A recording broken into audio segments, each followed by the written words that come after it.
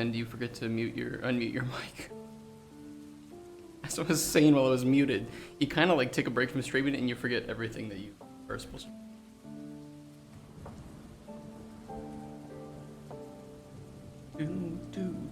Okay, perfect. You guys can hear me. I took pictures of my my notebook with all my notes. Get those uploaded too. I can read them. I have so many people to get back to as well. I didn't do anything yesterday. I was very hungover.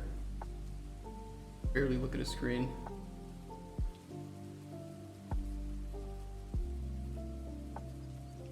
Okay, one.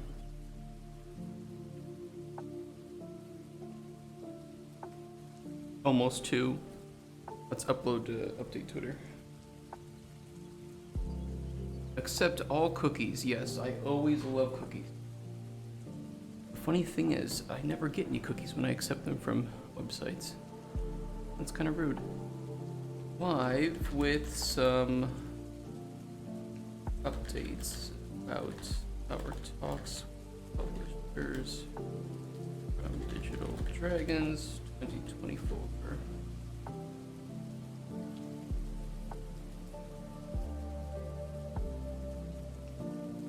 Hashtag game dev, hashtag not hungover. Okay, I still feel like a little bit hungover. Just a tad. Just a tad.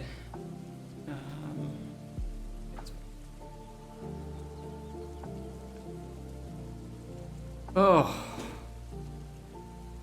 Yeah, it was an event. That was the most amount of business I've had to do in a 2-day period. Easily. I wasn't able to attend any of the lectures.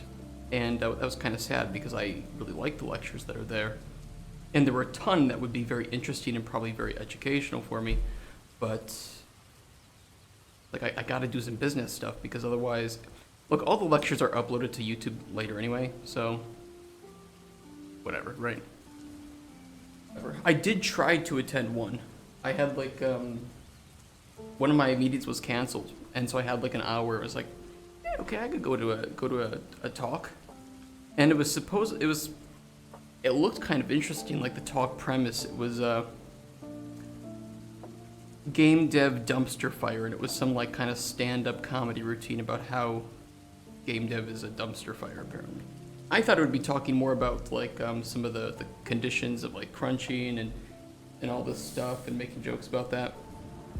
I walk in like 5 minutes late to it, and I'm standing in the back, and immediately the current topic is about women in game dev. Okay, but what's he about to say about this? And he kind of makes these, I was only there for like 5 minutes because at some point I just left. It was really unbearable. But it was like Twitter level comedy about how apparently game dev doesn't like women in game dev. It was Twitter comedy is sometimes better. This is like Reddit comedy. It just wasn't funny and it wasn't true. It's like half the people in there were game devs. All the people in there were game devs. Half of the people in that room were female game devs.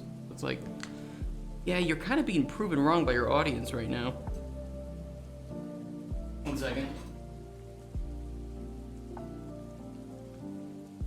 Which, look, I've been in the industry for like 10 years.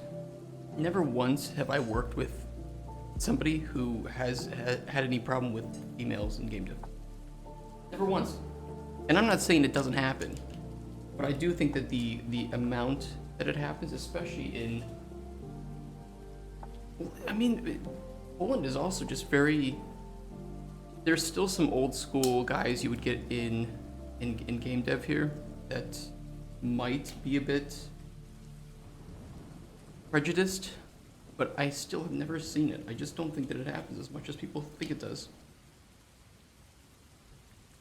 I was like, okay, I stood there for that, I listened to that, whatever. He then goes on to, oh my god, I have stains in my pants. Must have been the pants I was wearing to the party. he jumps into this talk about, well, very similarly, the women in games. And it was just the same level of, it's like, oh, God, gamers don't like female characters in games. It's like, bro, you know that's not true.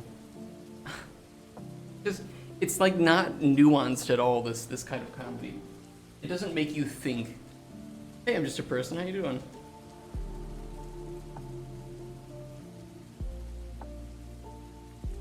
Where did the pitch is go?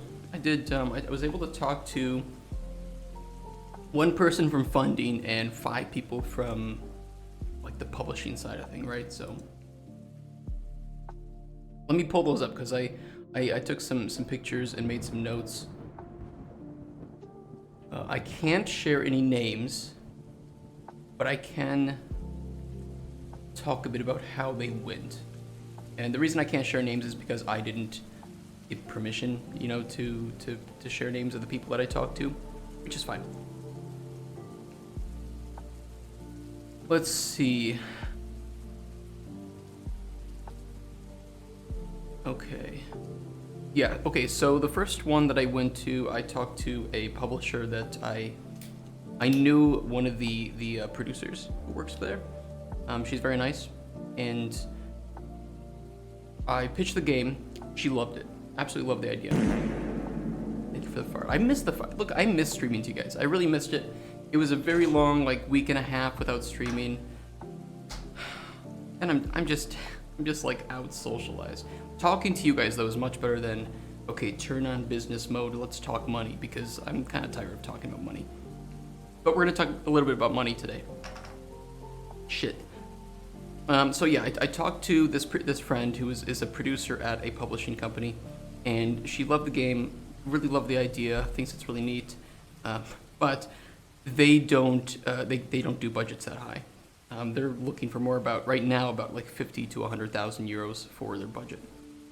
Totally fine. And in fact, I will tell you guys a bit more about why that's totally okay and how we might be able to utilize that for another idea that I have for this year. So, like, fine, right?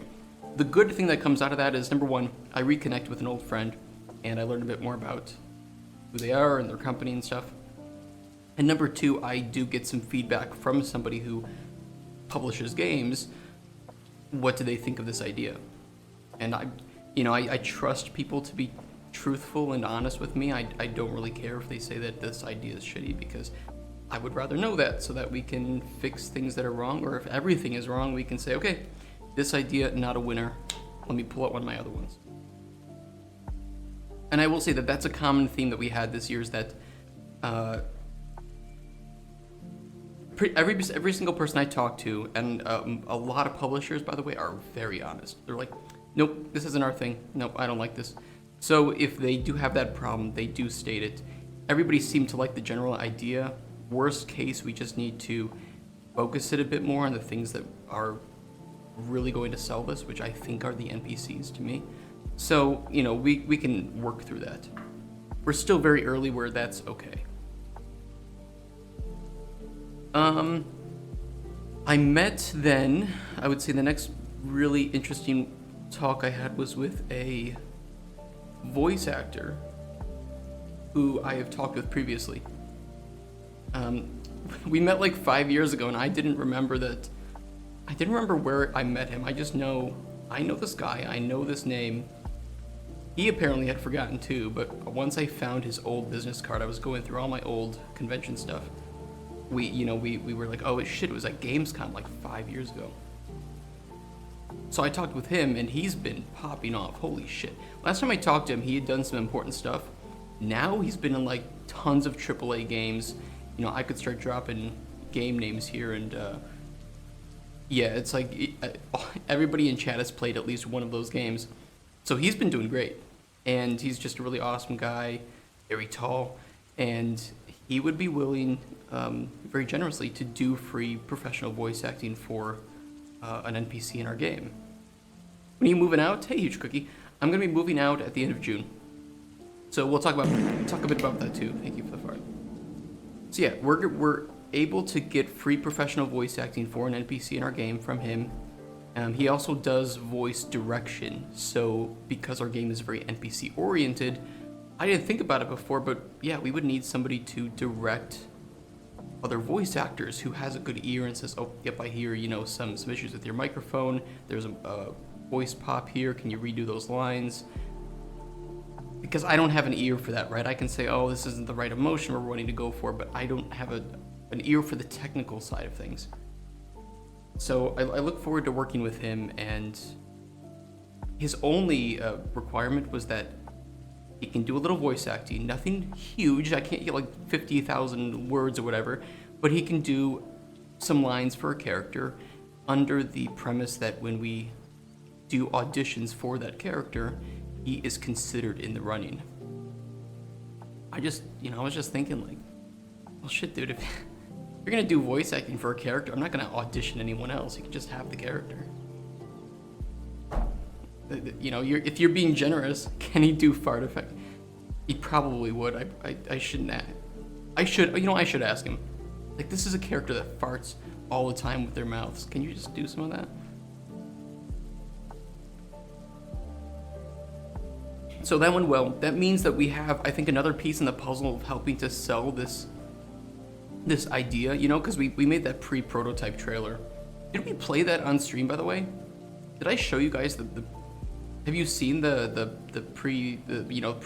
first playable, the prototype trailer I made? Like 5 minutes or so? If you guys haven't seen that and you want to see that, I can pull that up. Because I made it over the time we weren't streaming. You did? Did you like it? I mean, I'm not the greatest editor. And I certainly don't do good voiceover for stuff. Because I sound all raspy, like I'm a smoker.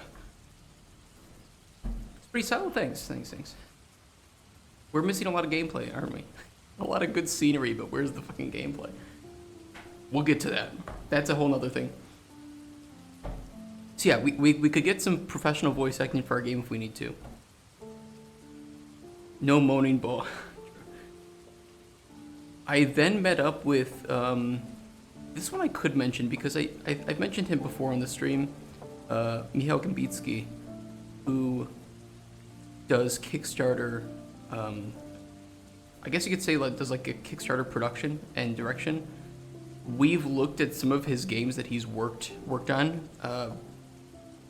Kickstarter review days, and you know they're always solid. It's like just great direction on the video, great information, demo available, really fair back rewards, and he just has this track record of, yep, there's another one succeeded. There's another one succeeded. Another 100 to 200,000 US dollars in, just like this. And every single time I talk to this guy, he's just really nice, really helpful, and just drops so much knowledge and numbers that I always think about how I'm thinking about Kickstarter every time I talk to him. So the good news is he would be willing to just do some free consultation for us when we're ready to go to Kickstarter. How does it look? Do you have all the materials you need? Here's what you need to think about. And then of course, if we wanted to hire him to help us work on our Kickstarter with us, he'd be very open to that too. So I'm just meeting some amazing people that are willing to help us out, knowing that we don't have the budget to support it yet. But they believe in what we're doing and they believe in the idea. And that's great, and that's more than I deserve, to be honest.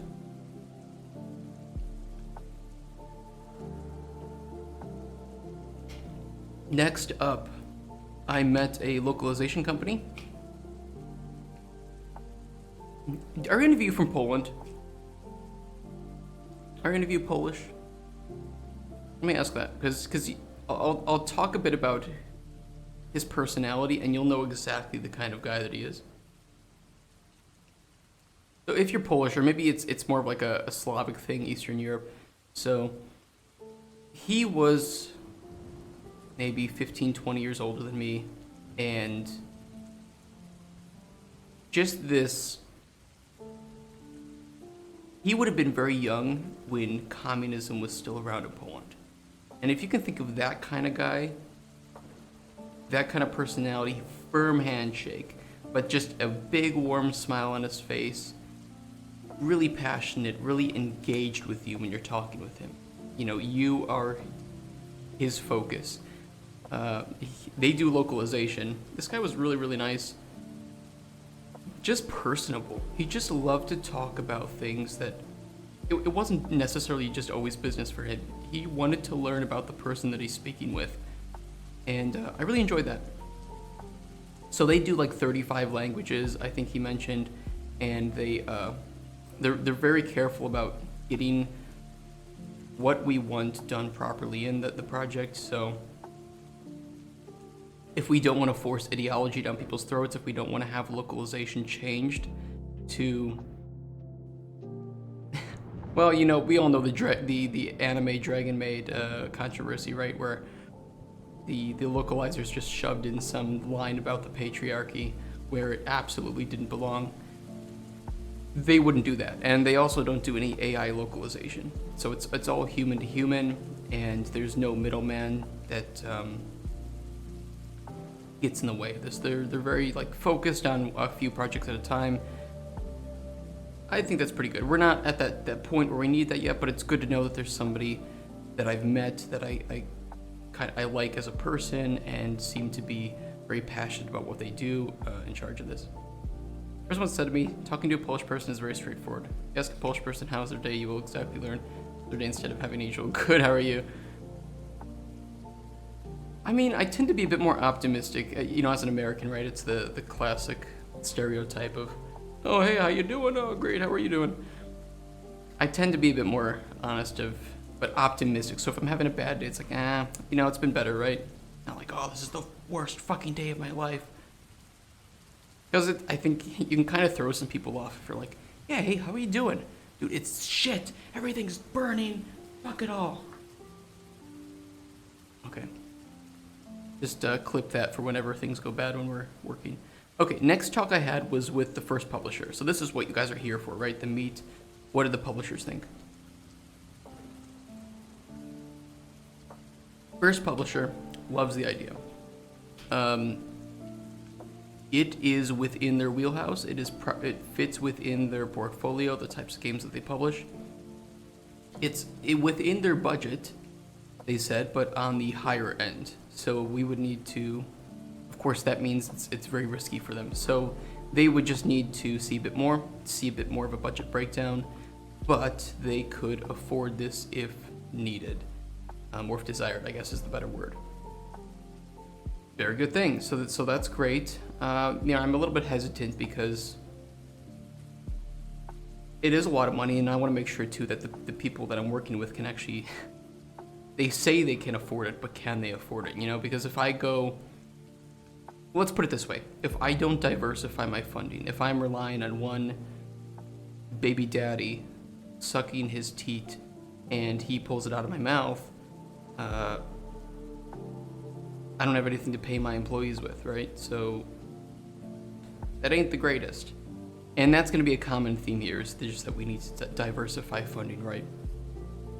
Which we've talked about before, like epic mega grants or getting some investment. That's nothing new, but it's one thing that I need to consider, because if a publisher doesn't like our milestone, they could not pay us depending on the agreement. And you never know what happens in game dev. You never know. Something really bad could happen, something unexpected. There could be an injury or an illness that takes a key member out of your team that you were relying on to complete that milestone. That's obviously not their fault, but things happen, and you need to be able to keep the lights on and feed your workers for that month.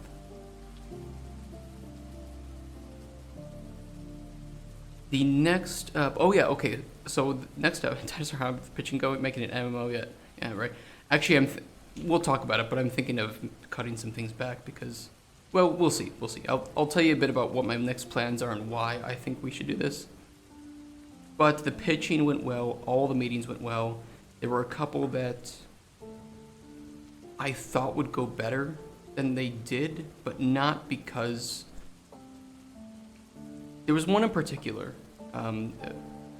We'll get to it later, but it wasn't a bad meeting. It was just I thought they would be more interested, but now that I think about it and what our direction is, yeah, this isn't the type of game that they work on. So it was just more of like an incompatibility, less than I said something bad or they said something bad, right? The next people I talked to were this art outsourcing team from the Pacific Islands, right? Which, for me, working with like an art outsourcing company that is situated in Asia and probably grew up with the style of anime, of art, with like anime and stuff that we're looking to achieve, is really interesting to me, just because I think that they would, well, they grew up with it, right? So they might have a bit of better idea of how to achieve it on a wider scope. And they showed me a couple of their games that they worked on, and yeah, it's like they have exactly that right feeling. So that's pretty exciting. How big of a dev team are you looking at aside from the business aspect? Probably about 15 people full time for the vision that I have now, but there's a few ways we can trim it from, like if this is our current budget with Cauldron Chronicles, about $3 million US for entire production. I know ways I can trim it down to about here, and I know a way we can trim it down to about here. And that's like the worst case scenario, because there's going to be a common outcome of all the people that I talked to at Digital Dragons. I was able to convince 4 individuals to invest around €1 million into the game and into our company. It's not enough to make the game. And I don't think there's 2 of them that I wouldn't work with anyway. So like, great, you give us money, but I don't really want to work with you. But that's good news, because it means that we're onto something, right? We're onto something. We have something that people want to buy, and people seem to enjoy me, I guess. They wouldn't give me money, I guess, if they didn't enjoy me. So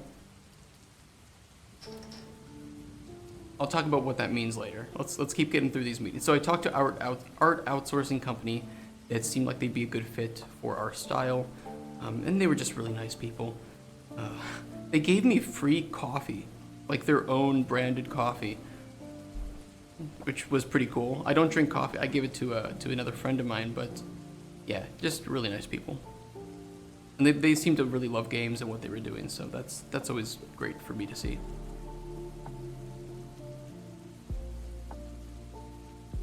Talk to marketing, community, service, some really nice guys. I don't think there's anything like major to talk about from that meeting, but they were really nice. They were very professional, and we don't need them yet. But it's good to have those connections, and then I can meet up with them in another year or 2 years, where we might be looking for some of their services, and we already have that established relationship.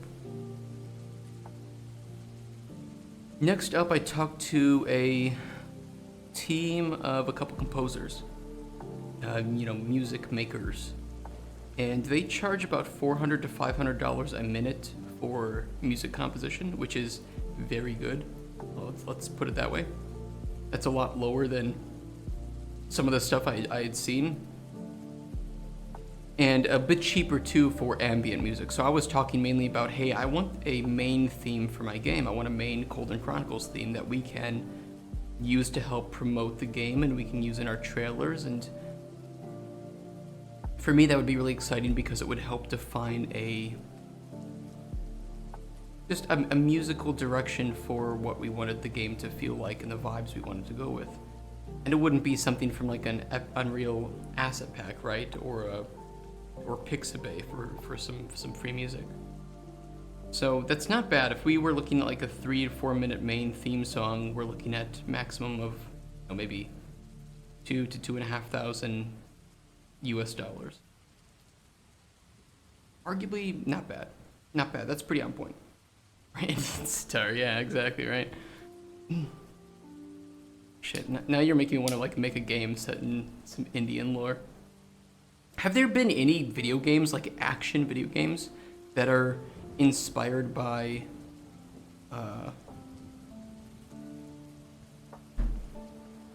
what's their film type called? Those B movies, just ridiculous action. Somebody help me out here. My brain's still lagging behind. Hollywood, you guys got it. You guys got it. That's exactly it. Like an actual, this is a game, you are Indian man, and now you experience basically Bollywood type game. I feel like something like that would go pretty hard. Okay, next talk was with but there are untapped market. Yeah, it kind of feels like an untapped market. I bet there are action games that are inspired by Bollywood, but they're in different genres and places. But an actual, I don't know, you're in India, I don't know, this is gonna sound stereotypical because I want it to be stereotypical because it's Bollywood, right? You're making curry with your father, and I don't know, some like Godzilla starts destroying whatever city you live in India. And so you just, I don't know, you just grab like some massive RPG from underneath your curry stall and you start fighting it. Okay, moving on to, I met with a relatively junior VFX artist who got kind of into the industry recently, and I would like to find a way for her to do some simple VFX for Chronicles, which she would be very interested in, as a way to help augment her portfolio and give her something to focus on that is already kind of existing, and with people who can help get that implemented and teach her how to do implementation stuff. So, you know, that was a nice little friendly meeting that I had there during one of the parties. And then I had my first talk with an investor, not a publisher. So the difference is publishers know games, right? They think about games, they usually play, hopefully they play games, and they want to know what your game is about so that they know the market that it's trying to reach and whether or not it fits their portfolio. An investor, on the other hand, doesn't give a shit about that. I've never talked to an investor. I've never made an investor pitch deck. I didn't know that there was a difference. But now that I think about it, of course, there is a difference. So essentially, he was very, very nice, very on point, and very honest. I really appreciated that. And at the end, he just told me, like, look, too much lore. I don't really. He didn't say that he doesn't care about my game, but this is essentially what I'm picking up, is that I don't really care about your game. I just need to know how many people, how much money, how much time. So he's going to help me out by sending me some example, like, publisher pitch decks, and just allowing me to ask any questions about how to take my game and formulate a pitch that's better for people who are just there for the money aspects. Yeah, right, exactly. It's afterwards I was like, yeah, that makes a lot of sense. It makes a lot of sense. He wasn't mean about it. I will say this, he was not mean about it. In fact, he was very kind. He's already hit me up and is gonna send me over some examples to help. Because what they do is you apply to their pool of investors to talk with their pool of investors on their website, and if you get accepted, you now have your game available to like 200 or 300 investors, and they will. It is kind of like a Shark Tank, right? I guess it is. So then you can get matched up, and if there is no match, they can help to consult about why that might have been, and then you can apply again in the future. So yeah, it is kind of like Shark Tank, right? I don't think we're ready for that yet, to be honest. But it's good to know that it's there.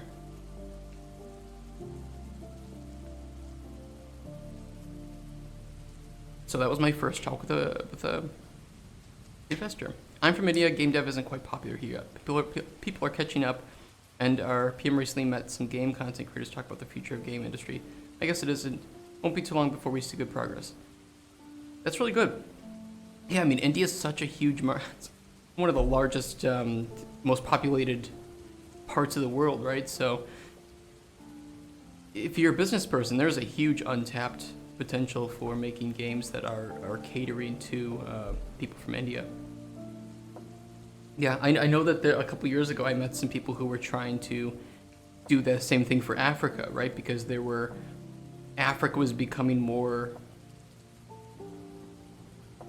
industrialized, right? Like the amount of people who had access to electricity and safe drinking water it's been rapidly increasing, right? If you were somebody who gets really down and bad about pessimistic parts of the world, and you see all the news about people doing shit in Europe or US, go take a look at some of the stats from Africa, because their progress is like exponential growth and stability and health, which is pretty cool. So I met some people that were trying to, find small game creators making games that would cater to the market in Africa, which is pretty cool. So I think India's kind of in that same thing. India has a very particular culture and taste. Yeah, they do. I mean, every place does, right? Only things I hear about Africa is not that great. I don't know. I mean, if you look at like child mortality rates are plummeting. Access to safe drinking water is increasing. Access to electricity is increasing. There might be. I mean, it's a entire continent, right? So there's many different countries with their own amounts of progress or regress. Access to farmers is plummeting. You're a certain skin color in South Africa. That's for sure. It's not the greatest.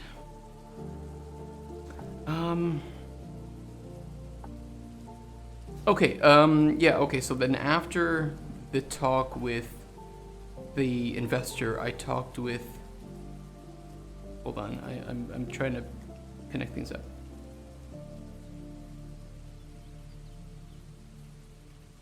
Okay, yeah, I talked to somebody from LQA, localization, things like that, and I've heard nothing but good things about them. Very highly recommended. They had a ton of connections within the industry. Hey, Datu, how you doing? Love the emote, man. And we basically both agreed, like, hey, we're not ready for the service yet, but if you want, we can connect you with a couple publishers who we think would be really interested in your game. So there was only like 10 minutes left to the meeting, so they brought one of the guys over, and I talked with them. They were all about games that like told stories and that were leaning more into like narrative, and he really loved the idea, but again, budget a bit too much. They were more looking for like 500,000 to €1 million. So he said, hey, we're interested in this. We really like your idea and what you want to do with this franchise moving forward, but the budget's a bit too much.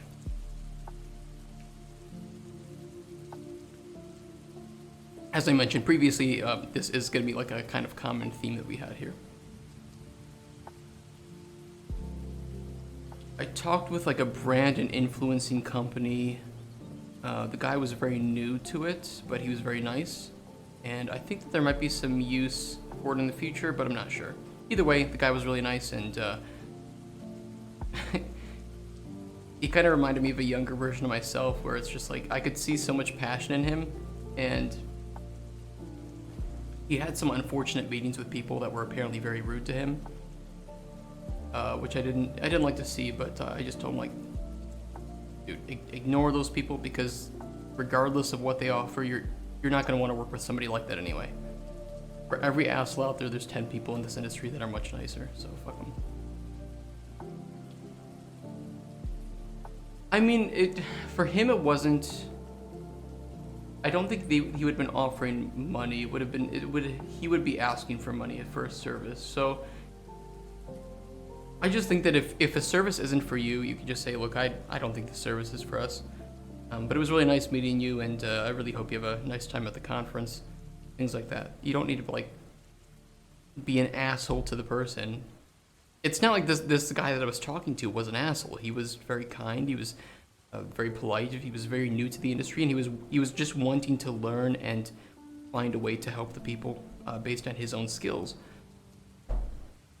So it wasn't like he was even bringing out my inner asshole. There was only one time during this conference that the inner casual, friendly nature of me had to be wiped clean so that I could be an asshole for like 5 seconds to somebody. I don't like doing that, but sometimes people bring that out in me. We'll get to that. We'll get to that. Both of us were really drunk anyway, so it doesn't matter. The next person I talked to was another publisher. Loved the idea. They thought it was a bit risky for a first game. I agree. Their budget was pretty high. They usually work with $1 million max and smaller timelines, which Polish publisher, I kind of expect that, right? We're talking mainly to Polish publishers, and for Polish publishers, 1 million euros is a lot of money to sink in. But some of the other places that we want to talk to, like Devolver, Raw Fury, Annapurna, these people have money to spend, and if they need to drop a few $1,000,000, not a big deal.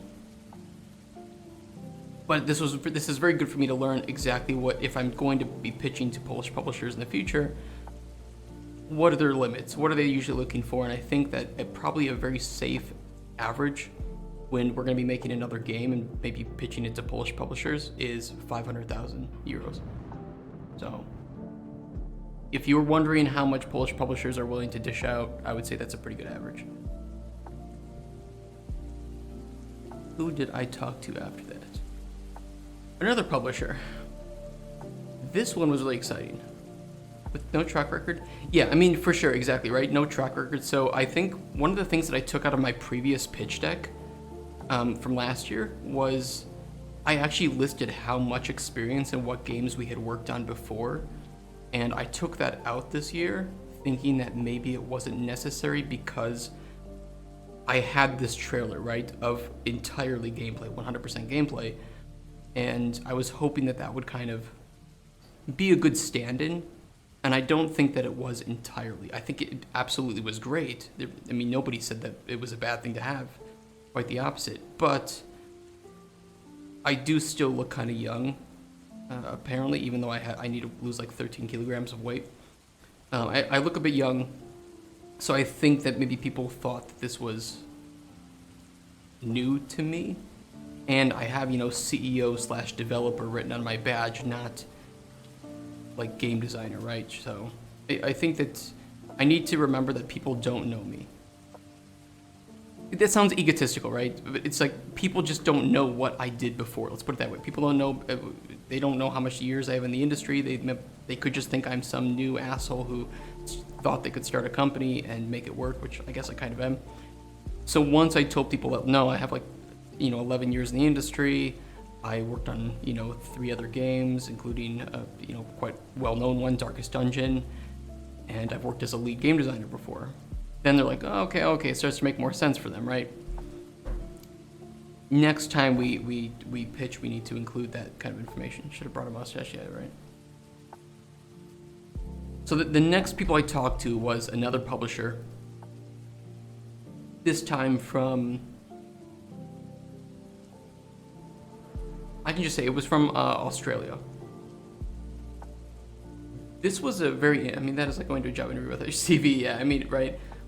But also, again, even if you have like 20 years of experience, let's say, if you start your own company and your own team, there is a sort of reset because this is a unproven, newly established team that I haven't hired people yet, so it's like they might trust me as a single developer, but it takes a lot more than one person to make a game, especially of the type that we're trying to make. So yeah, there is some of that. And I did bring a list of the people who would be working with, and I think that helped to assuage concerns to some extent.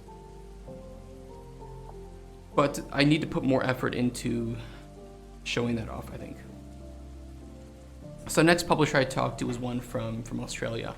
Now this one was interesting because we didn't actually talk about my game at all during this. When you create a team and you hear that an industry veteran is making it, you're more prone to giving them a chance. You are, and you can get away with a lot if you drop names, right? If you say X CD Projekt Red, X Blizzard, X Riot, this was the creative director at insert big name that made great games here, and that will buy you that proof. I don't really have I don't have anywhere near the same level of experience as those kinds of people, so I was hoping I could get away with not listing my previous projects and showing just that this is what we made. This is all gameplay. What you're seeing, 100% gameplay. You can download it, you can play it now, you can try it on your own. And it did, but I think that if I had had both of them instead of just one or the other, that would have been the best. Devs that left Blizzard haven't really come out with anything great. Depends, there's a lot of devs that left Blizzard that are just working at other places. You'd be surprised. Turtle Rack? Fucking Turtle Rack.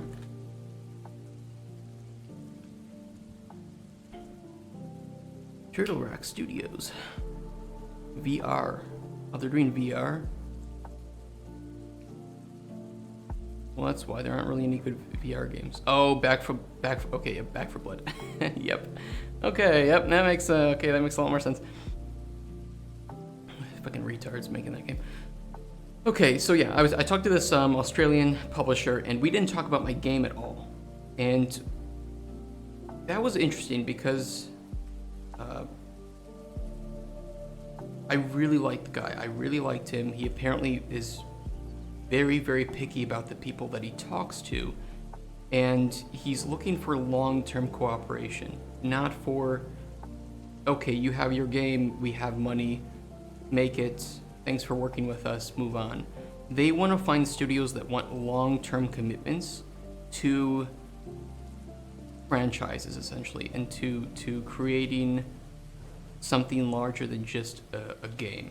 And I'm paraphrasing right now, right? So if it sounds a little like weird, it's not live service. In fact, it's quite the opposite. What they're looking for is,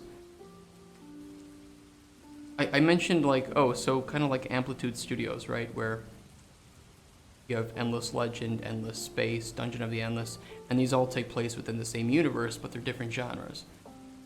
And that's exactly it. So we don't want to pigeonhole the developers into making one type of game for the rest of their life, but we're looking for developers that are interested in fleshing out their own world.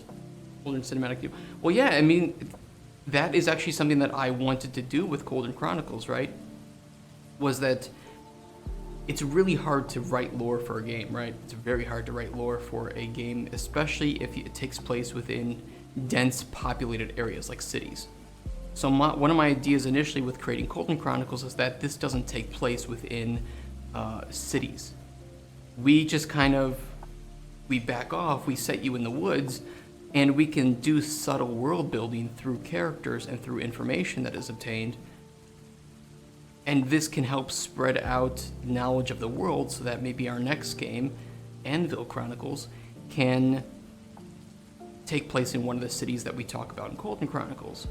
Or it doesn't even have to be the same kind of game, right, as Cauldron Chronicles. It could be maybe there's a serial killer and you're a detective, or some adventuring party in one of the cities, and it's maybe a completely different genre of game. It's might even have a different camera style, so maybe it's top down or isometric in some way. But by building upon the same world and universe, Duck Detective, exactly.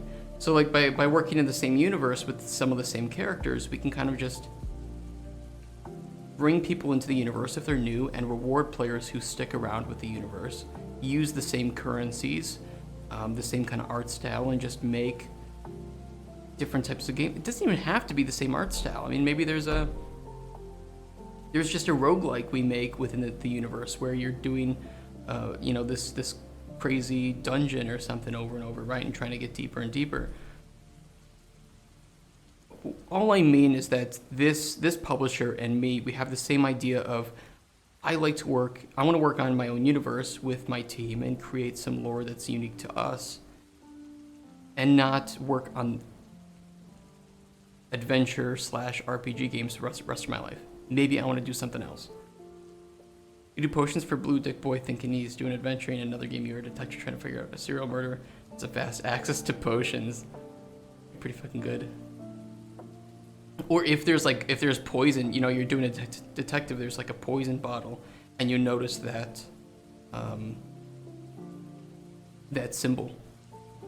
And what we could do then too is we could pull like the whole Mass Effect. We could pull a BioWare thing, right, where we read choices or just some bare information of your save file from that other game, and so that if you maybe played like a male alchemist or a female alchemist, maybe we could read like the customization characteristics, and you could actually talk to yourself and do little detective work on your character.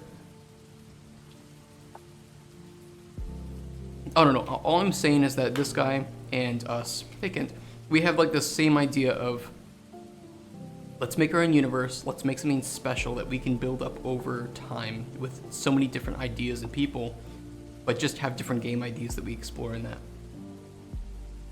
This reminds me of the lore of Ark Survival. Now all the DLCs are a separate game despite being connected to each other. Oh, I didn't know that they did that. But yeah, it's like right up my alley of that. I don't want to make one genre of games for the rest of my life, but I wouldn't mind working in the same universe and just exploring different themes, genres, ideas, calamities, time periods within that universe. And our game, the Nightmare Lake, I don't know if you guys know about the Nightmare Lake, that kind of Majesty-inspired city builder slash real-time strategy game that is kind of set in, you know, a very dark ages slash medieval period, but inspired by Lovecraft. That absolutely can take place within the same universe. So, you know, all this can just kind of connect up to each other. And I'll put it this way, they would have the money to support that long-term relationship, so that could work. Who else did I talk with? I talked with another composer, and she is she's very good. She's worked on some games that have come out these past couple years. She does some of like the technical side and implementation as well. Her rates are very reasonable, and she can also work in-house as well if we need it. So again, I was just mainly speaking to composers about like a main theme for the game, which would be a one-off investment, right, or payment, but also once we needed like larger ambient tracks for different biomes or whatever, different seasons, who knows, then we can pull her in-house. It would save us a bit more money, and she would work closer with the project. So it's good to know that there's somebody who is like that and who wants to challenge themselves with the musical and sound design for a game. And then I guess the last person I can mention was one other. This was the sad one. This was the unfortunate one. A really, really good publisher. Very good publisher. Extremely good publisher. All the right values, all the right people. But they primarily publish systems-heavy games. And if any of you were around when we were starting to think of the idea for Cauldron Chronicles and build it, it was way more systems-driven than I would say it is now. And so there's like a part of my mind as a systems designer that was thinking, well, yeah, it's still a systems-driven game. But the more I talked with him, this was the case of, I did see Larry in there. Yeah. I met Sven. I talked to Sven. He's a cool dude. I feel bad because he was getting hounded by everybody. So I was just like, hey dude, you know, thanks for all the stuff you do, and great to see people still pursuing their passion out there. You know, and kind of let him go on his way. I'll meet up with him again. Like, passionate people in the industry have a really common way of crossing roads. Thanks for the bear sex scene, exactly, yeah. But yeah, I was talking with this publisher, and they make systems-driven games, and the more we talked, it was like, well, maybe Cauldron Chronicles isn't systems-driven as much as it used to be, like the idea used to be, and maybe that's okay. Because like I kind of got deflated after talking, like, shit, well, this would be that publisher that I could be happy working with, without question. No problem. They have the money. They basically said that budget doesn't matter for us. we have the money. What matters is that we're doing it for the right people and we're pushing the right games. So, you know, golden opportunity, right? But yeah, Cauldron Chronicles, I don't think is going to be as systems driven as I originally thought it was. And we need to refocus our efforts on, I think, what makes Cauldron Chronicles really stand out.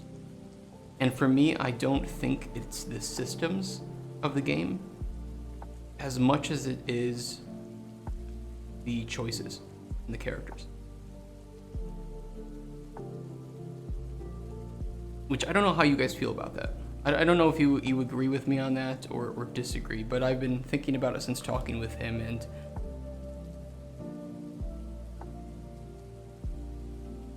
one of the games he brought up, he's like, oh, I thought your game was going to be a bit more like Slime Rancher. And it was like, well, that was kind of the original intention, was to make a game like that.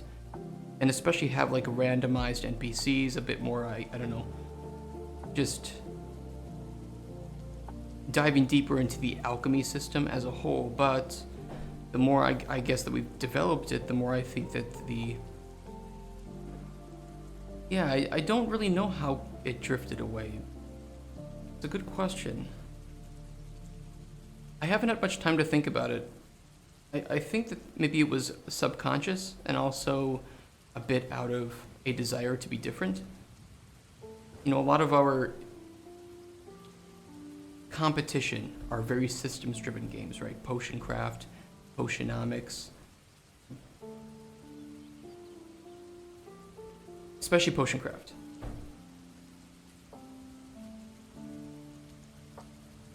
I kind of was reminded of why I originally got into game design. Game development, I got into it by playing games as a kid with my dad, with my family, my brother, playing, you know, Toe Jam and Earl until early hours of the morning, playing Ultima and Might and Magic, Heroes of Might and Magic, both of those series with my dad, playing tons of dungeon crawlers.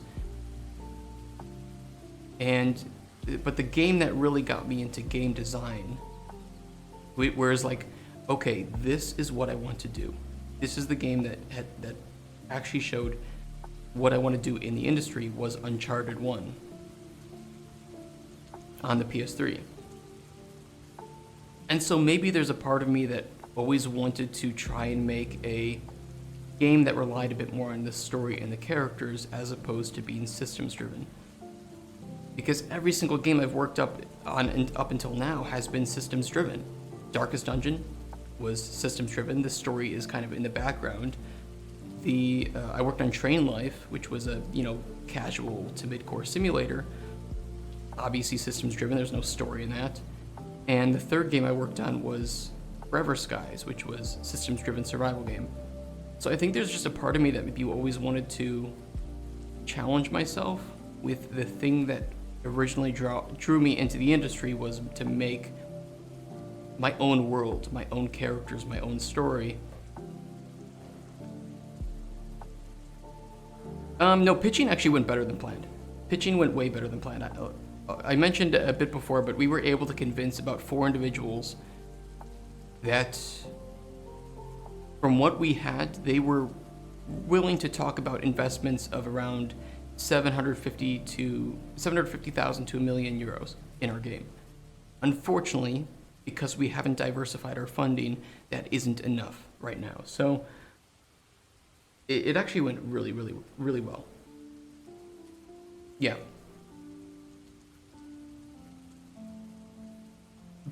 My expectations were that people would say we don't have enough yet,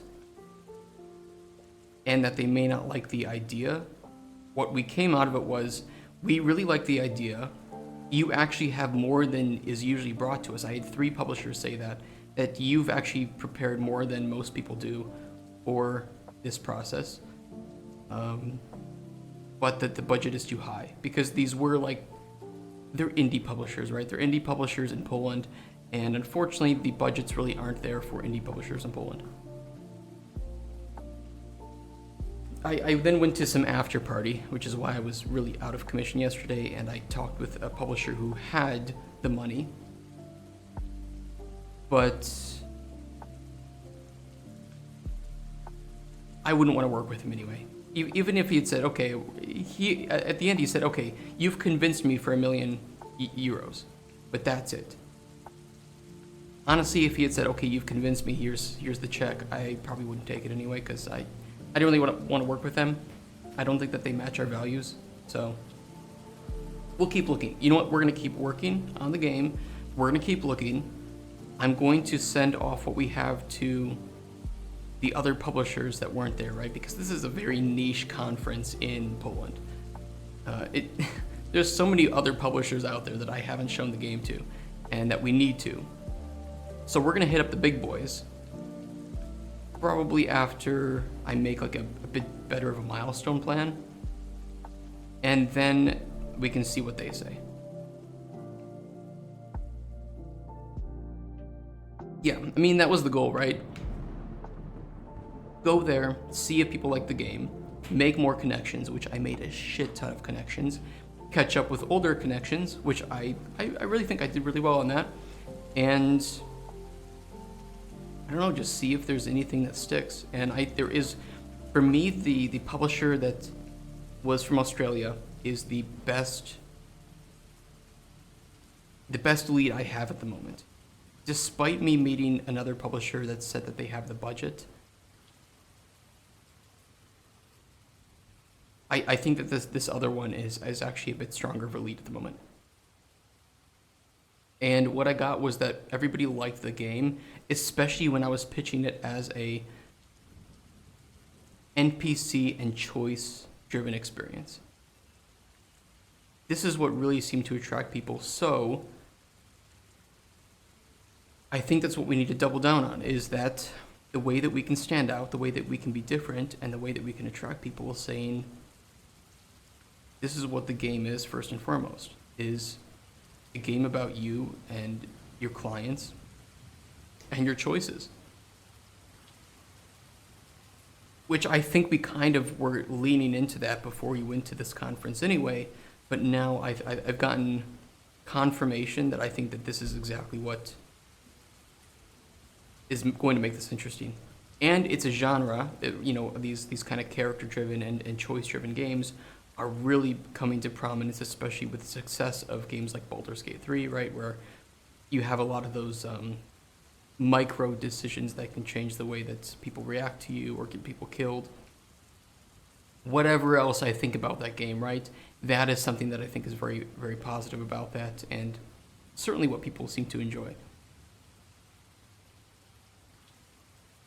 So it was good. It was overall a very, very, very, very good year. I think we're going to continue with the plan, which was to work on the game for another year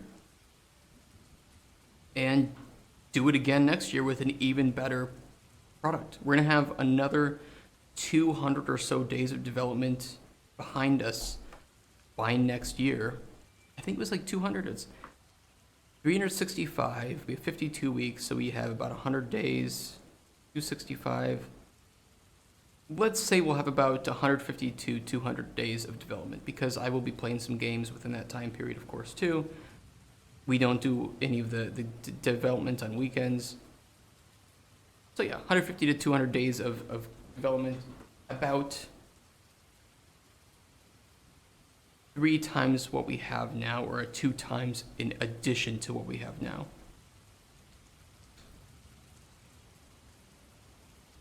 Okay, that's my speech. What do you guys think?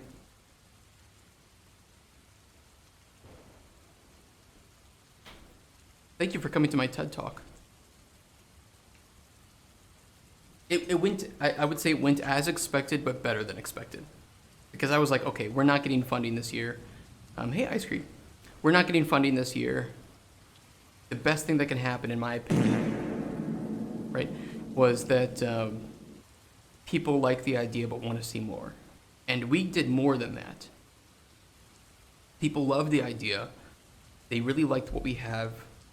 I met a lot of people willing to help us out in... Well, I need more music because I can't talk when there's no music.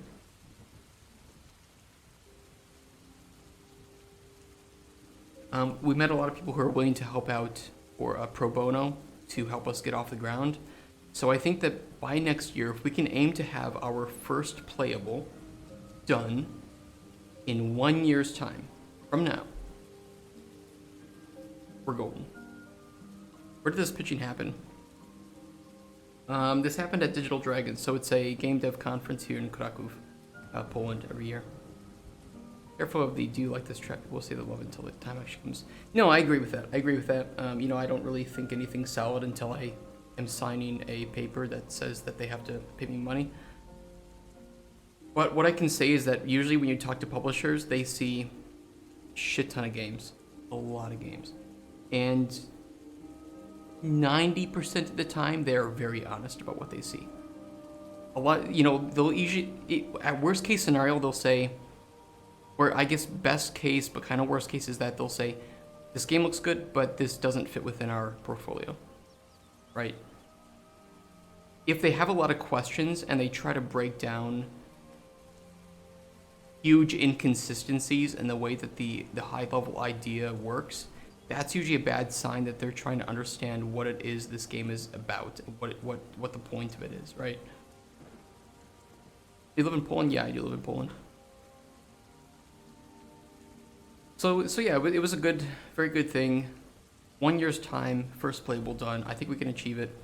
We can have the dungeons, we can have the potion combat, we can flesh out the NPC system, which is one of the things I want to work on next, is actually putting in a proper modular NPC scheduling and interaction system, right? The one that we wanted to have but said it would take too long to make. Now we have time to make it, and we should make it. There are lots of Poles in Poland. There are lots of Poles. It is the land of it. However, let me show you our calendar, because I think that this changes things just a little bit. Just a little bit. Maine. That's January. Where's May? Okay, well, this is backward. I don't know what idiotic portion of me thought that I could catch up. I got wasted, dude. I went to an after party, and free alcohol and cocktails, like as much as you wanted. Like if you wanted 50 shots, they'll just pour it. Okay, here you go, 50 shots. You don't have to pay for it. Not a great thing. So yeah, I had way too much to drink. I was just dead yesterday. I'm still a little. I'm at like 85% capacity today, let's say. I'm doing much better, but yeah, I'm not gonna be drinking until, I don't know, next week. Kickstarter reviews like normal this month. I think that's fine. Chronicles. Free potions, right? I'm gonna just duplicate this one.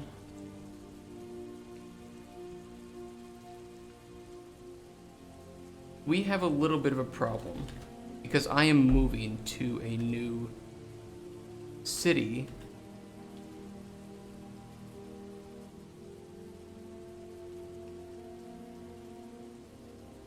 Where's June? June starts on Saturday.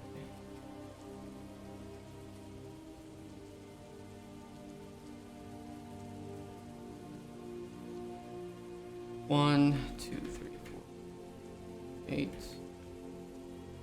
9. There are 30 days in June, right?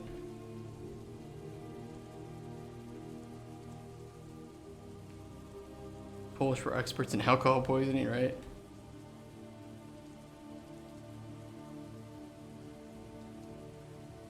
Three, 24, 27, 28, 29. Is it 30 days or 20? 30 days. Just moving cities. I'm just moving cities. It's just from Kraków to Katowice. So It kind of sucks because I have to pick up everything. If I was just moving locations, we could do a lot in a short amount of time, but in this case, I have to pick up everything. I will have to move my office stuff, it's all gonna be, I have to reset it up and reconfigure it. How'd you end up in Poland? Women. Bit of a longer story, but like I quit high school, right? I dropped out because high school was retarded. Who likes that shit anyway? And I didn't go to college, and I wanted to work in game dev, but it's really hard to get that ball rolling when you have no connections and no education in that. So I was kind of self-teaching myself while dealing with a lot of like depression and shit. And so I was just kind of wasting away the years in my parents' house trying to figure out a way to actually become a game dev. Wasn't the quickest thing to do. Eventually I find that I land that job after like many years of failing and retrying with Red Hook Studios, and I get some good junior experience under my belt. But the game dev scene in the US is very competitive because the salaries are so high. And this is at a time when companies were preferring to hire people who lived in the cities where these companies existed. I lived out in just like some random city in Wisconsin. Hey, Arcane Stars, how you doing? It's good to see you. I lived out in some random city in Wisconsin, and who's gonna hire some random junior game designer who doesn't really have any great experience? Nobody. So it was really, I was struggling to get a job, which only, helped fuel some of the depression and like paranoia. And I just kept trying, and I wasn't really making anything of use on my own, even though I tried, and I would get stuck. So I would have this great idea, get stuck, try to reconfigure, find a new idea that was a bit easier, still get stuck, try to find jobs, just sending hundreds of applications out. Nothing worked. Eventually, I reconnected with an old friend, and we were interested in each other at a younger age, so we were kind of like reconnecting as adults now, and we were still interested in each other. So we started the long distance relationship back up. She was in Japan at the time studying, and I was in the US, so I was like, okay, fuck it, let's meet up for the first time in real life. So I just flew to Japan to meet her. Thank you for the follow, Arcade Stars. It really is good to see you too. Old OSRS buddies. And what was it saying? Okay, so we met up in Japan for the first time, and it worked out well. I proposed to her, we got engaged, and I was like, okay, I still live in my parents' house. This kind of sucks. How about I move out, and the first time I move out of my parents' house, I'm gonna move to a different continent, to a country where I don't speak the language. I see no problem here. I see no problem at all. So that's what I did, and I ran into a lot of problems. Now I'm here stuck in Poland. I say that, kind of jokingly, because I really like it here. I like the people, and I have a lot of friends that I've made, and tons of connections, tons of business connections. So that's why I'm in Poland. And I'm getting married soon, so that's a good thing.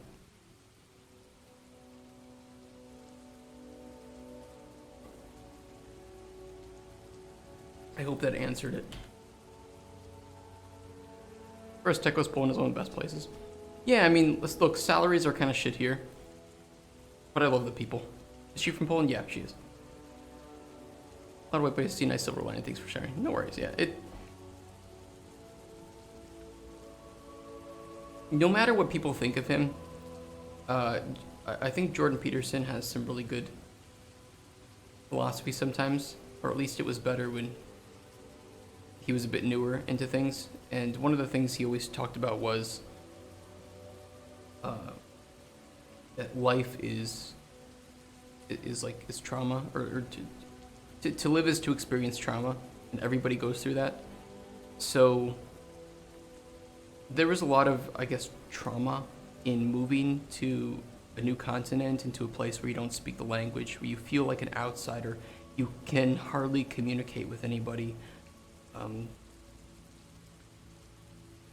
you're ripped out of everything and that you feel safe around, and all of your support systems, because my support systems were my parents or my family, which were now like 7 time zones away.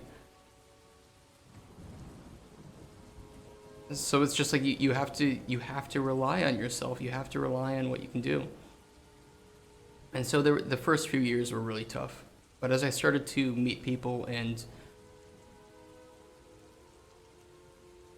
just get my bearings around here, it's now much better. But there's still a sense of being an outsider.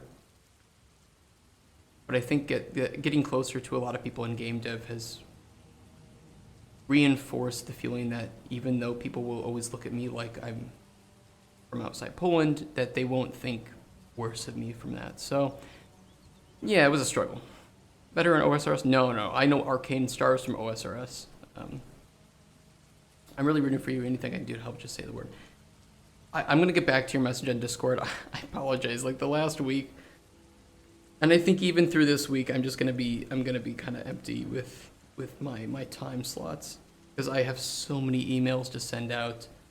You speak Polish yet? I mean, not much. It's kind of sad because there's been no incentive for me to learn Polish, sadly.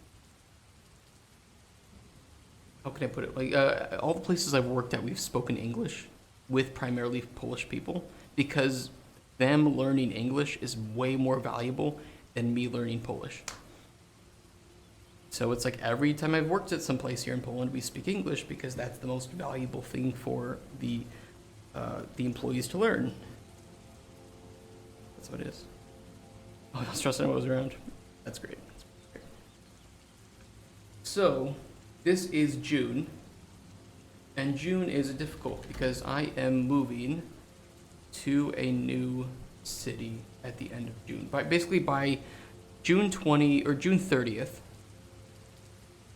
we are out of the city. We're out of the city, everything's moved in, and I need to have my new office set up sometime within this. So at the very least, these 2 weeks here are not stream weeks. I want to do Kickstarter reviews, but I think we will postpone it or something. I want to go laugh. I'm packing up my house and I fell down the stairs like an hour ago. That's not a good laugh. I hope you're okay. You work for CD Projekt Red? No, I don't think I will ever work for a AAA company. I'll put it this way. CDPR does some cool stuff, but I will say Witcher 3 is a miracle that it works, because the production was extremely fucked up. There was a lot of crunch. There were a lot of bad practices for the production of that game, and Cyberpunk 2077 was no different, because a lot of the people that did really great work on CD Projekt Red, or for Witcher 3, left the studio and left Cyberpunk 2077 in a pretty bad state production-wise. So no, I don't think I would work for CDPR. It's just, that's not the type of environment that I want to work in. We're gonna do no crunch, teach each other, pay people what they're worth, and make great games doing that. Go to Larian. I don't even know if Larian would be... I don't like working for large teams. Everybody has a very minute input on the game when you work on a larger team. I like working with smaller teams where I'm expected and challenged to work outside of my comfort zone and learn things that I have never done before. That's really great to me, because that's when I feel like I'm growing as a person exponentially. Interested in what they're going to work on. I think that there's 2 games in development for Larian right now, but don't know what they are. So yeah, these days are going to be days, I don't know what we're going to do with Kickstarter reviews this month. Maybe we'll move up Kickstarter reviews. We'll see. You know what? We'll think about that. But for sure, these 2 weeks, I hate to do it because we've had so many days off. I'm kind of ruining my stream here, right? With being sick and then days off that I took for Digital Dragons. But Once I get situated in the new city, things will be very stable. I don't know why I opened up Spotify. I must have misclicked it. Once we get situated there, it's going to be a lot more stable because we're not going to have to pay rent. I can just focus on the development. I'll have a bit bigger office, and I think that the walls will be a bit thicker, so I can deck out that office a bit more. Get a green screen, which will be nice. We can hang some stuff up on the walls if we want, and we can do a bit more there. It'll be a bit better for us. So yeah, that's how it's gonna be. But I'm gonna need these 2 weeks because we have to pack up everything in our apartment. We have to move it. We have our cat, so we have to move her over. I have to pack up two computers, a Raspberry Pi, and a shit ton of cabling here. I don't even want to explain to you how many cables I have. Absolute fire hazard. And then I have to get all that set up in the new office. I do have the new office. I have not visited it yet. I've purchased it. I've verified that they have fiber connection there, so I have to buy the internet service there and just spend a whole day connecting up the computers, and then probably just doing a quick test stream to make sure that all of it works. And then I have to get everything unpacked into the new apartment, and I don't know. I'm not, like, I only have maybe a couple suitcases full of clothes, so it's not like clothes are a big problem. It's just I have a lot of electronics and my computers, and I have to get those carefully packed up and probably take out the GPUs to prevent the PCI slots from snapping. Because those are really the biggest ones when you have like a car and or whatever that's carrying it moving around a lot. Those GPUs are heavy, so they can snap those slots. Yeah, I mean, that's really the only problem. I basically just snap out the GPUs, which thankfully is one of the easier things to take in and out of a computer. Yeah, moving sucks. So I think we can do it in 2 weeks, but just know that in June, there might be days here too that I will be maybe half days, or I have to just quickly take a day off because this is the only chance that me and my fiance have to do something, and we're going to be trying to get some paperwork done regarding our marriage legality as well, and I might have to do it that day because there's specific timelines on all these things. So just know June is going to be kind of a shit month for streaming, but after June, we're pretty much open. If that makes sense. Let's get all this due. June, July, August. I'm gonna be putting things through October, and there's a reason for this. There's an idea that I have of a second game, kind of a longer game jam of my own that I want to jump into. August, September. Oopsies. That's fine, leave that there. October.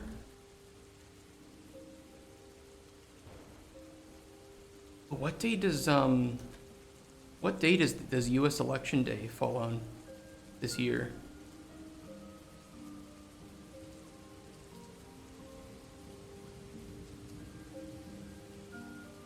I missed a day. April, March, April, May, June, July, August. Okay. July, Tuesday, November 5th.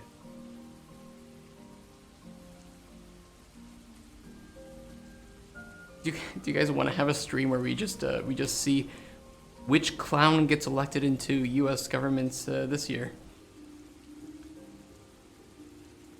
Maybe that doesn't really fit our stuff, but it's certainly entertaining. Let's put it that way. The Battle of Geriatrics, exactly.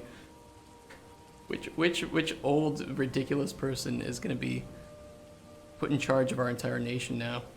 Schedule a stream where you play our games finally. I have a lot of games to catch up on.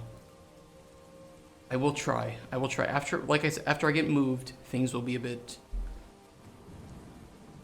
more relaxing. 5, 6, 7, 8, 9, 11, 12, 13.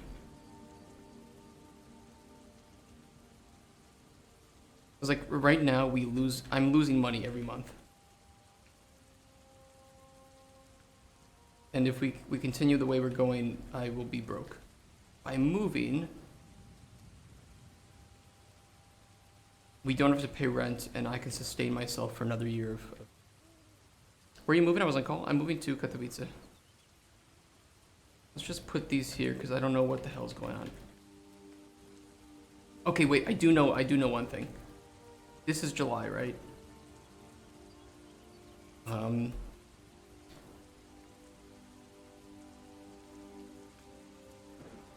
Shadow of the Erd Tree.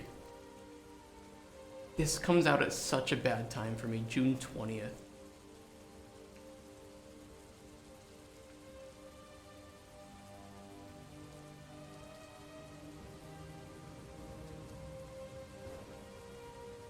June 20th.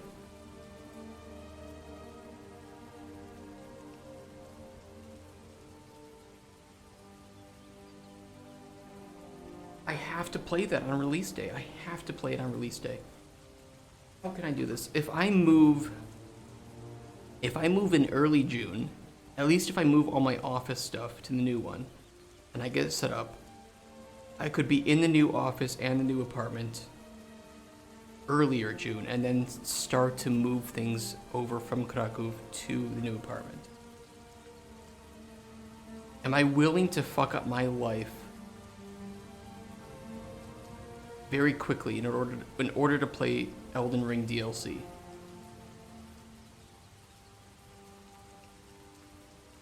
Yes. Yes, I am. Fucking up your life for Elden Ring. It is worth it. And I know that if I'm not playing it on release, people are going to be like doing all the bosses and spoiling stuff, and I can't avoid it. I will not be able to avoid it. And I don't want to play it on my own. I want to play it with you guys just because it's going to be really fun, and I'm looking forward to it. How are you? I'm doing good, Datu. How are you? How's your new job going? Tell me about your job. That's more interesting than me scheduling absolute hell.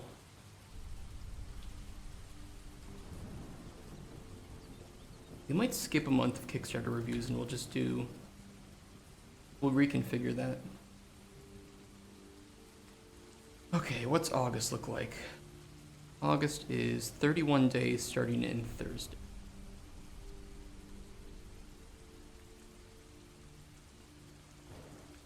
And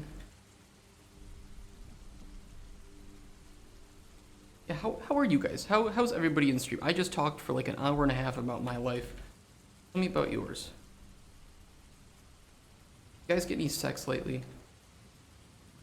Don't answer that. No, you can answer that.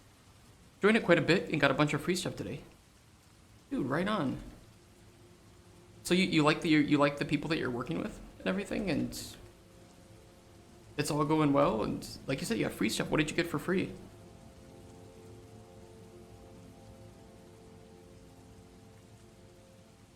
Two Kickstarter reviews. September. Doing well. Actually setting up a huge in-depth OSRS community server. Couple-day project.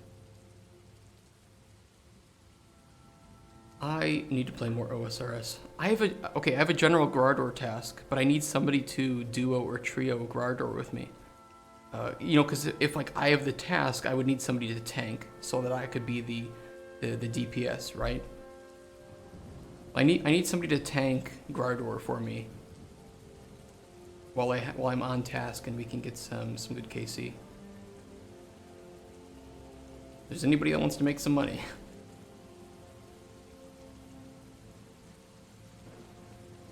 Oh, and I bought like 850,000 red spider's eggs as my new investment in OSRS. Cost a lot of money. Bunch of expired mini donuts and donut holes, as well as missed order of garlic breadsticks and a chicken sandwich. Not bad. Fuck yeah, dude. With the price of food these days, getting that shit for free, not the worst. You need to worry about the Elden Ring scheduling. I can't in good faith use more of your time.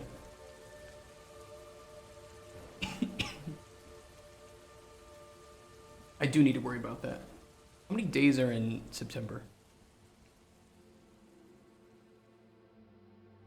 Okay, and day 30.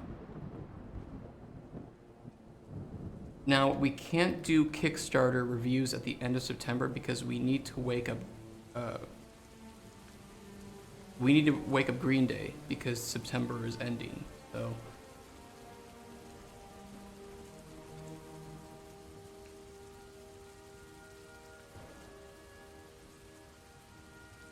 If I got at least one of you to smile about that joke, I will have succeeded. Also got free coffee and fountain drinks on clock, half off food made there. Dude, holy shit, dude, that's awesome. That's actually really, really awesome of a job. Do you get any discount on gas, or is it mainly the food that you're getting for great price?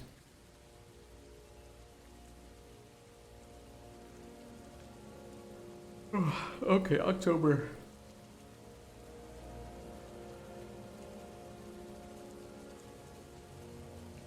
I wonder how often people make that joke to Green Day's members at the end of September. I bet it isn't the Clintons murdering people, it's Green Day for making terrible jokes. Discount my gas with Casey's reward. Dude, you have the job. Holy shit. All I get with game dev is free stress for the rest of my life.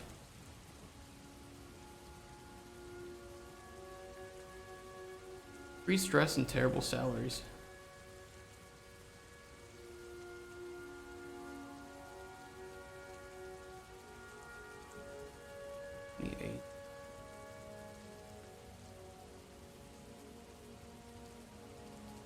No, it isn't that bad, especially when you include the fact that you're getting some free food, right? That's not bad. That's not bad at all.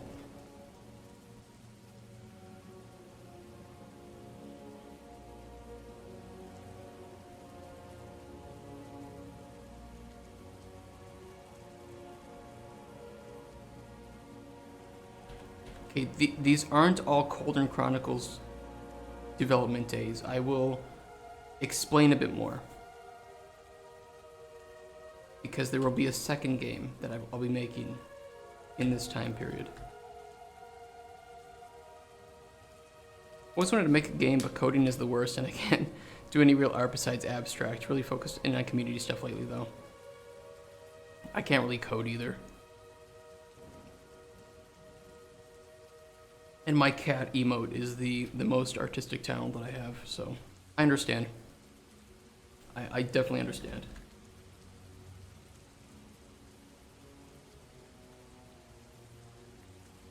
Remember 30 days. Right, does this calendar help you not procrastinate? Actually, just streaming as a whole helps me to not procrastinate. I think I might have some like ADHD stuff, I don't really know. So it's really easy for me to get distracted. It's one of the reasons why I can't work well at home. Well, there's a lot of reasons, I think, but a big one is just that it's too easy to get distracted and like play a game or watch a video. And when I'm streaming, there's almost this sense of necessity to, if I want to keep you guys here on stream and watching and enjoying it, I need to do the thing that it says that I'm doing on stream. It doesn't mean that I don't get distracted, right? We certainly get distracted, but my discipline, my focus has never been better than when I am doing this. So It's wonderful. It's absolutely wonderful.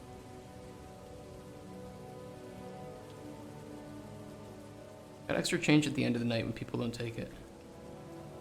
Free money. Untaxable. Don't report that to the IRS.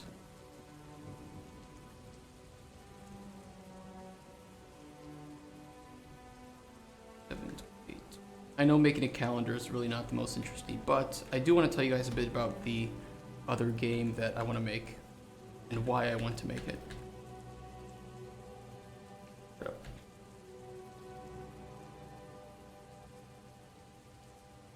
It's a much smaller, much smaller idea. It's really meant to be a very short project. It is more like just for a kind of an extended game jam, but still kind of a game jam type game that I want to make for October. For like, it's a horror game. It's not a jump scare horror game, but it's more of a psychological horror game. Something thrilling. You tell myself I would develop my game right after this video, 100,000 videos later, right? Well, then you feel terrible for not making progress, and then that feeling isn't the greatest for motivating you.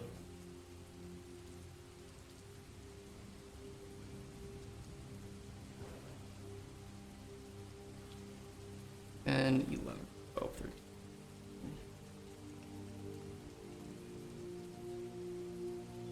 If anybody on YouTube is watching this video, I apologize. Let's just say you're not going to see like anything in the engine today. I need to think about what I want to do for the next year.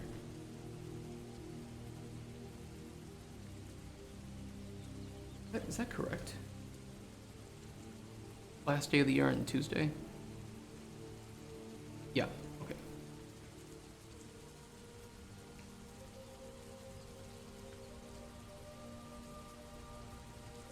I'm just filling it up right now. I know there's Christmas. I'm not going to work on Christmas. Just having the days kind of set up here.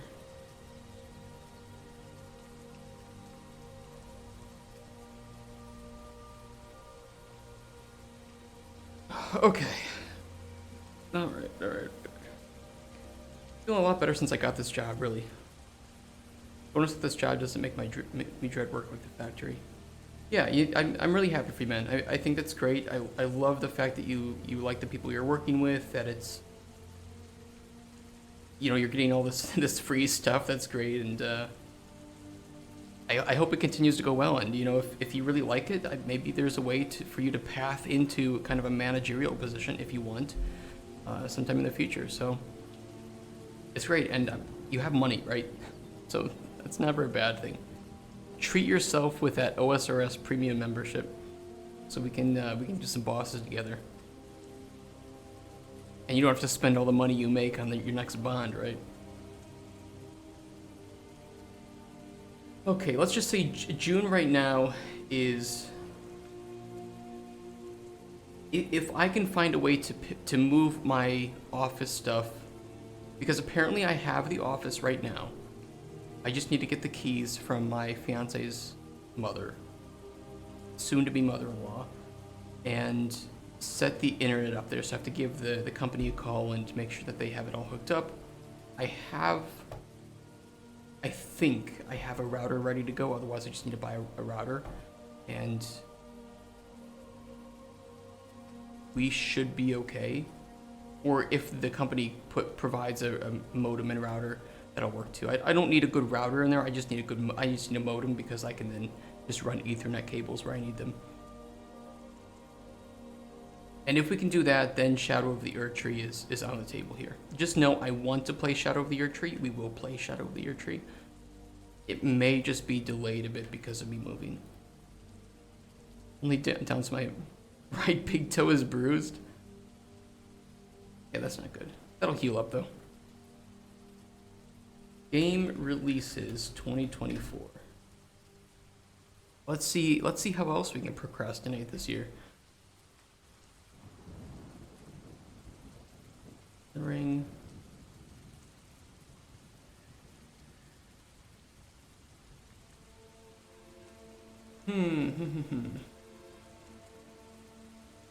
Truck day left me very sore.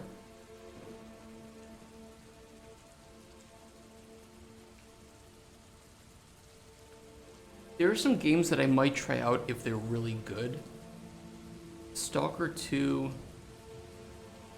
I will for sure play. Unless it's got like really bad review scores. I'm a huge fan of Stalker. I've played all their games multiple times.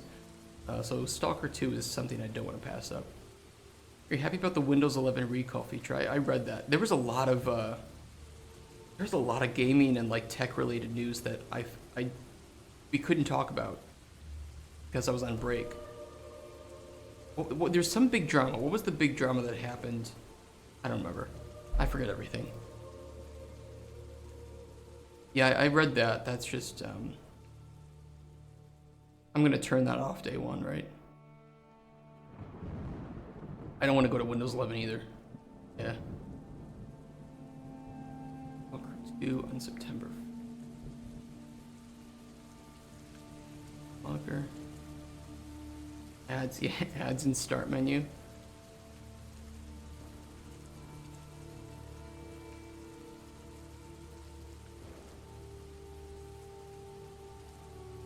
Man, I don't know. I've done a lot of stuff on Linux. Kind of shit. There's good parts about it and a lot of bad parts. Here's the problem with Stalker 2.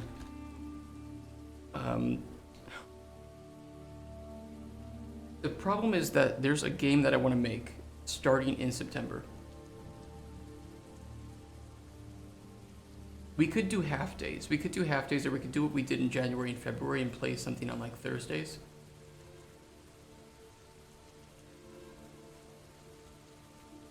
We'll think about it. Either way, let me tell you guys a bit about this game that I want to make. So, I had an idea for like this horror kind of game, right? Where you are part of a crew.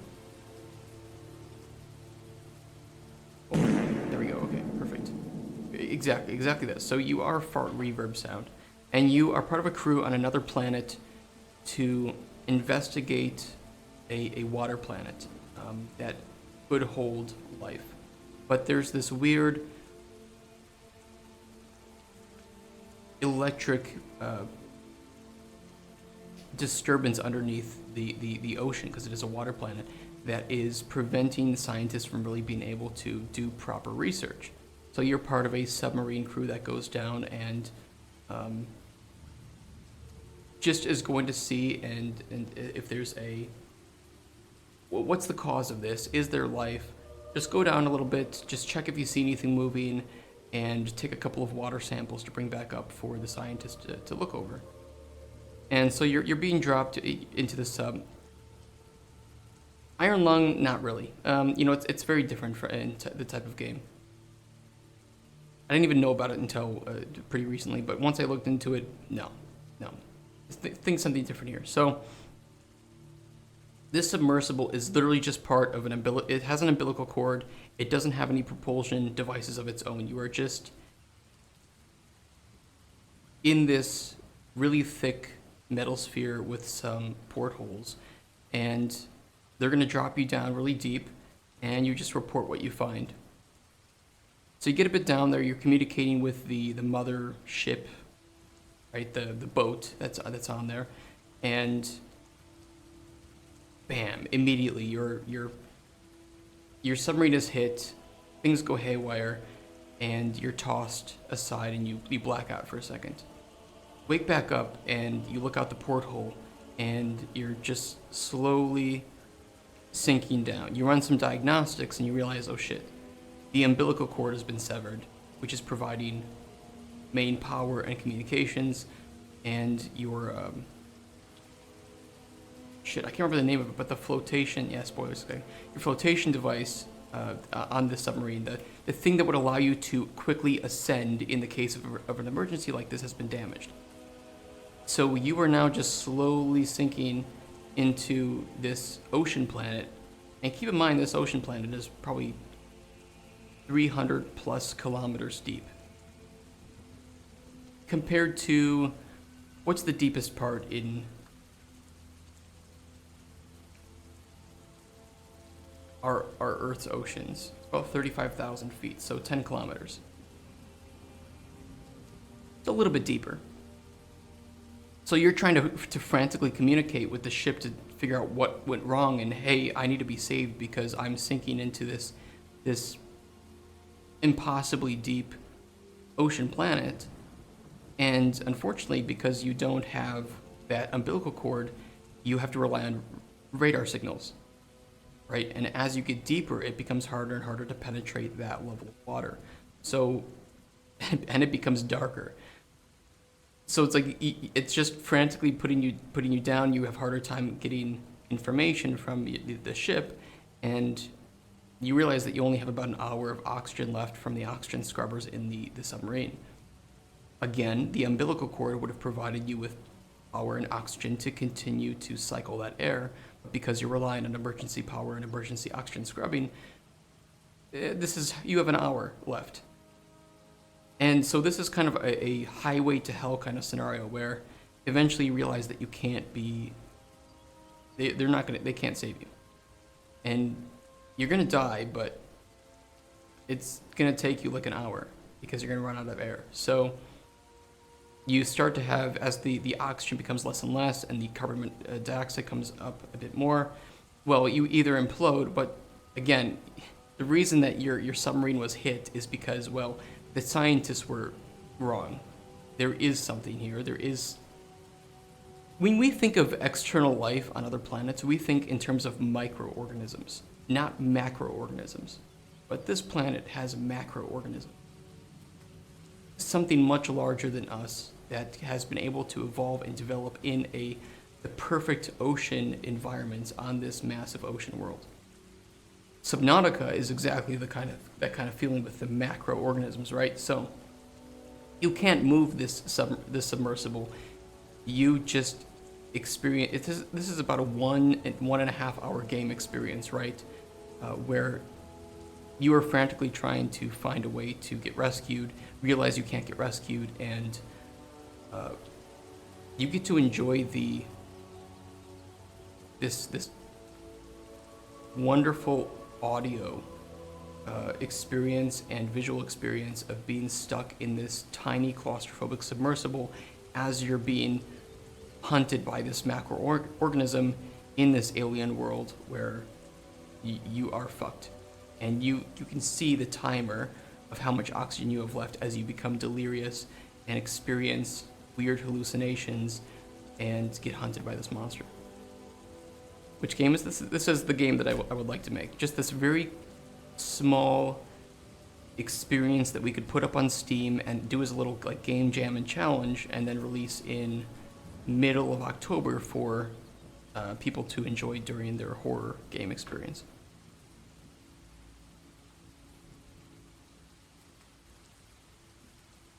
So it really is just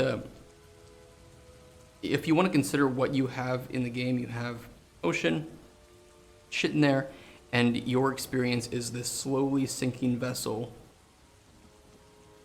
and that is the game that lasts for like hour and a half, right? And that's it. So very, very bite-sized type of game, just a quick experience that you can enjoy during an evening, or a streamer could enjoy during their day during October, horror games. And that's about it, just a psychological horror game that we publish for a very, very cheap price, and we can use that to help spread word about the stream and Cauldron Chronicles, and then use some of that money to help fund the first playable development of Cauldron Chronicles, if that makes sense.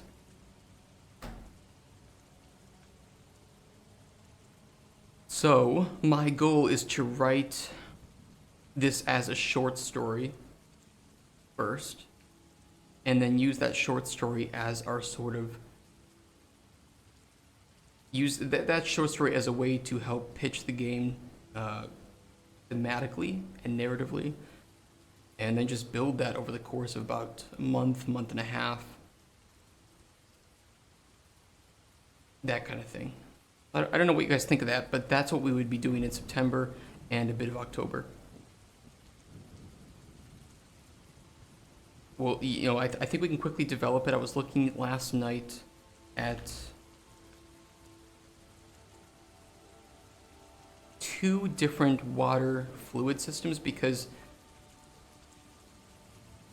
I want that experience of you being dropped into this massive ocean planet, right?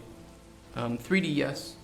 Let me look up one thing because I was trying to find a realistic exoplanet that this could take place on, and I found a very good candidate for a planet that exists, and I think that basing it off of realistic science, but then delving a bit into this sci-fi kind of thing is a great place to start. So if we say, okay, yeah, if you look up this planet, if you look up this system, they exist. The things that you see in the sky is exactly how this planet would look like if we were there, theoretically. But the planet with the city lights? No, I didn't. Where's the... I find it.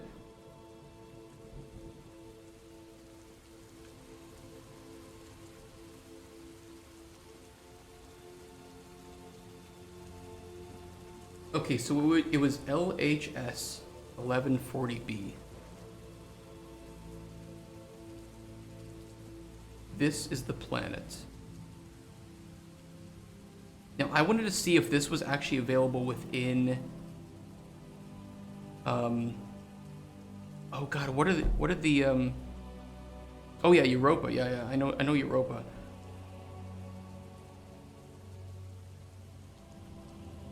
"39 light years away," so very plausible from a sci-fi kind of standard, especially with like cryo sleep and whatnot.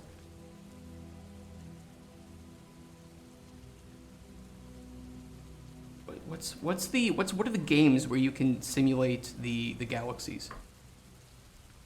It's not galaxy. Is it space something? I think I own it.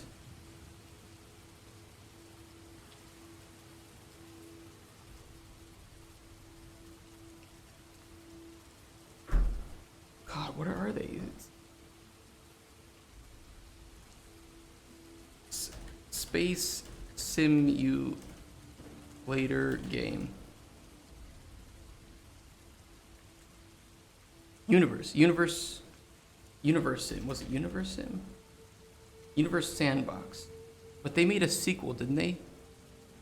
There's Space Engine. That could also be one. Because there might be some where I could actually see this planet. You know, guess I could just click on this video, right? Hello, wonderful person. This is... Hello. What is the game?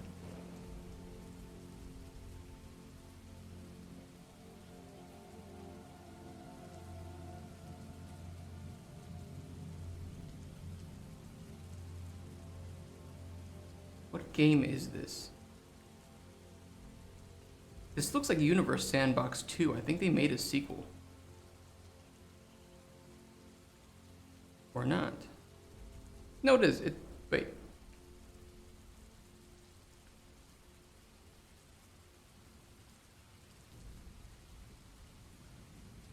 I think it's Universe Sandbox. Okay, so from what I understand, and I was reading this at like 2 a.m., so forgive me if I get any information correct, wrong. It is orbiting a... I don't remember. I mean, it could be space. Either way. So this is a planet that orbits a red dwarf star, and we think that it is the mass of this planet. It is a large, very large planet in terms of mass. Is largely comprised of water. So it could be a water planet, right? And you can kind of see this with.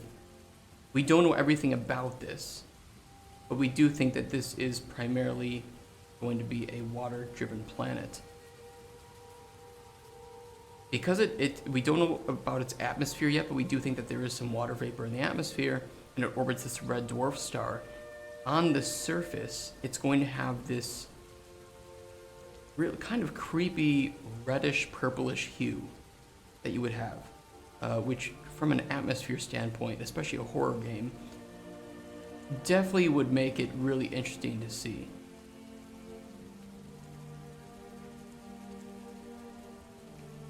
And so, my goal would be you are part of this crew that is going down and determining if there's remnants or any life within the oceans that you have here.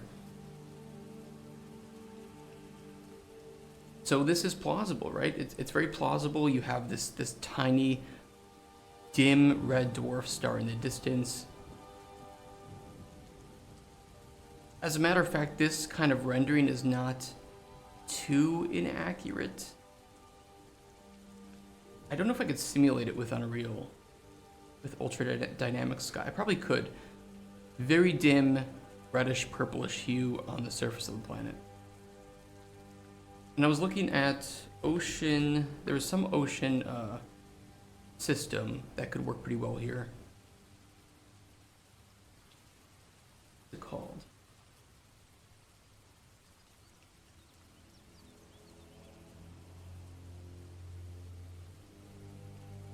There's both oceanology and fluid flux that would be pretty good candidates for it. But for me, it would be really important to find an ocean system that can really support the tumultuous, massive waves that we would get on the surface. And what we would do is we would lower the player into this, and I think that this is where the performance would be the heaviest, is during this initial lowering. And then when something slams into the submersible, we could cut to a much more simplistic water simulation, because we don't need to simulate the surface when the player is really deep underwater, right? So we would only really need this to help sell that initial atmosphere and experience. And I think selling those first few minutes of the game are going to be really key to making players interested in maintaining that interest throughout the game. So there were a couple of just good ocean simulators that I think could work well. Fluid Flux had a pretty recent video about their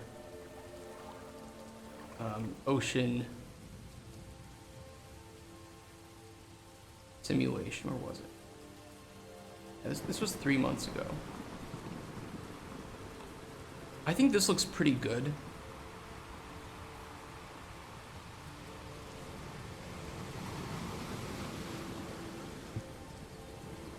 I think I would want it a bit more stormy, like a bit higher waves.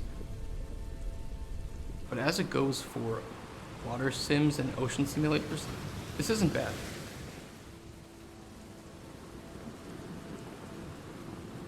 And they have beach balls.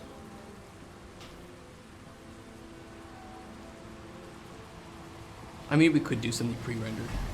But the thing is, I have to make it myself. And I guess I could pre-render it with this, right, and just output the recording of dropping it into this fluid simulation.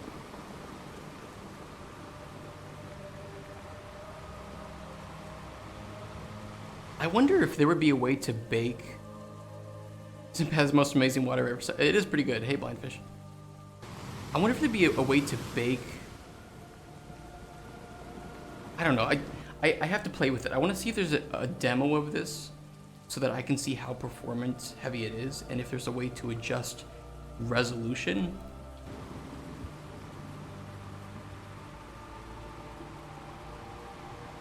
Because of course you might have a lower resolution of the waves the further out you get, ideally.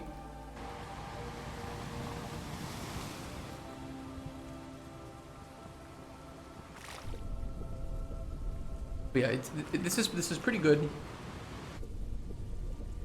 But it's like once we're down at a depth of, like, I don't know, 50, 100 meters, the player is not really going to see the surface anyway, and we could switch to just a shader / post-processing for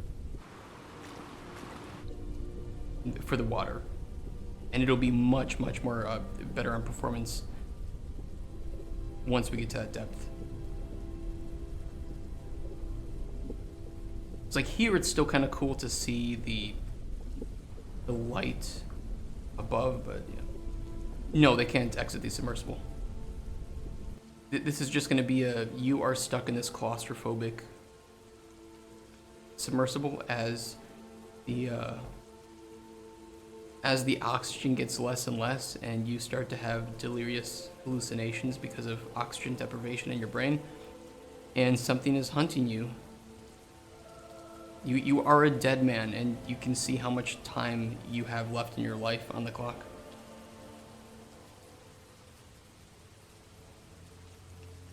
Yeah, their coastline looks really good too. This is such a good. This is a pretty good water simulator and an engine. But it excels at like coastline rendering.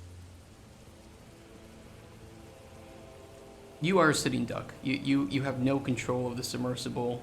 Your umbilical cord has been cut, and you don't have any emergency buoyancy because that was destroyed within the initial hit. I mean, you're frantically trying to find a way to communicate with the ship and find a way back, but at some point they're just going to tell you, "I'm sorry. We can't save you. We sustained too much damage, and we have no way of getting you back." And this is pretty accurate too, because there are submersibles that are attached via umbilical cord that don't have their own propulsion, right? So it's a narrative experience. Yeah, it's a narrative experience.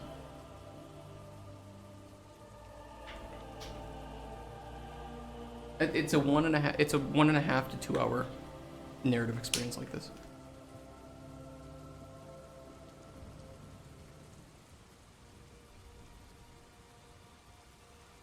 No, I think we can make it a small game. There would be some other things like doing with the portholes and other systems, the lights, trying to relay information back about what you see. But this is just a small narrative experience. Not everything has to have a ton of gameplay and systems, right?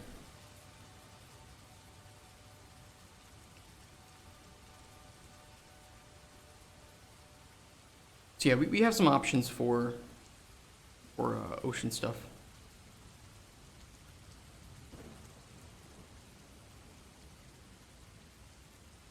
But I want to work on that in September, if anything. I prefer shit water, right? No, I think I'm going to try to look for those on sale. We have a lot of time before we need to look into it. But there might be something cheaper that we can do as well. I might be able to rig up some really cheap ocean system. It doesn't need to look great, I just would like it to look decent enough to help sell the experience of being on another planet. Yeah, the narrative would have to be good, right? And I think being hunted by the creature really has a time limit of how interesting that is, and for how long. So there needs to be some, I think, good connection between the characters that you're interacting with on the ship, like maybe just one character who, you have this kind of emotional attachment to, and you can build it up pretty quickly. And tying this into events that occur with the monster, right? You need to keep that tension going, but the tension can't last forever. So my initial idea is to have this 1 hour experience. It could be dropped down depending on how well the pacing goes. Try to get laid one last time. I mean, look at this. Look at it this way. There isn't much gameplay to Firewatch, right? Firewatch is a primarily narrative-driven experience. And Firewatch is still kind of a long game for what it is. It's well-paced. I think it works. But you have similar amounts of tension building up with Firewatch. Yeah, like 4 hours, right? And so I think if you really cut that a bit, and you give the player something to Firewatch, not Overwatch. If you can cut that down, and even though the player is sinking and has no control over that, this frantic search for systems to try and reboot in order to reestablish buoyancy, there is something for the player to do as they are hearing these creepy sounds as they're starting to experience hallucinations, that you could probably keep a player invested for around 1 hour before that would start to then have diminishing returns and diminishing feelings. But 1 hour is not a long time. We've already been streaming for 2 hours, so I think it's very very possible. And worst case, if you're like, okay, I was excited for 40 minutes, but 1 hour, 1.5 hours is too much, just cut the narrative down to 40 minutes. It's not difficult. So, if I just want to kind of just bank on this general idea, make a really quick bite-sized game that players can just enjoy. Something to do besides Cauldron Chronicles that will challenge me in some other ways and give me a bit more experience for some of the narrative stuff. So, yeah, it's just kind of a game jam of our own. Let's just make a quick psychological horror and publish it in time for Halloween. That's it.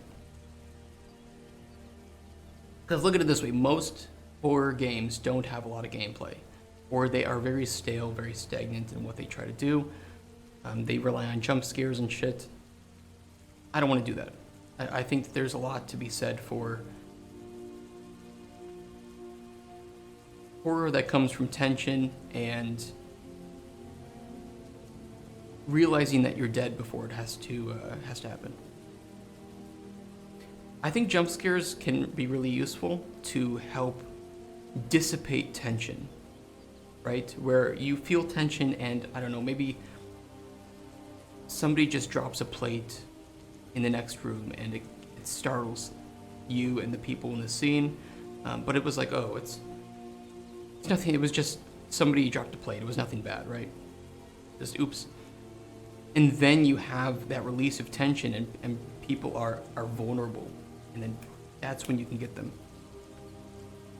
I actually think of just doing one personal game jam per month, then release 12 Steam games per year. Maybe I would get lucky and want to go viral. That's pretty good. It's a pretty good idea, is to do like really small, simple games to do, throw them up on itch or Steam, and then see which one takes off. Nick Park is a horror game with good presentation and story so far. What is that one about?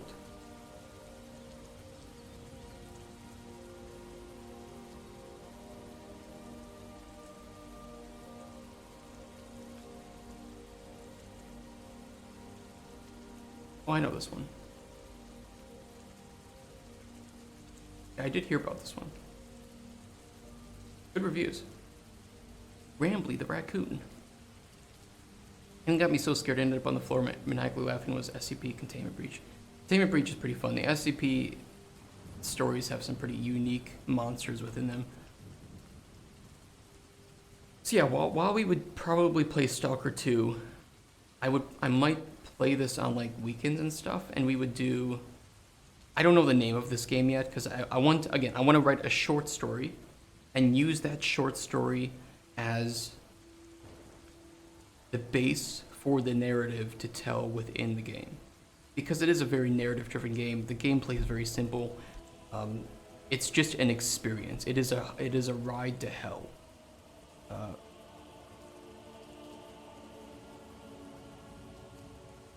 So I think writing the short story first is going to be great.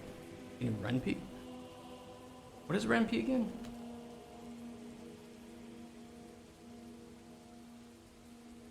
A visual novel. I don't want to make it a visual. I don't want to make visual. Visual novels are cool. I like them, but I want to make something that's 3D, because this is really going to be about the visuals and sound. Visuals and sound are going to really sell this, especially sound. And we need to do the sound just right and have some spatialization, maybe some soundtrack. It is a short game, so I could commission a soundtrack for it, and we would just sell it for like, I don't know, $4 or $5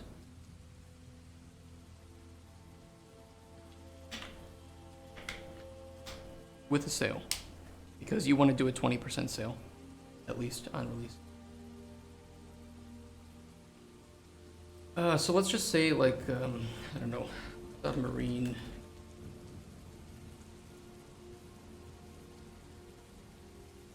What's a color we can use here? That's pretty decent and obnoxious.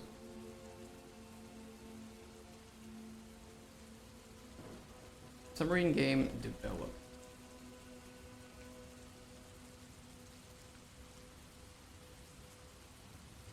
I don't know about you guys, but I've always been fascinated with the ocean episodes of Planet Earth, especially the ones that talk about like deep sea, where it's voice acted. I would like it, yeah, I could swing it, because again, to me that sells a lot of the experience.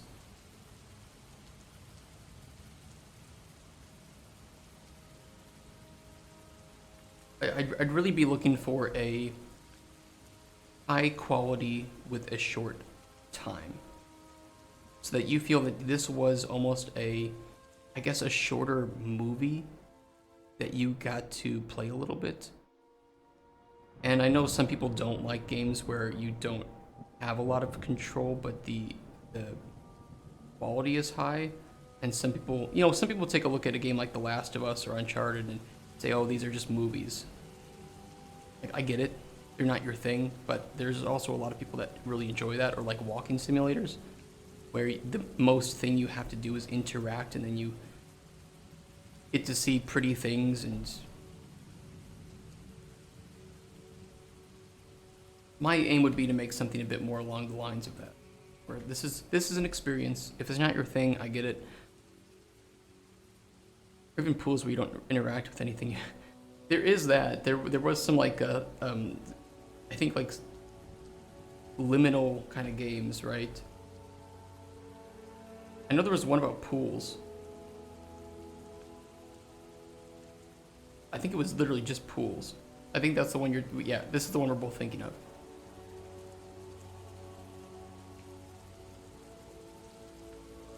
What a wild game. But yeah, I mean, this sells. This absolutely sells. What, 46 royalties? So hold on. These small bite-sized games that people can enjoy, I think are becoming very popular. And they're very popular among horror games. Yeah, like 60,000 sales max at, I don't know, what's the price? $10? That would help fund Cauldron Chronicles. Planning on making it stylized or realistic? I think realistic sci-fi. Call them streamer bait. I think it's streamer bait if it's a game that, especially for horror games, because this to me is closer to like Backrooms, right? Where I think that this is popular among streamers, but it's not streamer bait. I think a good streamer bait games are more just the really cheap horror games that are just going to be jump scares. They don't have anything unique about them. It's just another jump scare game. This is at least...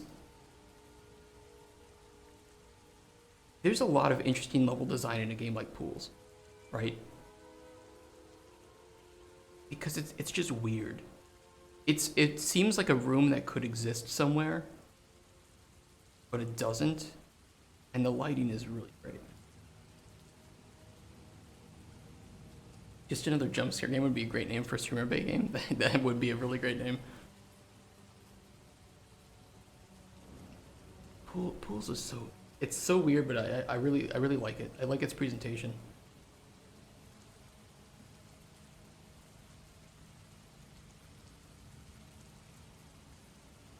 So yeah, my goal would be to make this and release it in...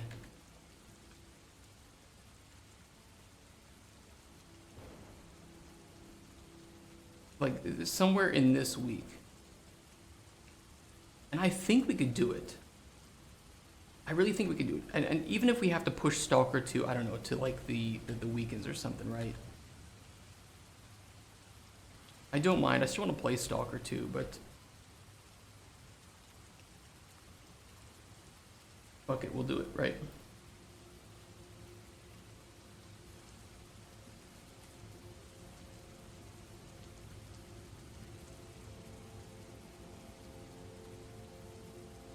It's just going to be very fast-paced. We're going to make it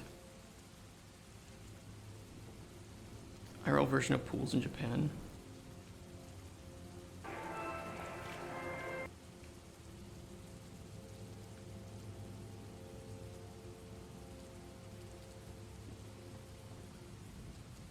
What the fuck? This is so weird, yeah.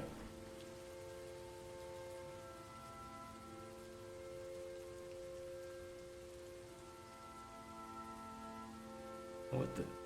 Mirrors.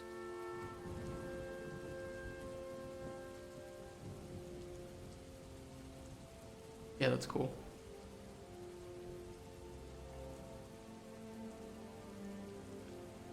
I mean, people are biting these games up, right? They're taking a look at $70 games and saying, well, I can go and get some amazing experiences for a fraction of that price, or play the new Assassin's Creed. Oh, that was one of the dramas that we didn't talk about, but I can always talk about that if we want. Yeah, either way, my goal is to make this, figure out exactly what the scope is going to look like so that, to me, having it available for middle to end of October is key. It's absolutely key. So, if I think that the scope is a bit bigger, then starting at the beginning of September, we'll start it a bit sooner. And our goal will be to make this very quick, not be too perfectionist about it, but also not make it so cheap that it feels like another just cheap horror game. To really double down on what makes it really interesting. And help use that to spread awareness of Microraptor games, and also to generate some revenue that we can use to hire people to work on Cauldron Chronicles in various ways, right? Why not start today, and if you finish it 1 month, and you just market it for a few months in the meantime.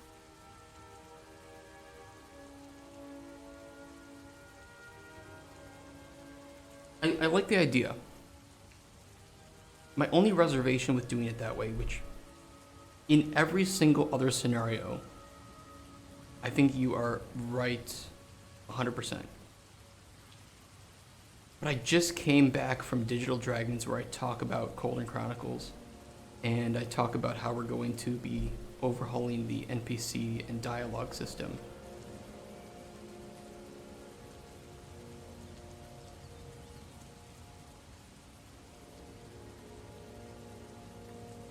What if we split it? What if we do most days of the week on Cauldron Chronicles, and then we spend it like 1 day a week working on the sub game? Although I need to write the short story first. I don't think I can write the short story on stream. That's more of just something I need to do privately, right? But once we have that, then I can start to formulate how it's going to work. So that way it's like most of the days Cauldron Chronicles, but then we just start to develop it. And I think that'll give me a better idea of where the biggest unknowns are in the game. So if I realize, okay, we want to have this ocean simulator, but I need to buy it. Okay, I need to spend this money. We want to have this creature. Do we want this creature to be seen? Do we want it to be unseen? Until maybe at the very end. Okay, we can do that, but now we need somebody to design this creature, and I need to get it modeled, right, and rigged up so that we can play. Probably we could hand animate it, right? We could keyframe it, but we still would need to have a model to do. The GDD would actually be really, really minimal. The GDD for that game would take, I don't know, a few days to make. So when you pitched Cauldron to expect to hear back from you soon with new features? Yes, there are some people that I need to get back to this week. Like, probably nearer to the weekend, I'm going to send out some emails. I'm going to be seeing Furiosa on Saturday, so I could do a little bit of it on Saturday, and then I'm going to see Furiosa.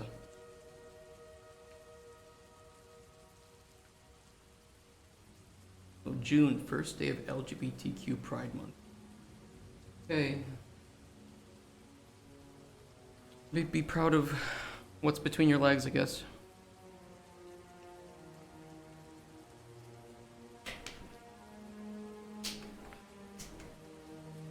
It never made sense to me, to be honest. I never really got the point of being proud about sexuality, but okay.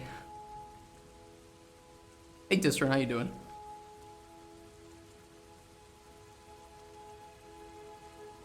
So maybe that's what I'll do, is I'll try to find some time. June, part of being a gooner, right? In July. I don't really know how long of a short story it is. Like, just be proud of who you are, right? Exactly. Like, do we need a whole month? Okay, in the game, playing a bit of Fallout 76. Nice, nice.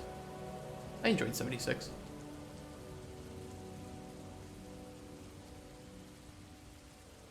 The Gooner Pride Month. I know, like, I was talking with some friends at the conference, because there were a couple talks, and there's a lot of programs for like women in game dev and LGBTQ people in game dev, and I don't really like it. I don't like singling out people and giving them unfair treatment. It doesn't matter what they are or who they are. I just think if we should be supportive of everybody in game dev and just not be prejudiced. I don't know, just be who you want to be, and if you want to make games, you make games. Like, who you are attracted to or who you believe you are doesn't really impact your ability to make. So I don't really know why we need to have all these grants and special treatment.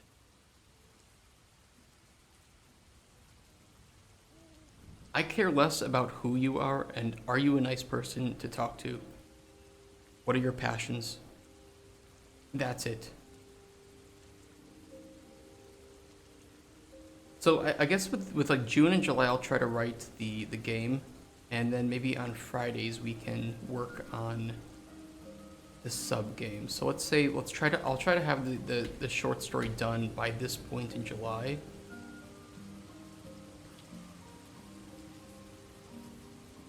Maybe work on it on some weekends or something. Do some writing. I'm a grants for LGBT. So most of what I see, there's like at least in Digital Dragons, there were entire. I'm gonna die. Damn it. There were entire summits for women in game dev, and I don't really get why. And these are really, really good places to connect and unfortunately get preferential treatment because of... Mr. President, wake up. Right? To get like preferential treatment just because of what's between your legs in game dev. I don't really understand why that needs to exist. So the place where you go to look for a wife. Yeah, there are a lot of people that are both game devs and they date. Yeah. I mean, it reminds me of this story of that tech conference, right? That I think there was a whole networking section that only women were allowed to go to, so men just signed up as women. In the past, yes, but I don't see this these days at all. Statistically, there are fewer women, yep, and some people assume that it's because of prejudice in the industry rather than just women's preferences. Yeah, it's exactly what it is. It's exactly what it is. And I think that it just seeds further resentment among men who are trying just as hard to get into game dev, but have no way to have that preferential treatment. They just have to work really hard, and they have to network like crazy, and then hopefully get lucky. Yeah, I mean, men and women do have different priorities. That's just like biologically true. Women do have the shorter end of the stick when it comes to, especially in their 20s and 30s, of where they want their life to go. There aren't that many women devs around, but it's like, but we have to ask ourselves, why is that the case? And if it is because of this deep-seated prejudice, I haven't seen evidence of it at all, and I have never witnessed it myself. I just don't see as many women wanting to get into some parts of game dev as others. That's just how it is. I don't see anywhere there being roadblocks. I saw a scientific study where they gave human toys to monkeys, and the male monkeys preferred male toys, and the female monkeys preferred male toys. You said preferred female toys? Yeah, yeah. No, I've seen that too, and they've done that with humans as well. It's just there are different interests that scientifically proven men are interested in things and women are interested in people, generally speaking. So you tend to see in jobs that revolve around people and socializing, you tend to see more women, and jobs that have less to do with people and more to do with like things, like a lot of the STEM jobs, you will see more men in those. Often I do go looking for such things like prejudice. I mean, it's pretty easy to tell if somebody that you're working with has something wrong with women, and I just have never experienced that. I've heard stories, I know it exists, but I've also heard stories of the opposite. Especially there was a very famous case at Blizzard of a Latin American man who was stereotyped and belittled for being a man in the industry, and also for having some of the like Latin American machismo, and he almost committed suicide. So it's like, I think that this exists in both respects. You're just looking at two different sides of the extreme, and both extremes do exist. Again, I have not seen it personally, especially here in Poland, where you can have some of the older culture that may look, there's more prejudice in Poland against women from older cultures than there are in the US. And I don't like that there exists spaces that give preferential treatment, and Blizzard was known for this. I mean, Blizzard is the one with the hiring agenda that rated I think they rated your score of how intersectional you were, and they also had preferential treatment for hiring women over men. And they were able to get away with it because it was working on a very thin line between being illegal and just being ethically, I would say, wrong. But I don't see that. I see people say this. I don't see it being the case, if you ask me. Especially in game dev. I can't speak for STEM. I can only speak for game dev. I haven't seen it. If anything, game dev is harder on women because of crunch cultures and people who need to work on tight deadlines, where traditionally men are willing to do those terrible health practices, and women are less likely to do that. And I think that should stop regardless. I don't think anybody in game dev should be crunching or working overtime in that way, but we can look at the studies, and men are more willing to put up with that than women. And I think some of that's true in STEM as well.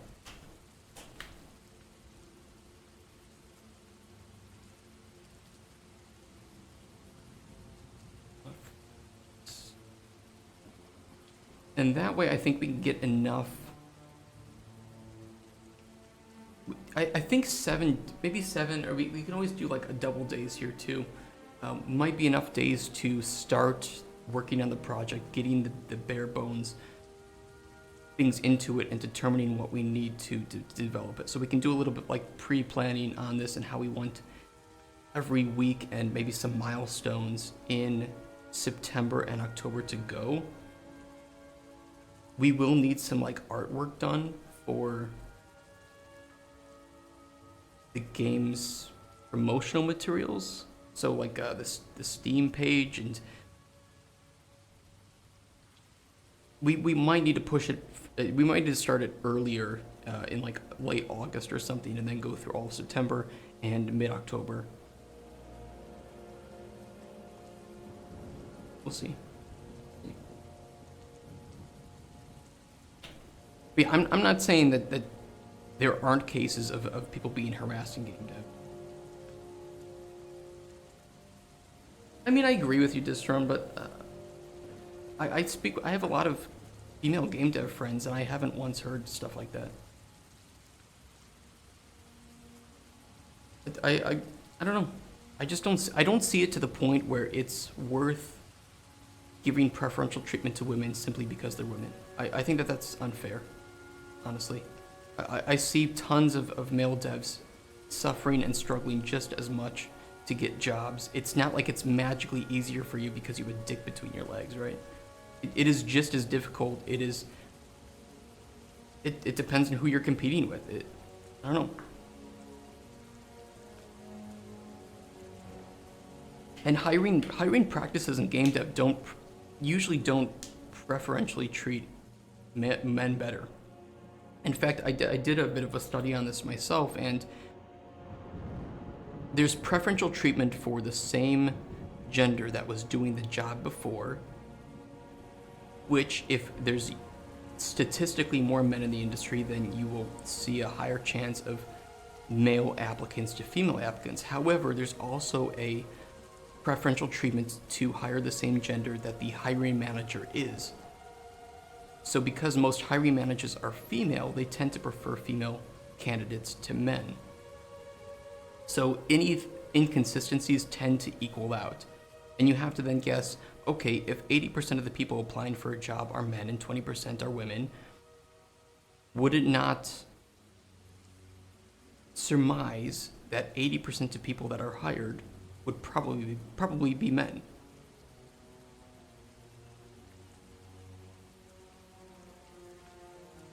But again, that's all theoretical. We can see the number of people within the industry, working in the industry, and looking for jobs in the industry.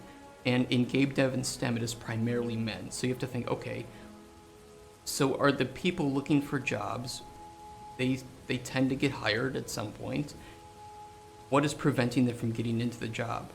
And is it just social choice, or is there systemic reasons for it? And if you look at like a lot of the Nordic regions of the world where they've done their best to equalize gender equality, women just don't choose to go into these fields. They just don't choose it. They tend to go into other things. They tend to go into like the humanities. And there are very few men in that. Education system, very few men. Yeah, exactly. The ratios are worse, like Ken says. When you give men and women the chance to choose what they want to be, they tend to choose different things. And I think that trying to force more women into spaces that men are, you have some unfairness. And then if you try to force men into spaces where there are more women, if they don't want to be there, you're doing the same disservice to women, right? Most of these days crack down on hard on misogyny and toxicity. Yeah, they do, and especially because it's easier to record people, and you have a lot more laws and people on your side if a woman were to speak up about something that's misogynistic, right? Like, I mean, people have been fired for having claims leveraged against them without even investigations being done. So no, there's a lot of preferential treatment being given to the supposed victim in this case. There are victims, there are also people who fake claims or overreact to things, right? Like Aziz Ansari had that really bad date experience, and he got in a lot of trouble for that. When really it was just, oh, these two people didn't get along, and then she makes some absurd claims and shit up about him. So it's like, people are really quick to jump the gun when they hear bad stories like that. Be your own boss and make us do it. Yeah, it's true. Women are less likely to make such risks in the workload involved. In a lot of cases, yeah. The professional work industry caters to big five personality traits that men tend to have a better chance of succeeding with. And you could make an argument that if you went to the opposite side, it could be successful too. But right now, the professional work environment tends to cater to big five personality traits that men have more commonly than women.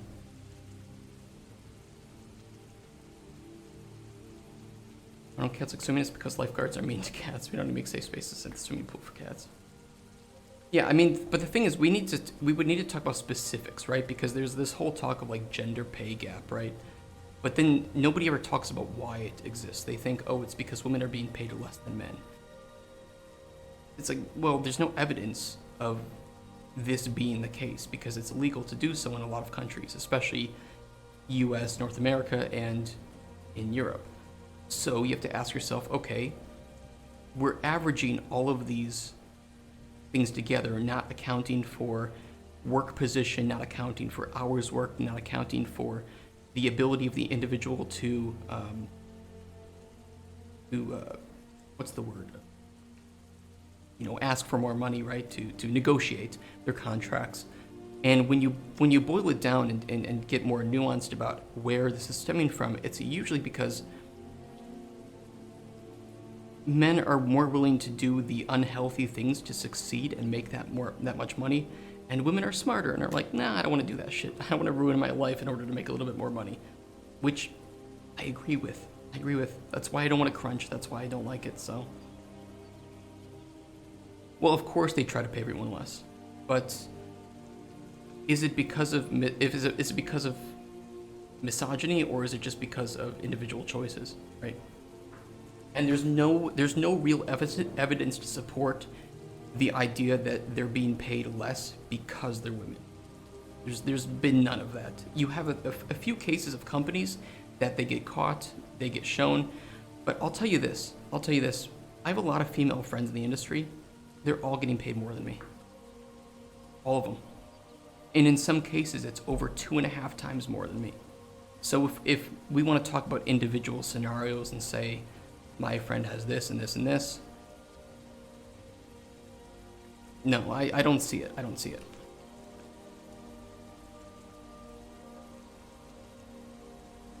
When I was making money, when I was being paid, and I was in a higher position than those women. I'm not saying that they should have been paid less. They were good, and I would hire them again because they were some of the greatest people to work with.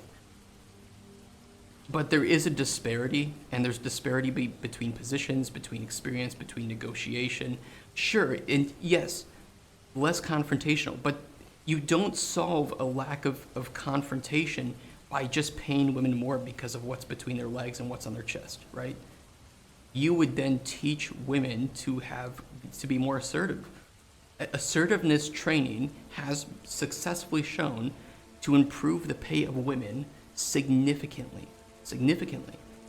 So don't punish men for something that you can help women to do better on their own, right? And that's really what it comes down to, is when you give unfair preferential treatment to somebody based on their gender, you are unfairly punishing other people based on their gender, which is discrimination. I don't believe in any discrimination. So if there's if one of those nuanced points of why women get paid less is because of usually they have less assertiveness, then I think finding ways to train women to be a bit more assertive when negotiating and teach them to have better negotiation tactics is actually healthy for those women without punishing men. I'm sometimes afraid to negotiate too, right? There's a lot that goes into it. Yeah, it's the victim mentality, right? And when you look at yourself as a victim, you're giving up your control of your life to other people, which I think is really, really bad. It's not to say that you aren't at fault for the things that you have, but you are responsible for yourself. And when you say, I'm a victim because of these other people and they need to change, well, what changes are you really making for yourself? You're just waiting on somebody else to make a change. And worse yet, you might be pulled into discriminatory things that you think are there to help people who are less privileged. But the consequence of some of that is that it hurts people who are struggling just as much. So I think that if one of the reasons why, on average, which is again this very unnuanced take of women being paid less than men, is that women don't negotiate as hard for their salaries, then I think that you should find ways to help train women with their assertiveness and negotiation tactics. And that would help without hurting anybody else.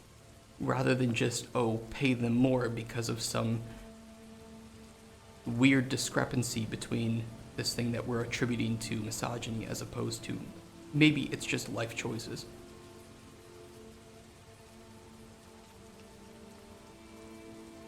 But again, the unnuanced take of women are paid less than men is just, it's a very low IQ take of why society is the way it is.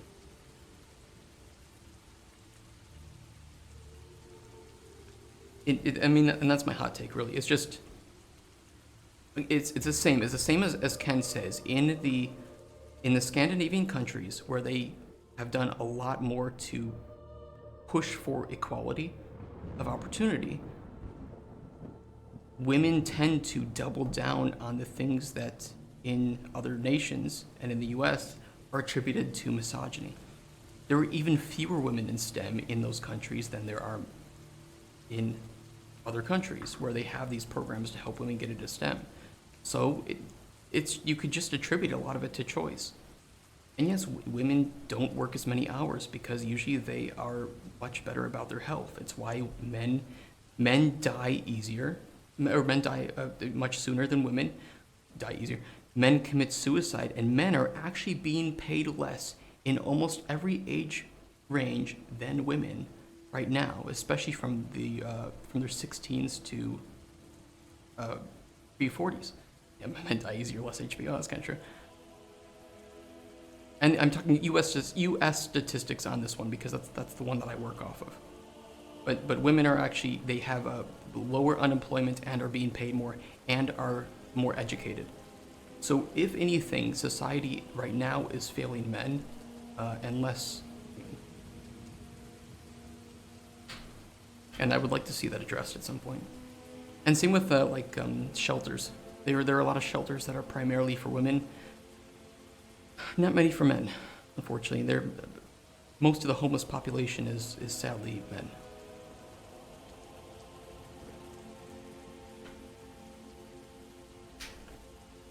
So one day I think we'll start to address that, but right now it's not being. Well, I think society is just, men and women struggle about the same, just in different ways, right? And any preferential treatment that one has, the other probably has in some other part of life. We can't go through life without the other. And I think we need to just talk about that a bit more, right? There's a guy in Canada who logged off IRL because people bullied him for wanting a male domestic violence shelter. Yeah. There's a lot of men that experience domestic violence and don't talk about it because it's just seen as shameful that you let that happen to yourself.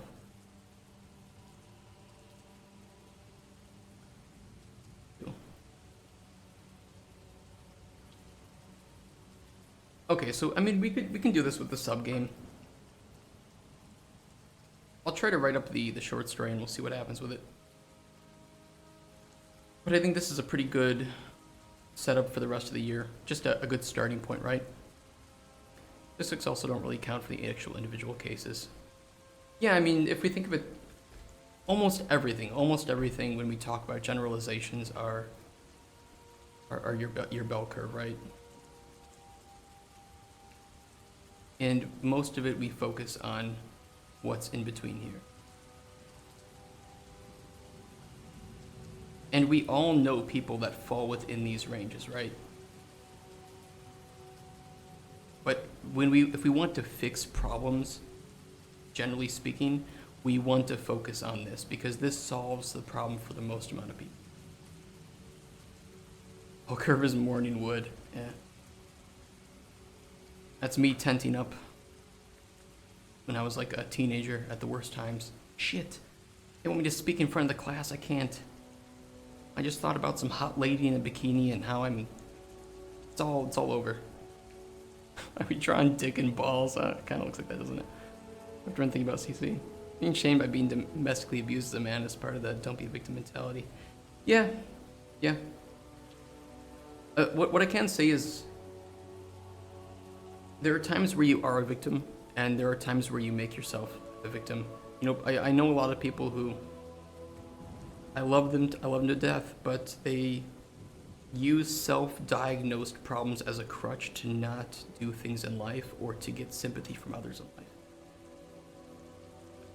And in a lot of cases, you just look, everybody's got their problems. They might have trouble speaking out to other people. You might feel a bit more anxious on average than another person.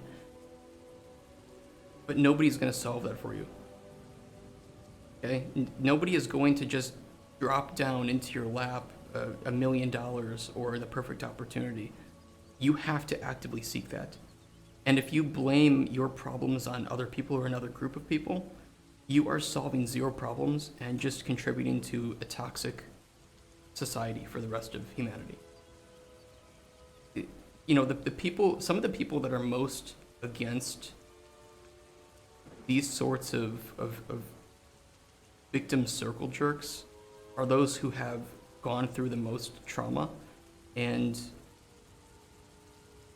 suffered the most, but persevered through that to achieve great things.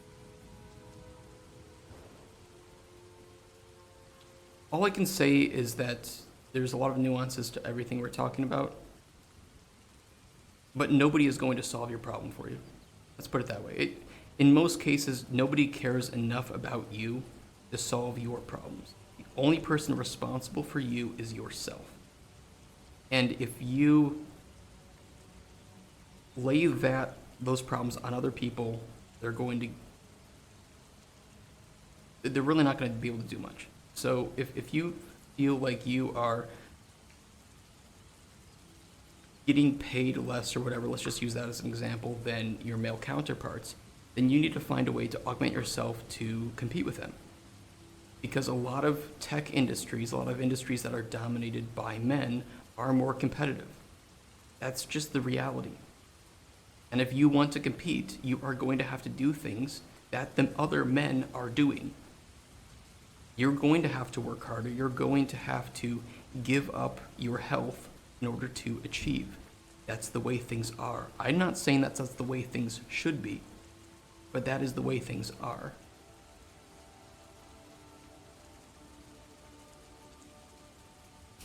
And that's just the dose of reality that we all have to pick. I don't like crunching, but I understand that if I crunched, I could probably compete with other people to obtain positions that would be very lucrative for me, but I don't want that because that's not my values. I understand that people have their private lives. I want to have a private life too. Crunches? Okay, let me do some sit-ups. We can close the dick and balls. And then we'll talk about Cauldron Chronicles a bit, what we're going to do with it. Get paid less, don't have the same opportunities, look for a place where you get... Look, I'm 100% equal opportunity. There should be no roadblocks preventing anybody from deciding to get into the thing that they want to get into. But everybody has strengths and weaknesses, okay? I'm not very good with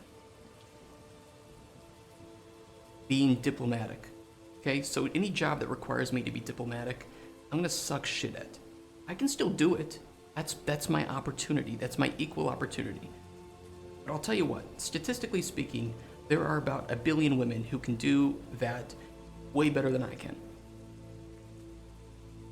Way better, because big 5 personalities, there's a lot of personality traits that are inherited genetically, and there are others that are taught, right? Nurture versus nature. And statistically speaking, women are better at that than me. Okay, let's do sit-ups.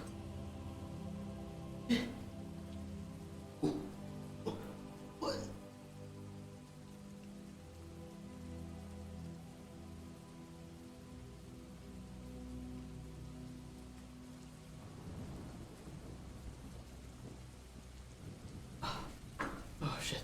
I gotta lose weight too. I gotta lose like 13 kilograms. No, Myers-Briggs is a bit more nonsensical, but Big Five has more studies put behind it. That would be these personality traits.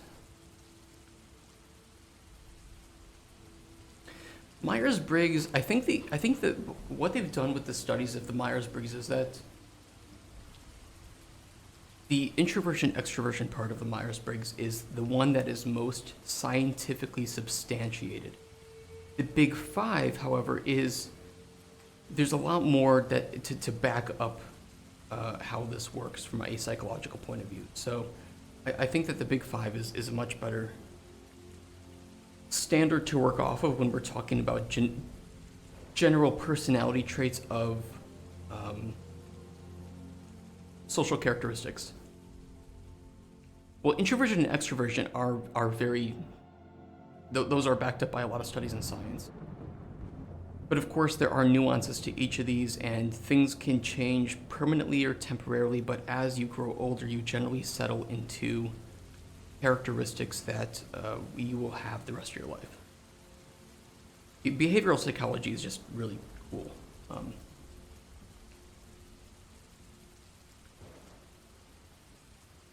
But yeah, there are certain things like, for instance, generally speaking, women are more agreeable than men, which is usually why, for instance, negotiating salaries is it's easier for people who are less agreeable, because they're not just going to take what's given to them in that regard.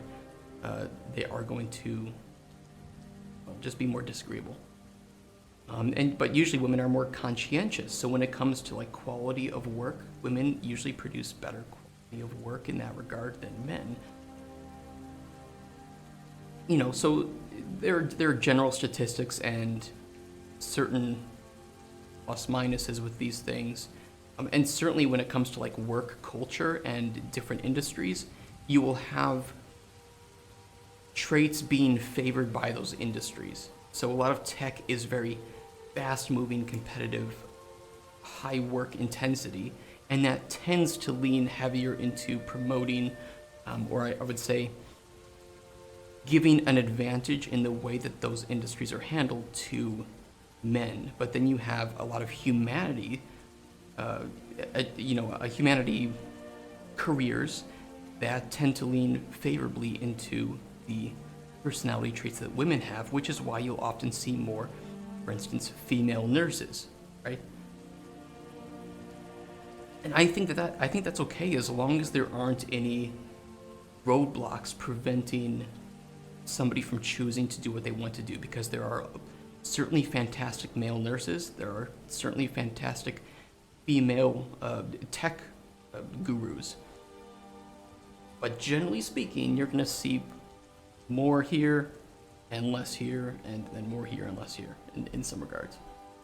HR basically, no. Yeah, I mean HR absolutely. There's more HR managers that are women, because they're working with people all day and solving human problems.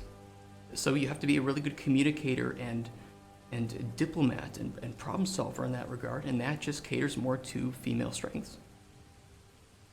I think that's a pretty beautiful thing, if you ask me.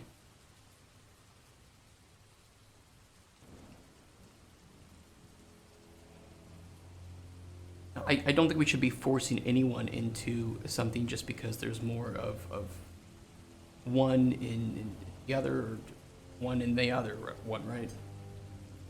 Just because there's such a tiny amount of male nurses to female nurses, I don't think we should be forcing more male nurses into nursing. And same with like STEM stuff. As long as there isn't blatant discrimination or problems that are preventing the individual from growing up in that, I think it's okay.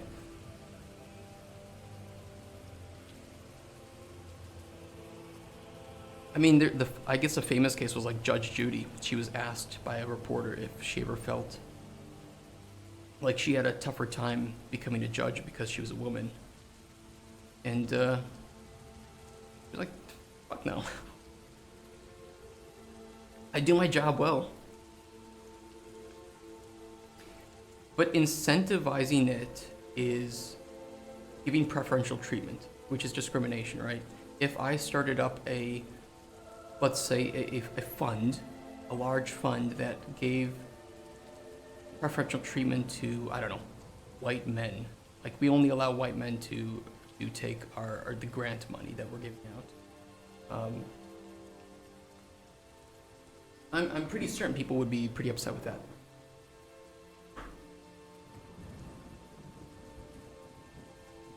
So, giving preferential treatment just to people who are women for the sake of it, and saying, well, these jobs and all these important people that can decide the fate of your career, you don't get to talk with them. Only the women get to talk with them right now. That's really unfair to men. Say that to South African farmers, right?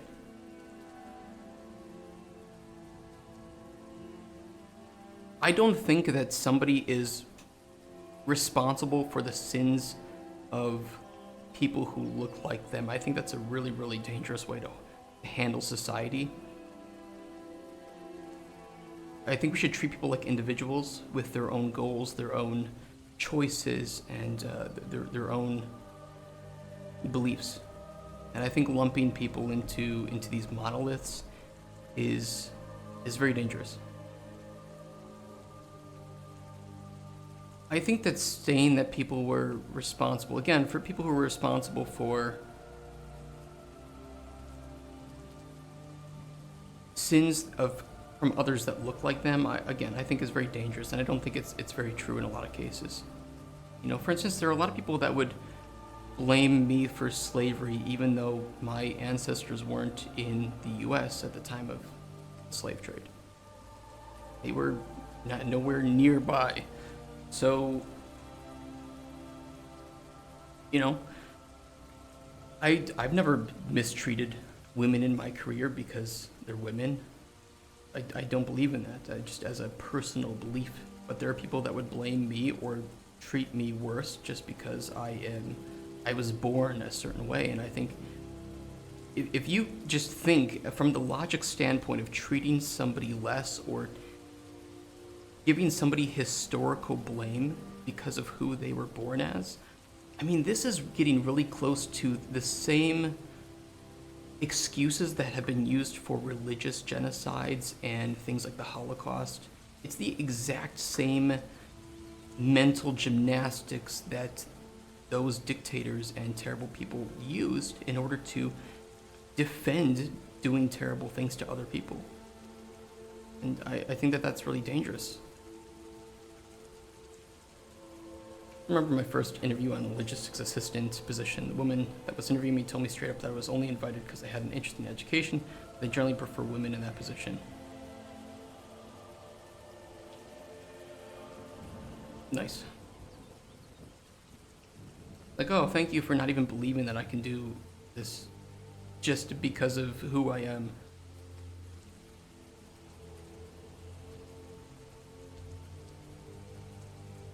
I know I'm a centrist, right? But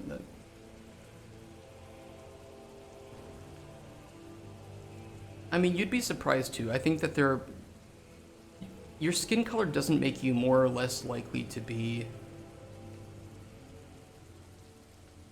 a victim or a word I'm looking for, or a perpetrator in that case, right? So yeah, I do think that cultures tend to choose people who are similar. We do live in a very tribal society, so if insert group A was running the show, there would be preference for group A, people who fit into group A. I think that the best way that we can try to minimize that is by being more individualistic with who we're talking to and looking less at born traits and looking more at what a person is capable of achieving and what they believe in. Yeah, I think to some extent I agree. Like, if you see yourself as a victim, you'll be perceived as one.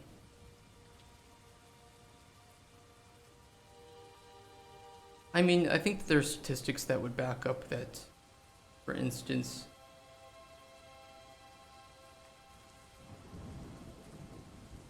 I think a lot of this, I mean, this is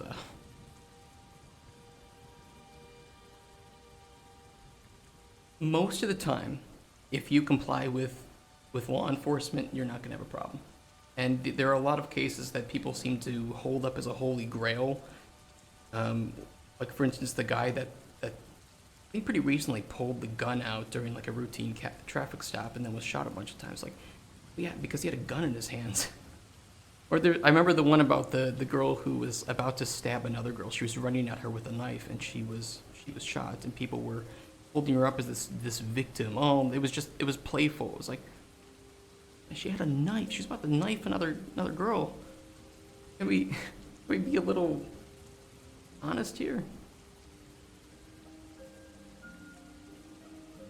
Where's my recent first playable plan? Oh, I think I got this into Excel somewhere. Where did I get this into? Was it an Excel sheet through this, or did I do a Google? This was it.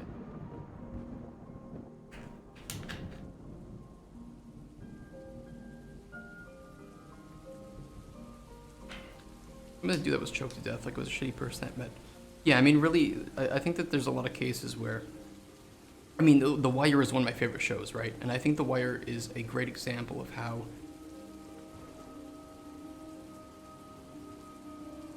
institutions will often do things not because of a specific, well, it's like things contribute to the reasons why institutions make the decisions that they do, which then contribute to things being the way that they are, right? So I think it's really interesting to talk about how institutions work in that regard, where it's not really the fault of one, but it is a loop. It is a constant loop, and in order to break out of that, it isn't like some person of skin color A needs to be elected or skin color B needs to be removed from office. It's usually a case of many people making smaller decisions that then feed into the continued suffering of those who the only way to deal with things is to do action A, even though they would probably prefer to do action B. Yeah, I think I've seen that too. Ice Creek. I don't think anybody who's unarmed should be shot. I feel bad for police in a lot of cases. I mean, not the bad ones, but I think that it's a very high stress job, high intensity job where more than ever there's a fear for your life, and that can really push people to do really crazy things. I mean, whether you're a cop or not a cop, I think just being pushed into a corner. There's a great book too. There was a great book about how, was it like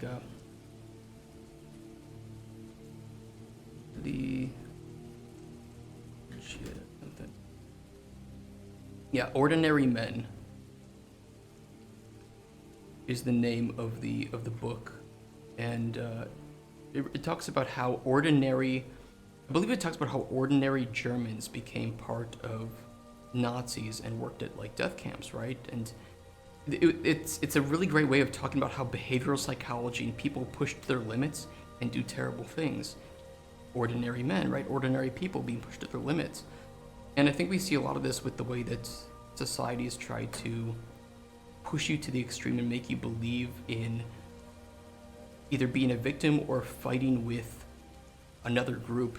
And if you realize that every single person, everybody in chat, all of us, me included, we have the capability to do terrible, terrible, evil things if pushed to that limit. And that's pretty scary, right? I think that this discussion we're having now and the fact that we can remain very light about it is proof, though, that we can talk about difficult things while respecting each other, and I appreciate that. Police isn't the most dangerous. What's the most dangerous? When's the game dev, right? It's a good point. I'm trying to. Yeah. What is the game dev? I'm trying to get the first playable plan being worked on here, and what we want to focus on. I think I had rated everything related to the NPC overhaul as pretty high. And that, to me, that is where our most interesting aspect of the game. No game dev, right? Most dangerous job is being a criminal. Make a game about debating crime stats and gender discrimination. No, I really appreciate talking about those things just because they're interesting topics that a lot of people try not to talk about because they're sensitive, and it's like it's just discussion, right? Yeah, for me, I think that while this is going to take the most time to work on, with our calendar the way that it is, this is what I want to jump into next, Chronicles. Really, I would say now until the end of August is just make the NPC system the best we can make. And that requires us to overhaul it. So we're going to have to delete some things, get some things set up, and work on this, like, especially the scheduling system and how we want NPCs to decide to show up. Like, do we want to have a queue system, or do we want it to be a bit more free form where it's kind of first come, first serve for an NPC, and we can increase their weight of which one comes next? That might be better. So instead of a system of, let me see, pizza delivery. That'd be kind of sad if that was the most dangerous fucking pizza delivery. But instead of like a system of a timeline here where we say, okay, this NPC is going to show up, then this NPC, this NPC, this NPC, where we can then just we can focus more on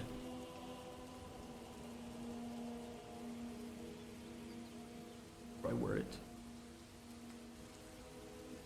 Like, we can dynamically change the chances for an NPC to show up and randomly pick, or we can force it. His lots of pizza delivery guys get jumped. What the fuck? Food delivery is a little dangerous, often targets of robbery. Yeah, I guess might just be. That's kind of shit. That's kind of terrible. Poor delivery guys.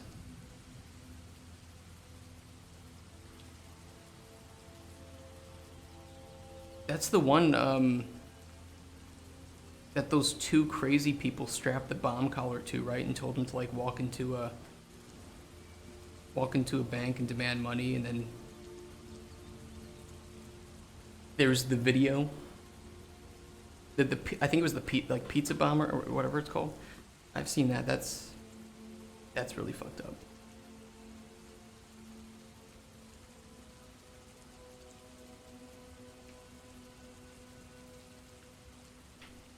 Poor dude. Let me jump into engine here, and I want to take a look at things you might want to change.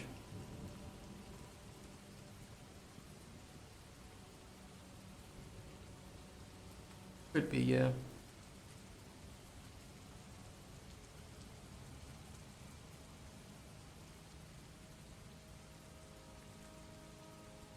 Yeah, from talking on my pitches, for me, I think the most important thing to change next is the NPCs.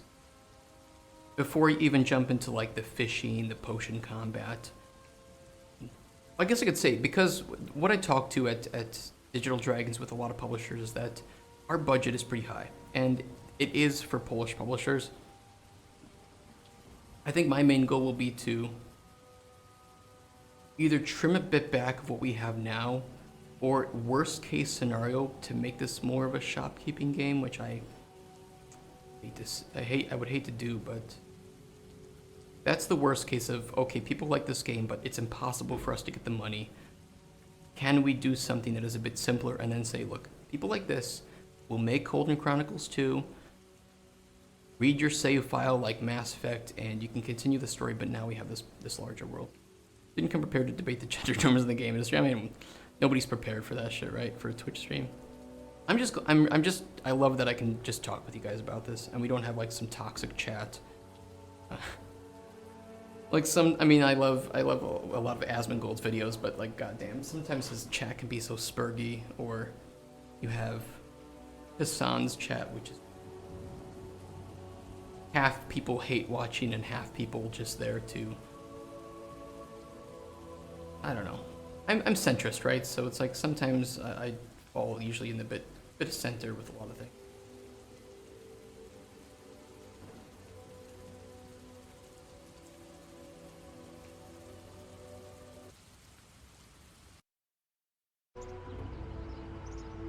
Okay, man, it has been a while since I jumped into this, isn't it? Let me get Blue Dick Boy here.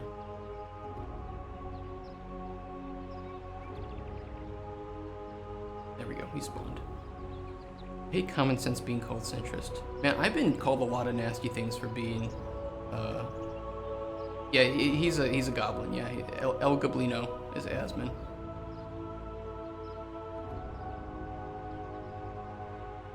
I think it's called rot maxing.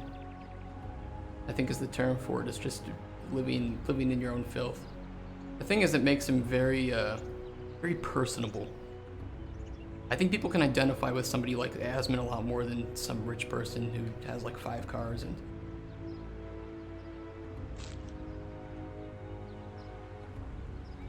The thing is, he has some bad takes sometimes, but he also represents the common take of gamers mostly. So if you're looking for him as what does the general public think of a certain thing with regards to gaming, usually he and his chat are going to be on point with that. Very important from like a game design and marketing perspective.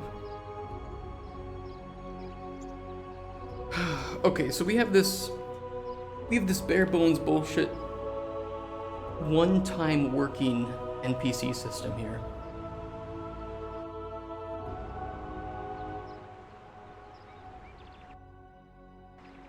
And I think we need to find a way to overhaul this in a way that allows us to have multiple NPCs, at least 3 of them, with more interaction with each other and a bit more choice involved. And I want to like actually write a proper dialogue system. So right now we just have choices that I display in a scroll box, and you choose them, and that's about it. Nothing opens up anything. There's no real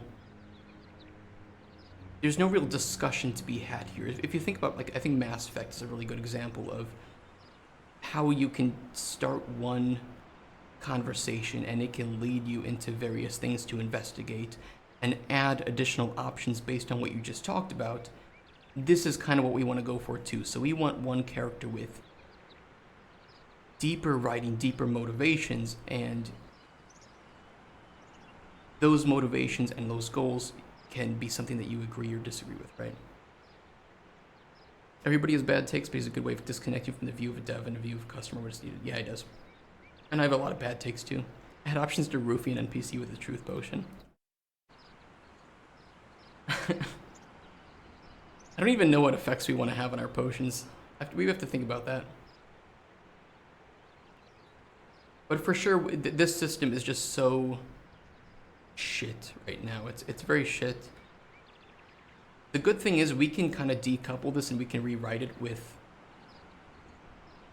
a much better setup. So yeah, I do have some bad takes. When you're talking for like 8 hours on stream every day, you have some bad takes, right? But I also defend a lot of takes. I also defend just not being extremist.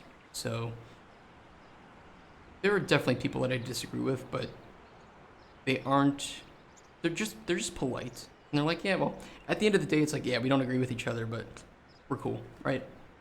We both love games, we both make games or whatever, so.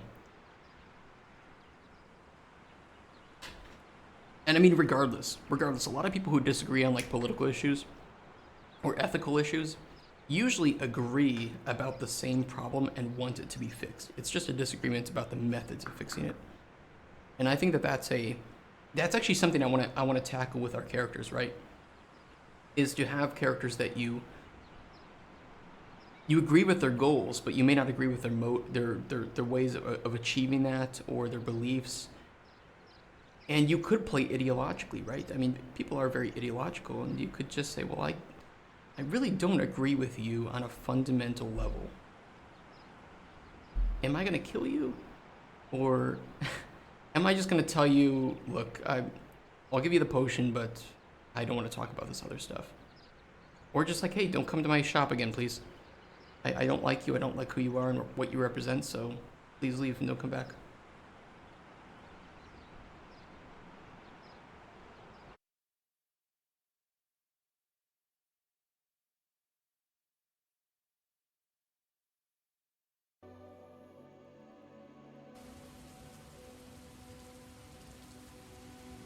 What would we want the goals of our NPC system to be? I think a goal would be modularity.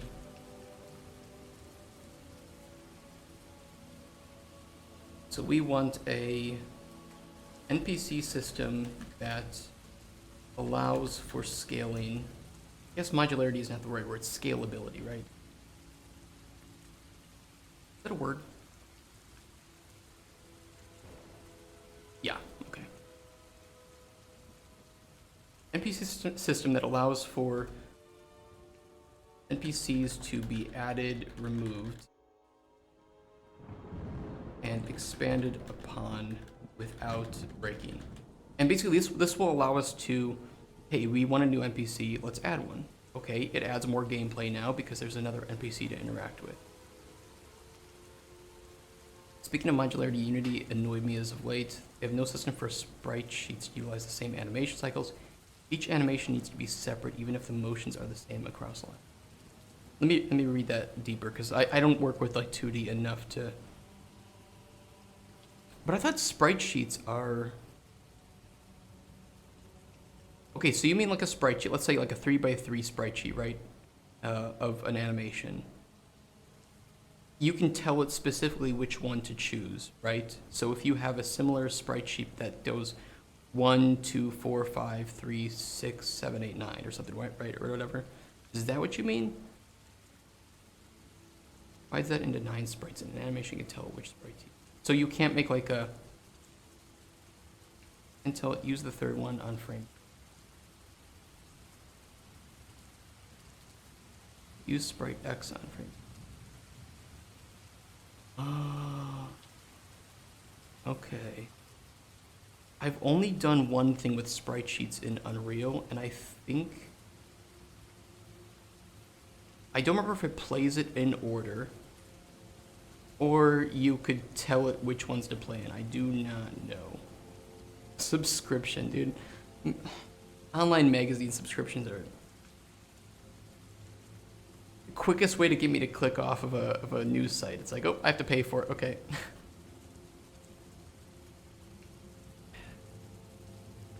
I don't read news that much, honestly.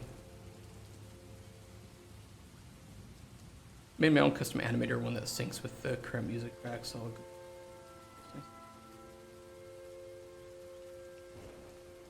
and maybe you have some way around it, I don't know. I'm really tired of mainstream media these days.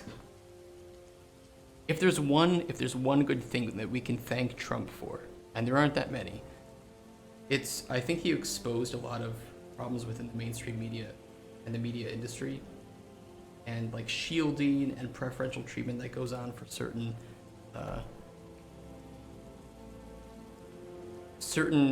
political factions. That, and I think that the way that, for instance, the DNC treats anti-establishment Democrats, so people like Bernie Sanders. I don't really agree with his policies, but the way that they treated him was really fucked up, and same with, I think, Tulsi Gabbard was somebody that I supported quite a bit. Yeah, I mean, if you're going against the establishment in Washington, D.C. in the U.S., you stand no chance because both sides just want to continue to profit and fearmonger and gain more power. Generally, I want the, I'll say this like in general specifics, that doesn't make sense, but in generalities, I don't like government interference with a lot of things. I think that the market does choose what it wants to be. Usually I'm less government. I guess I'm more libertarian in that regard of smaller government, less interaction with people's personal choices. I think that certain policies are great for protection with individuals, but that most of the time the government's job is to protect its citizens and not force you to make decisions, right? And I'm against that on both sides. I really think both Democrats and Republicans it's one and the same. If there's any weird conspiracy tinfoil hat that I believe in, it's that both sides generally want the same thing and they purposefully make up disagreements and issues to keep people emotionally attached. But in the end, it's just more power going to governments. And I'm not a fan of that. I'm not a fan of that. I don't think anybody can make better choices for my life than me. And I don't want somebody else making those choices. So for me, smaller government is like removing that choice from the government, giving it back to me.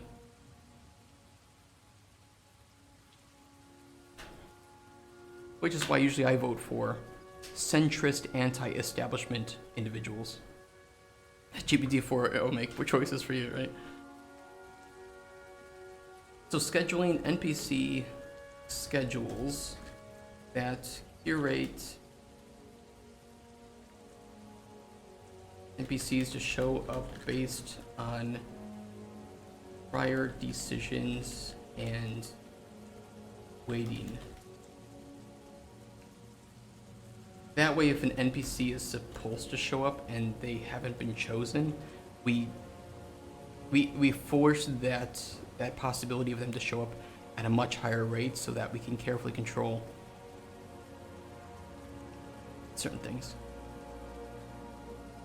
I don't believe in deregulation, right? And I think that's a better way to put it, because I think I said like protect or defend. I don't necessarily believe in deregulating to an extent. I'm also very anti-monopoly, and there's a lot of that, especially in like tech industry. I believe just that I don't want somebody else making a decision for me. And if you have somebody telling me how to spend my tax dollars, so on things like education, on like college education, I don't think tax dollars should go to pay for kids' free college. I think that the problem with colleges costing so much is a result of college decisions, of the management that works there, and of lining the pockets of administrators of those colleges in order to essentially fake how worth those colleges are. To put it in a very simple sense of, I don't want to necessarily talk about this for like 3 hours. But I really like a lot of like EU regulations that they have, especially over food and health and things like that. I just don't necessarily want to pay for people's personal decisions, right? That makes sense. If you want to go to university, if you want to pay a shit ton of money for it, go ahead. But I don't want to fund that with tax dollars. If you want to have an elective surgery, I don't want to pay for that. But if you need cancer treatment, I don't mind that being subsidized to an extent, right? Yeah, no, I'm not a fan of I'm not a fan of a lot of taxes, I guess, right? Once you start paying a lot of taxes, you realize that a lot of taxes shit. But I agree with like K through 12 education, but I'm not a fan of paying for expensive private education, especially when a lot of degrees can be gotten at community colleges just as well for a fraction of the price.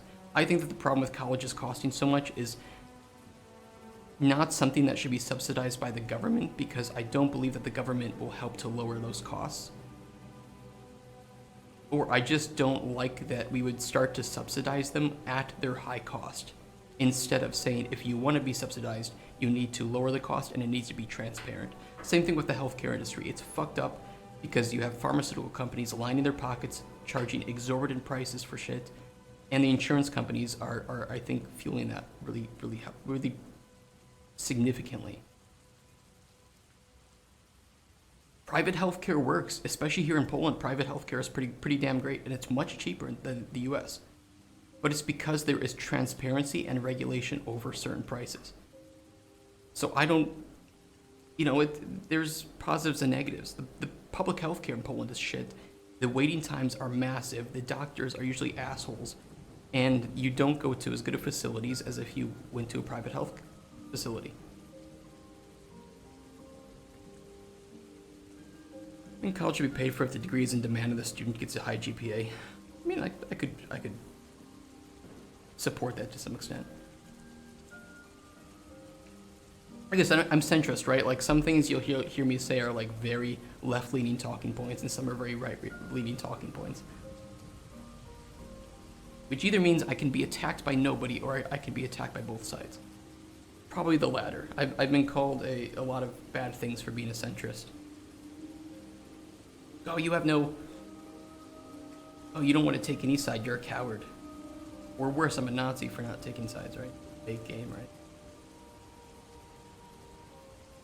What else were our goals? I can... Oh, oops. Availability schedule. For sure, the dialogue system depth. This one is really important, but I think it's not too difficult to achieve.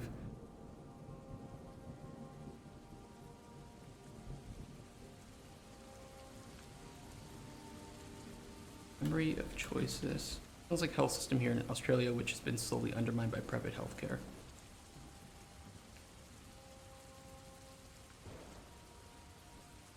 I mean, it's tough. It's like, it's nice to know that if I had cancer here in Poland, I could get free treatment. It would probably take a long time, and unfortunately, depending on the stage, I might be too late stage to get fast treatment here in Poland, and private healthcare would still be my best option. There's a lot of old people that gum up the system here in Poland because they schedule frequent doctor visits and make it more difficult for people who honestly really need it at the moment to get it, right? But I'm glad too that the private system here is so nice and very transparent and says, okay, you need an x-ray, here's how much it costs. And it's probably like equivalent of $100, right? So it's like, they're just very upfront. This is how much it costs. Do you want it? Simple as that. And it's way cheaper than the US. But I've heard too from some doctors in the US that they charge that much, not because they expect people to pay it, but because they charge the insurance company who pays for it. So again, it's a problem on the customer because of decisions being made by people up on the chain, and eventually somebody's making a fuck ton of money out of it. Insurance companies, or the people that run the insurance companies, or the people who are pharmaceutical executives. And unfortunately, they lobby the government to continue down that path and to not allow it to change. So it's like, I don't want to give the government more control because they're already fucking up with the control that they have. Less power, let people choose what they want to pay and put more transparency into it. And I think in that regard, I'm more libertarian or democratic on things like healthcare. Because I just believe in transparency and openness and allowing the market to compete. Because when the market is allowed to compete without lobbying and assholes lining their pockets, you will have something come up that provides a better service than the opposition. And that is starting to change, but it's very, very slow. Yeah, right? It's like, it's fucked up. Healthcare's fucked up. Political views are so different, I don't think most of them fit into this spectrum. It's like, I don't know, we all want the same thing, right? We want people to get good treatment for a fair but minimal price, and we want people working to be treated fairly. We want people to have the same opportunities and the same chance to succeed. Just different methods, but I think that's why discussion is so important, and it's kind of sad that people see discussion as, I guess, dangerous these days. Expand civilization to the next paradigm. That is quite the ambition. Memory of choice. Log. Oops. Galactic Empire type shit. It would be pretty cool to see, wouldn't it? And especially if we can just... I don't know. There's so many problems. I have no faith in government, let's put it that way.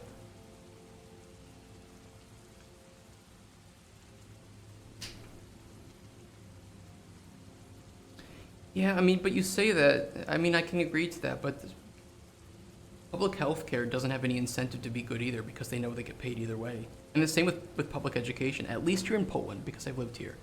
Public education and healthcare is usually seen as shit because there's no incentive for them to be good. But because private healthcare is meant to make money off of it and they compete with each other, also with internet companies, much better competition here in Poland than in like the US, you do see prices getting driven down and quality improving. So maybe I'm sure there's different ways to handle it, but at least here in Poland, the public systems are usually bad, and it's just wasting taxpayer money. A lot of people get education over here because it's free and it's expected, and then they never use their major in any way. I have a lot of game dev friends that are like that. It's just like, well, it's expected to get a degree because you aren't taken seriously if you don't have one, but I don't use my degree in game dev at all. I don't think that there's lobbying. There's a lot of EU regulation over stuff like that, for better or worse. Create artificial incentive. I think that there's a way. But I don't trust people in power because power almost always corrupts, right? And we see that in history. I feel I usually have a lot of issues trusting people in power because the people who work that hard and say all those great things are usually the ones that are the slimiest. There's not a good track record of people in power. There's dialogue loops. Alchemical. And this is if it can be done. Event triggers.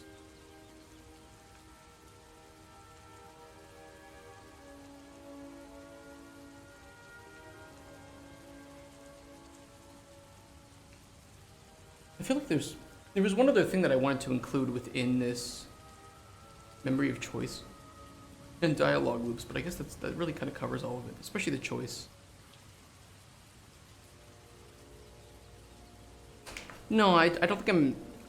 But people working in healthcare are different than people making decisions about healthcare, if you know what I mean. Like, the people working in the hospitals are usually much nicer and more willing to try and do what's best for you because they are actually there working with you, right? So I think there's some term for this that we only care about like a certain number. I think it was like 6 people around us at a time. That's the maximum on average people that we can care deeply about. And as we start to remove ourselves from the chain, so if you don't see them, you don't know what they look like, you have less care for them, and if you don't know their names, you have even less care. So there's some like degree of association. I live in Poland, but I'm from the US.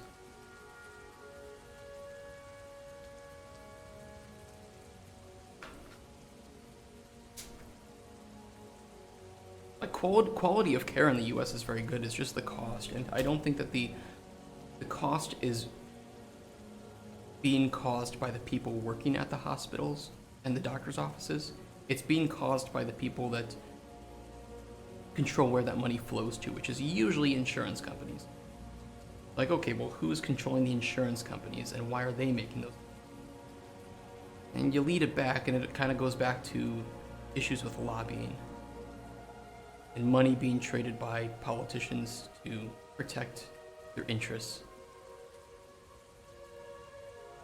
I don't know how it is in like Australia or other places, but like in the US, you are allowed to own stocks, and there are ways to very easily trade money between politicians and companies. So of course you have corruption. Of course you do. Yeah, that's one of the reasons why I think that like defund the police had the opposite goals. It should be, no, we should provide better salaries so that we can weed out the people who are really not good at their jobs. And especially for training too. Get more money for training, hire better people, and you'll usually have better policing. Event triggers based on outcome, scalability, scheduling, dialogue system. I think we do need to have something in our overhaul of the system that will actually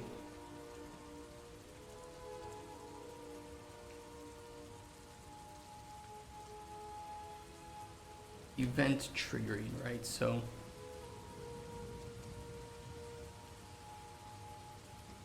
dialogue choices and potion outcomes can trigger things in the world or trigger new NPC show up.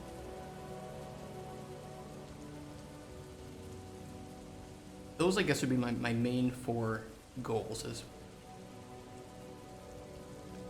scheduling affects the pacing, scalability affects the gameplay, or I guess ease of development, right? The dialogue system depth and event triggering affect the player's experience of interacting with NPCs. I mean, that might be true, yeah. I think there's just going to be corruption either way with people who want power. The people who achieve power are usually the people that want power. And those are also the people that are worst with power. So at the very least, I think I defend my decisions in saying,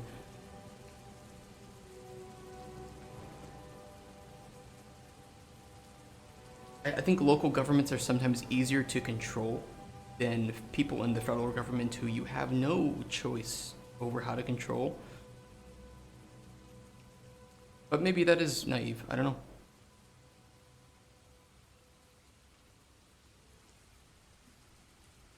I don't know the specifics of Poland. All I can say is that the quality of private care in Poland is much cheaper than the US, and the costs are much cheaper than the US.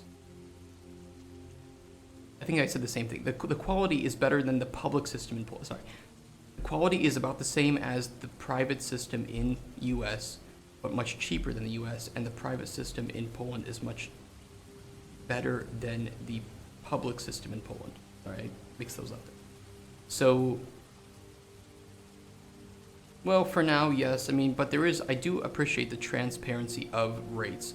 Like when they tell you how much it is to buy healthcare, just buy it for a month, for a year. And when you go to a private clinic, they tell you exactly how much, exactly what they cover. They have long books of exactly what they cover and for how much. And when you go to a place that is that private insurances, so like one of them is LuxMed, right? Okay, so when I go to a LuxMed clinic, I know exactly what they cover and for how much. And if they need to add something onto that, they are upfront exactly about how much that costs. And there isn't anything hidden into that. I can at least say that experience is better than in the US. Right? But the US healthcare is very high quality. It's just the costs that are really nasty. And I'm not an expert as to why that is. I'm not going to pretend to be an expert.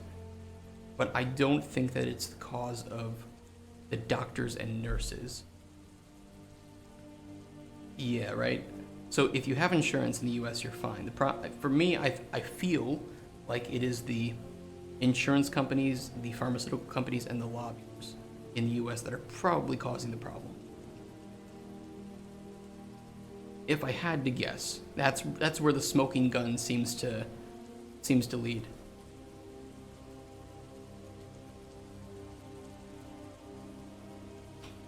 I mean, that's easy to say, right? But it's like if I go to LuxMed, and maybe I can find it in... God. What's the... yeah, I can get individually, but what's the... Can I translate?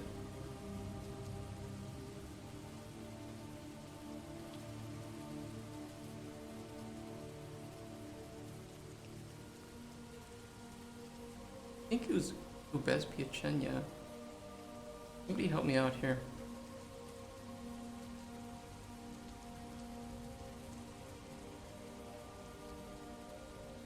Hospital insurance full.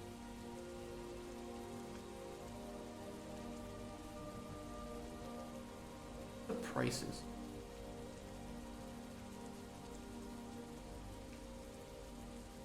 I was looking at it like 2 years ago. It was about like 1,500 Polish zloty for a person for. Was it two? It was actually pretty cheap to get private healthcare in Poland. The problem is that you're still then paying for public healthcare in because it's forced upon you, right? So you're paying this ridiculous amount of money to healthcare that you can't access usually because the wait times are really bad and the healthcare itself is pretty shit. My fiance, for instance, this is a good personal example, ripped her toenail off. Okay, very painful. And I have first aid experience. I was in Boy Scouts. I got my first aid badge. But I mean, I train, I'm CPR certified. I know how to do first aid for most things. And if you rip off and you have this open flesh, the one thing you shouldn't do is put something on there that could stick to it, because that can prevent the wound from sealing, and if it seals, it's going to seal with that material inside of it, which can lead to infections, or of course when you have to pull off the material, it will rip up the hole that your white blood cells are trying to coagulate and seal up.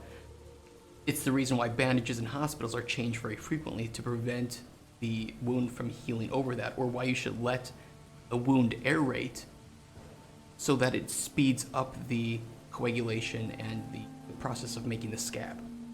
So when she goes into the hospital because she ripped off her toenail, they just wrap gauze around it. And so then when she finally comes home to me, because she was at a friend's apartment in another city, when they do this, I go to change her bandages, and it's like there's no lubrication here. So the wound is already starting to kind of heal up with gauze essentially stuck inside the wound. And so I tear it up, and of course it starts bleeding again because the gauze is stuck in the wound itself. You know, there's no lubrication, there's nothing to help seal it without being material that would then cause an infection. So this is something that any basic idiot with first aid knowledge would be able to fix. And it's just like apparently they were assholes to her. They were like making fun of her because she was crying because it was so painful. I'm like, God, if I rip my toenail off, I'd probably cry a bit too because that sounds really bad.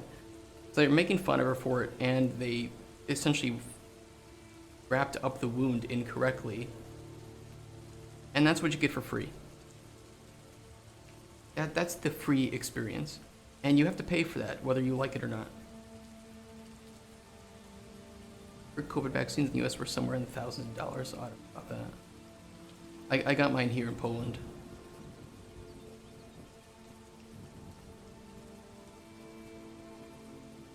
I think private healthcare providers in Poland have more requirements to be transparent and have more competition. That's all I can say.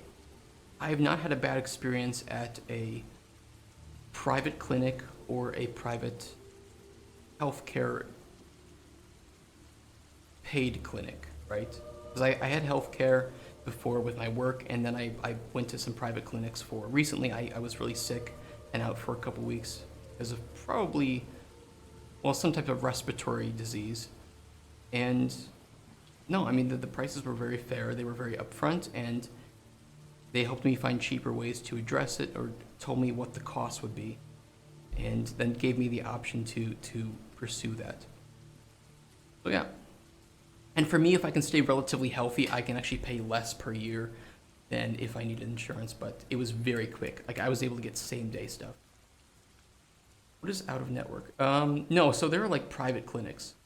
And if you go to a clinic that is run by these insurance places, like a LuxMed one, you can still get care there. It's just they primarily cater to people who are part of their network. But you can still go to those places and get private care for them. From what I know.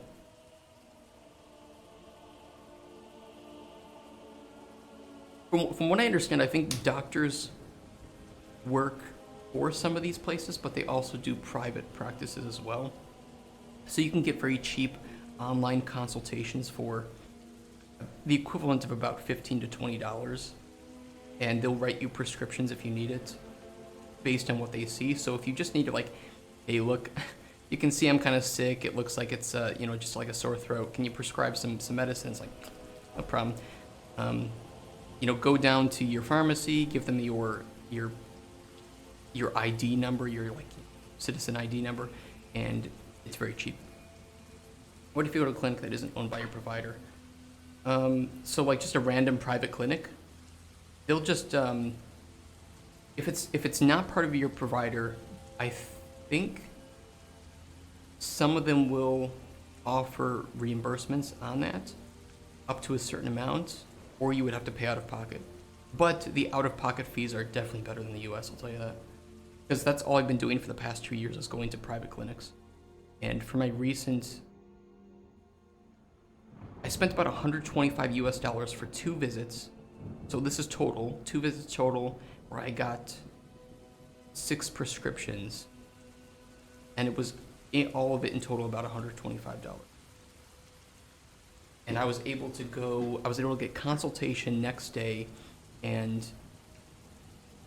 I made one of the doctor visits 1 day in advance. So it was very quick, very, very easy to get in there, not much wait time, like maybe 10 minutes. And they were able to see me and say, okay, I've recommend blood tests, here's how much it'll cost, but you don't have to, here's the paper if you want to fulfill that, but if you don't think you need it, then just don't schedule the visit.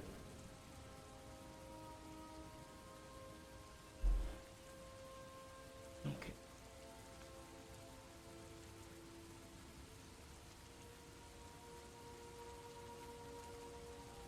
I love how we've decided to talk about this today. I love it. Why'd you need to go? Okay, so I was really sick with something that I had like a sore throat and some, like canker sores? Okay, if you don't want to see the image I'm about to show you of a canker sore in somebody's throat, please close your eyes for like 5 seconds. That's your warning.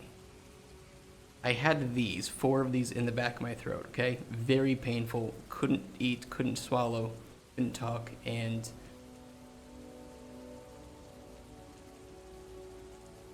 it took like 2 weeks to go away. It was really... Out of pocket is better than the US. It's like, it's not the worst thing. If you have insurance in the US, you're fine. If you don't have insurance, you're fucked. Really. And I think that's not an issue with the hospitals. I think that's an issue with the insurance companies, if you ask me. If I could choose what I think is the perfect healthcare plan, I would say non-electives should be subsidized and electives should be out of pocket. But that we should also be transparent about prices and try to lower them. And there are companies that are trying to do this. So it's like if you want some cosmetic surgery, I think you should pay that out of pocket. But if you want, if you have like cancer or something, you get in a car accident, those should be handled. Yeah, it depends. But yeah, I think for the US, it's federalism, right? So you have each state determining how it wants to do insurance for the most part. So there are some states that have really good insurance that's very affordable for people who don't have a lot of money. But I still think that the issue exists nonetheless, is that insurance companies and lobbyists are making a killing because they know that they can. And there's not enough regulation to handle that, and transparency in the prices and coverage of things.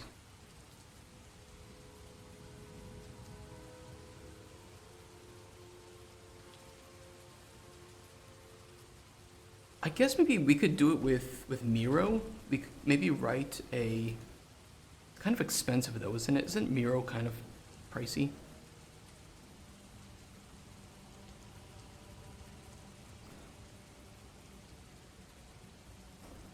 Bit, isn't it? 3 editable. That's not terrible. I could swing that if we need to. Especially now that I won't have to pay rent. What are these oozing sores on my genitalia? Yeah, and it would tell you that it can't tell you because that would be against the guidelines, right?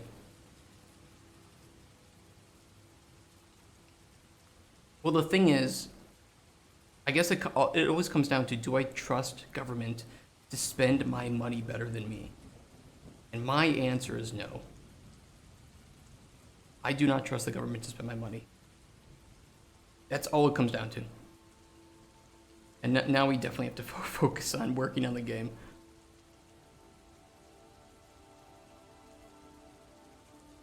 I mean, a single workspace with unlimited boards is fine. I don't really need more workspaces. Collaboration.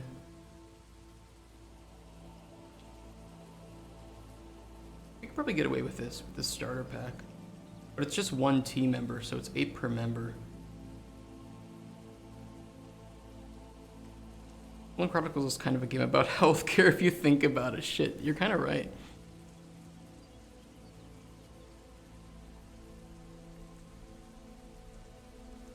I guess my desire to not throw ideology into my game is, yeah, you're just a pharmacist.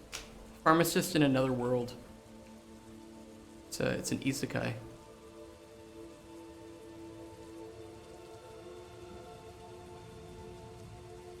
I mean, I guess we can just agree to disagree till the end of the day, Disthrone.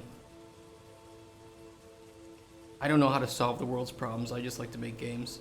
This is my way. I can use my knowledge to give people something that is nice when the rest of their life might be shit. I think it will have some ideology, but we want it to have multiple. We want it to target everybody and make... If Kotaku can write a bad article about my game, I will have succeeded. If Kotaku can write multiple bad articles about my game, I will have won the lottery. I want to challenge people's perceptions of the world, including my own. I want to have characters that you will not agree or disagree with completely. And there might be characters that you vehemently disagree with so much that you want to sabotage. And I think that that's just an interesting choice that the player gets to make. And other players might really agree and respect that individual. And I think that that can lead to interesting discussions and comparisons of what choices are players making. Ooh, that would be a good thing. You actually...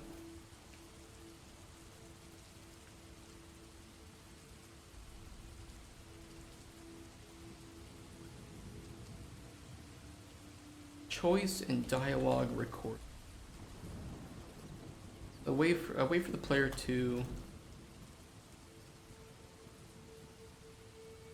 track what has been said, learned about an NPC, and to see what choices they've made. You know, one of my favorite things at the end of like Telltale games was seeing how many people made the same choices that I did. I don't know if you guys played Telltale games, and I would love to do that in ours, where probably by the time you finish the game and we showed like screens of how certain things developed with like an NPC or a kingdom, we will have some way to connect those stats up globally. And so you can see how many people ended up with the same ending for that NPC or that kingdom as you. I love Telltale games. I do too. I love like the Wolf Among Us was probably my favorite of it. I mean, I love The Walking Dead as well. God, that was so good. I can still vividly remember that scene with Lee. You guys know the one at the end of the end of season 1. Add insurance in your game, or if you're part of the alchemical network, you get free potions, but you have to pay a copay. That could be pretty good. There could be some funny ways we could incorporate some real life things. I want to try to, I don't know. I'm trying to hire people and find workers on their game who all like characters and storytelling and writing, and that way we can come in and just talk about, especially if we have different views of the world. Like I don't know, me and you have discern, right? Where we can come up with characters that are just pulled from every single part of the world, right? We might have some really bigoted people, some people who are doing evil things, or some people who are doing really good things and maybe a bit too naive about it, or people who want the same thing but have different directions of how they would solve it. Racists and cold-blooded murderers, you know, or just casual farmers who don't give a shit about other people. I don't care. I don't care about your problems or your goals. I have my farm and my family, and that's it. Don't tell me how to run my life. I'm not going to tell you how to run yours. Those kinds of people. Just interesting individuals that you would find in real life, or just going through problems that we find in people in our world.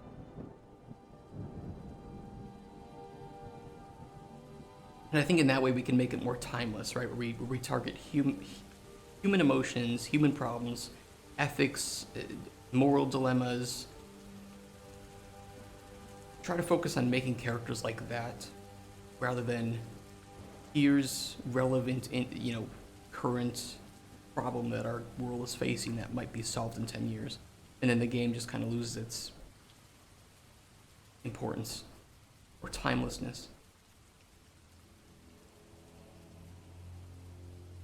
The only problem I thought with the free Miro version is that we can only put like 5 things onto a board. Maybe that's wrong. Let me log in. Google. Choose an account.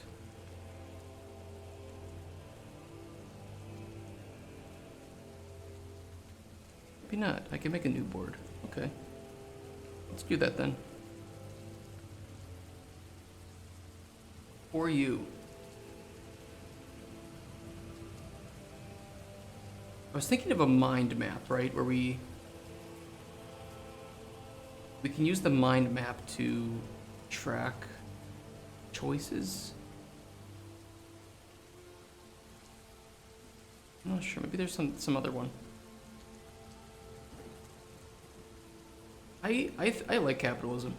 I'm a capitalist at heart, but I think that there's more ethical ways to handle competition and doing what's best for people.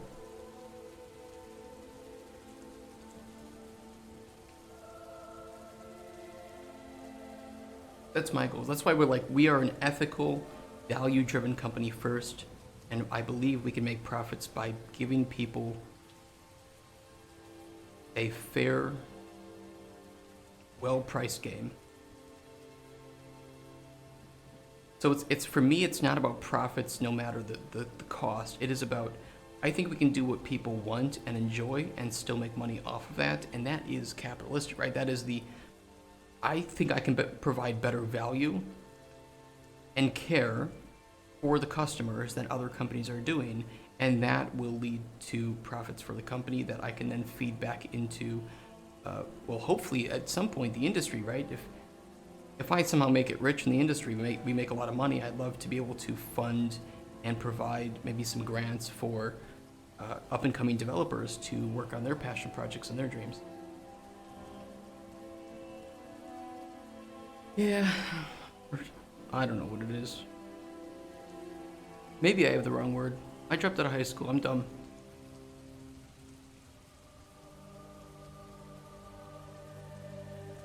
You can rest, everybody in the stream can rest assured at the end of the day when you go to sleep that I am just retarded.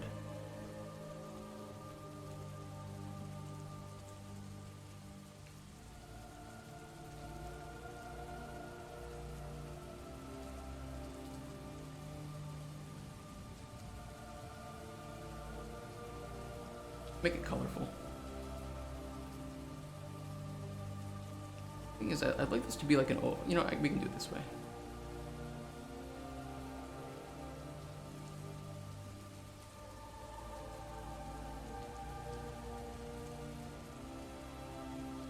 What am I doing?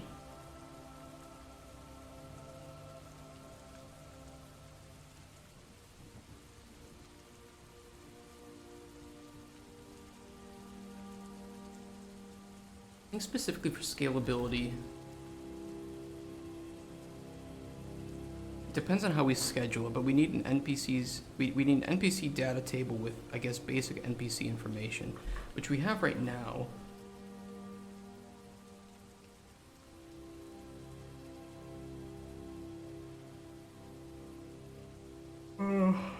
This one. I think it was this one.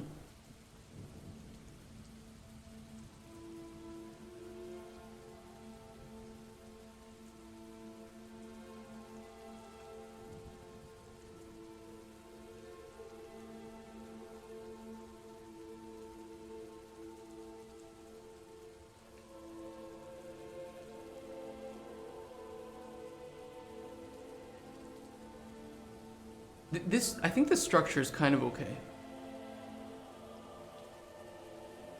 Because we base it on a row name, right? So we have row name, we can call a different row name when the next potion is needed. I think the NPC data missions, I think it was the DT mission. Oh. Where did I put it? NPC dialogue.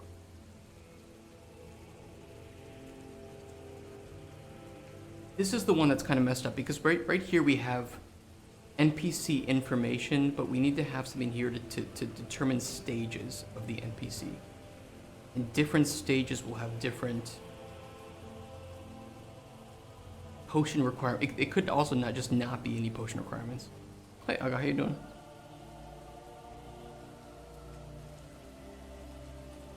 That's true, markets did exist, yeah. I don't think I'm going to call what I believe any specific thing. I'm just going to say I want to have a positive effect on the world with my games. I want to make sure that when people think of the legacy of Microraptor Games and of me, they think this was a company and a set of people who provided something that I found a lot of fun and was very memorable and maybe affected me emotionally.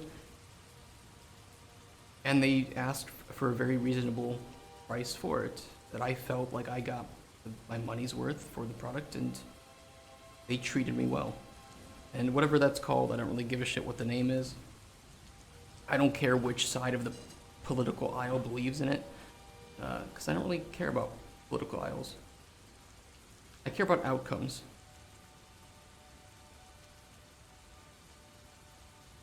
And if an outcome is that I fuck a lot of people over, which I would do if I worked at like Ubisoft or EA, I know it, then that's not the outcome that I want. No matter how much money that makes me.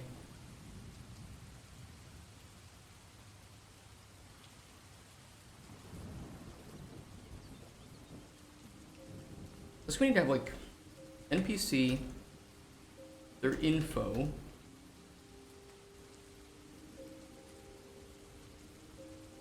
quest stages. We could just say storyline stages. Yeah, I think the outcomes matter, and there might be multiple ways to achieve it, or a mix of multiple ways. But if it's like if I can do more positive than negative on the world, and if everybody did that, then we should have a society that is continually getting better, and I think for the most part we do. I do believe like the average human is very good to other humans around them. And where it really starts to get muddy is when you have that disconnect and you don't know this person personally. But it's like if you and I ever met up in person, I think we would both probably get along very well, and if we had problems, if we were like maybe living nearby, we would help each other. I think the more disconnect you have, the less you know about the person, the less you care. And there's a lot of people that just don't care. And you see people like throwing trash out the window, or I don't know, just being rude, not keeping holding a door open for someone else, and it's like, oh, it all adds up. It all adds up. But I mean, I guess that's more culture at that point too, right? Where different cultures have, I guess, different incentives or nurturing to enable that kind of interaction with each other.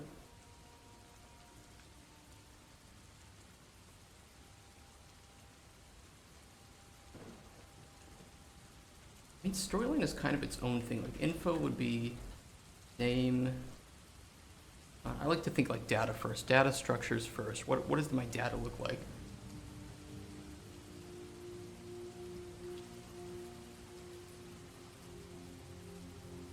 Fine.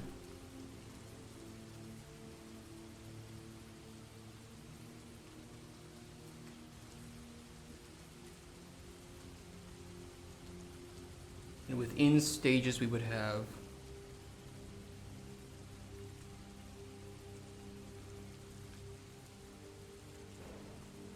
I guess like spawning control. So when would this stage spawn? What is required to spawn this stage of this storyline? Is it weather? Is it a certain season? Is it do we require that another storyline has progressed to a certain stage? That will be that will be easy to set up, really, because then we can determine a pool of NPCs that are allowed to be spawned. And of course, we can also trigger NPCs to be removed from that pool to be spawned. So maybe a choice leads to another NPC getting killed. We can now remove that NPC from this spawning.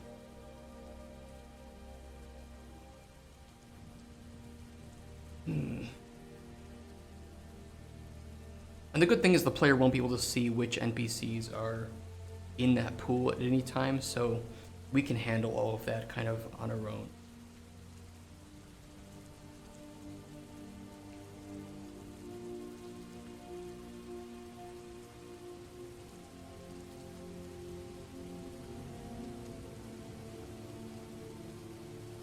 Stage running control.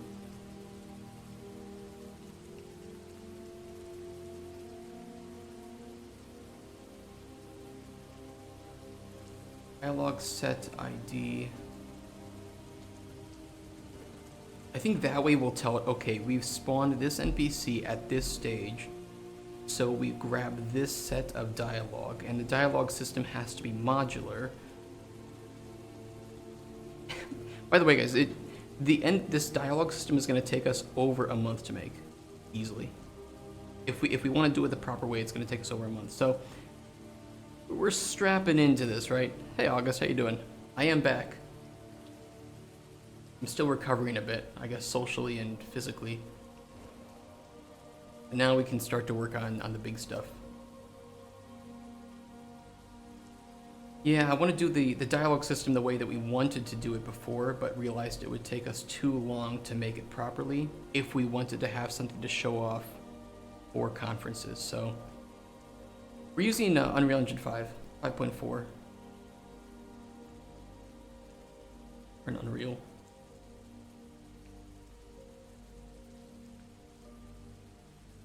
And I think we're going to keep working in this level too, because I think it is a really good level to test out all of our systems, and it's already made. So this is this will be a prototype level, but also our test level essentially.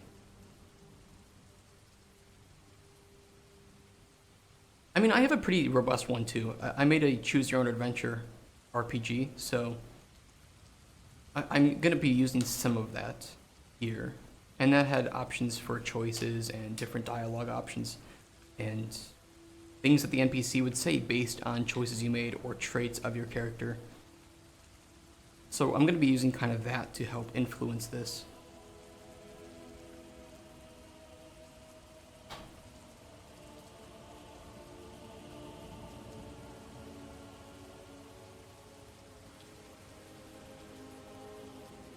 On Monday this week, I walked 17,000 steps.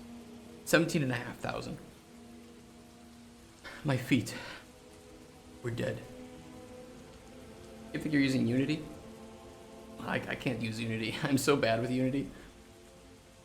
Last time I used it was like 10 years ago.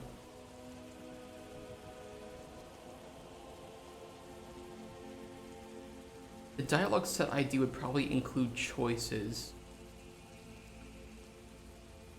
and outcomes. How did it go? It went very well. I had a lot of business meetings. I was roughly able to convince 4 individual publishers that they would be willing to fund about €1 million into the game. Only 2 of those I would actually consider working with at the moment. And what else? I mean, just to keep it brief, right? Because we went over it at the start of the video. I think I need to lean a bit harder into what would make this special to try to convince even more. But I think one of the main problems we had was that we were pitching primarily to Polish indie publishers, which don't have this budget usually. So if we can bolster up the game, have a bit more in-depth milestone plan, and diversify the funding a bit, we can go to larger publishers. Still indie publishers, right? But places like Devolver, Raw Fury, Annapurna, and they would have the money absolutely to spend on this. But they're also going to have a bit higher requirement of what the game should look like. The good thing is that apparently, many publishers said that I have quite a bit more than the average that come to them looking for funding. So we'll just kind of continue with that trend and make sure that we're very prepared and that what we have is playable. We need a playtest. Can I take a rain check?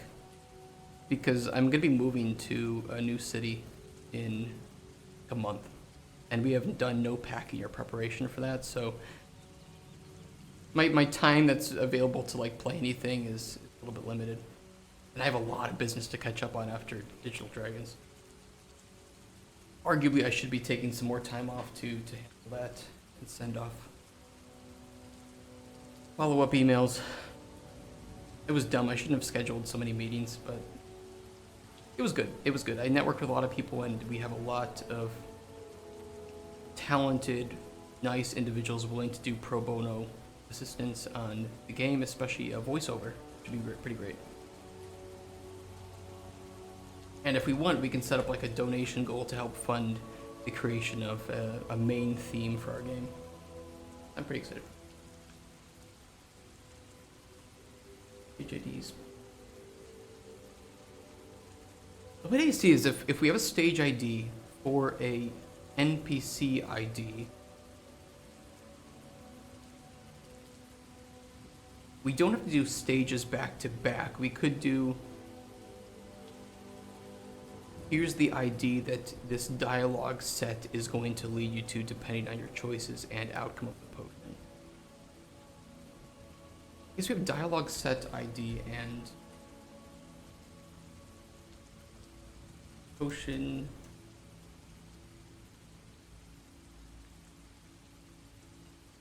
No, I appreciate that. I think I'm spread so thin, which I hate.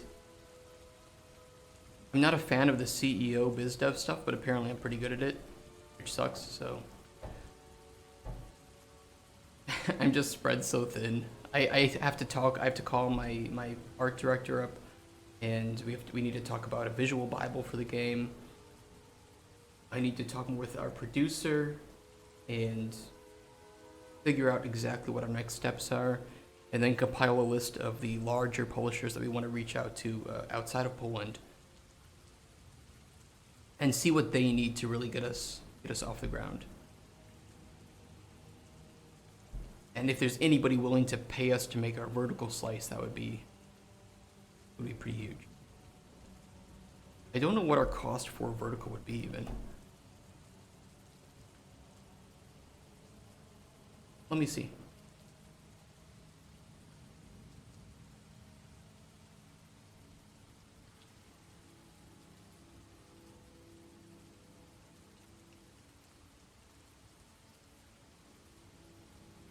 Doing it this way?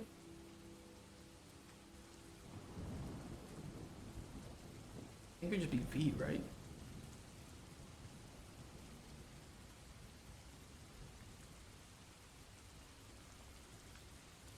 I was also told next time just bring these in U.S. dollars. Don't do Polish zloty. Because I had two individual publishers look at this number and they're like, "What the fuck? You need $11 million?" I'm like, whoa, hold on. Divide that by 4. Divide that by 4. I think I almost gave them heart attacks at that point. Which in hindsight makes a lot of sense. I thought of, talking to Polish publishers that would make sense, but no, it does not make sense.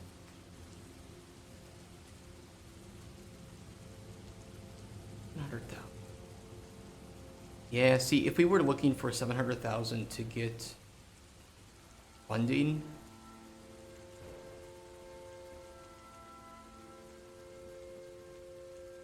no.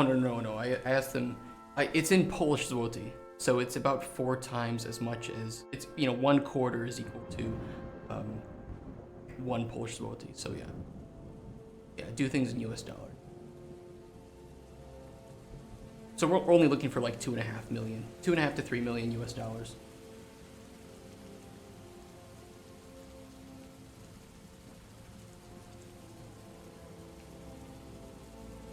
What if we had our first playable because I think that at the end of, in 1 more year, I can have the first playable for Cauldron Chronicles. I feel pretty confident we can have a first playable. They were willing to give me about $750,000 to $1 million, but not 2.5, which honestly better than expected. So if we can push the project a bit further to create more trust and to, I guess, sew up some of the missing aspects of the game, right? And diversify our funding a bit, I feel pretty confident we could probably get 2 million from larger publishers that aren't based in Poland. Because for Polish publishers, it's a lot of money. And this year, less money is being given out in general. And I think by next year and the year after, that's going to improve. So honestly, for all the circumstances that we had this year, we did spectacular. We did spectacularly. I was expecting not to get funding. I was expecting not to even have people tell me that they would be interested in spending about this much money. And we did have that, so no, it was pretty good. Just vertical slice would be 2.2.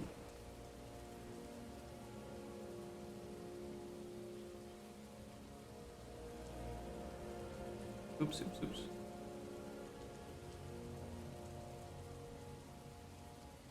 That's about 570,000 US dollars. That's not bad.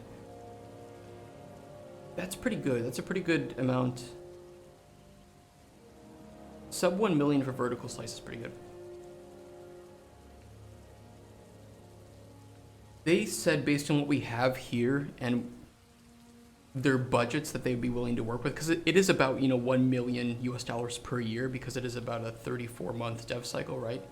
34 to 36 months. So 1 million US dollars a year. Their budgets would probably be a bit lower than that to spend each year. The thing is, I went to a lot of publishers that have smaller games, so their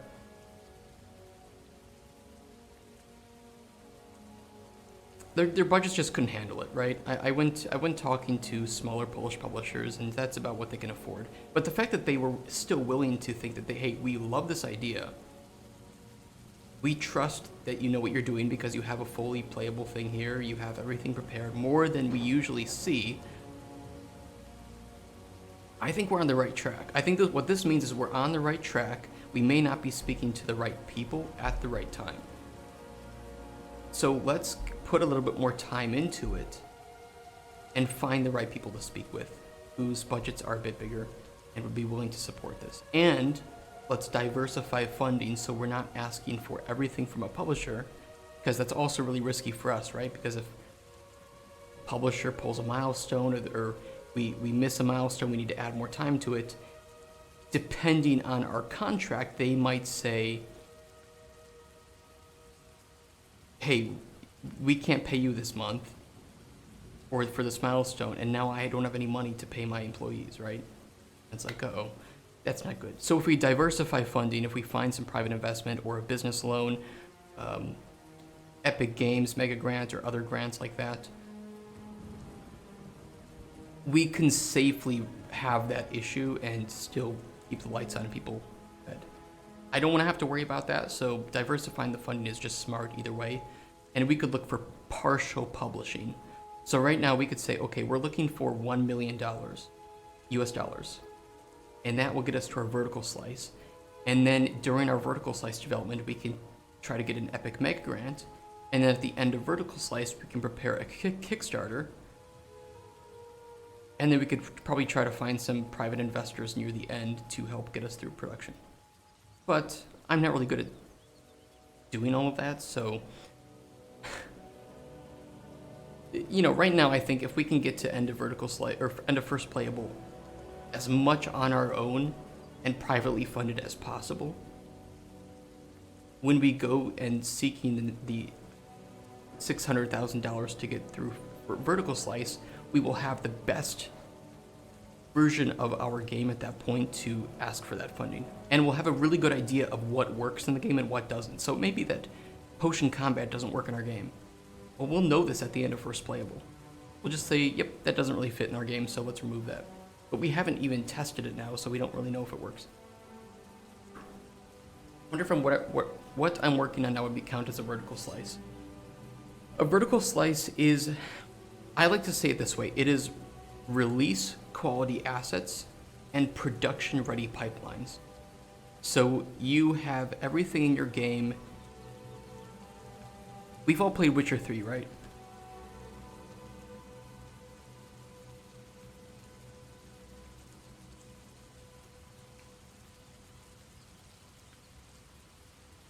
This is a vertical slice, in my opinion. This is a perfect vertical slice.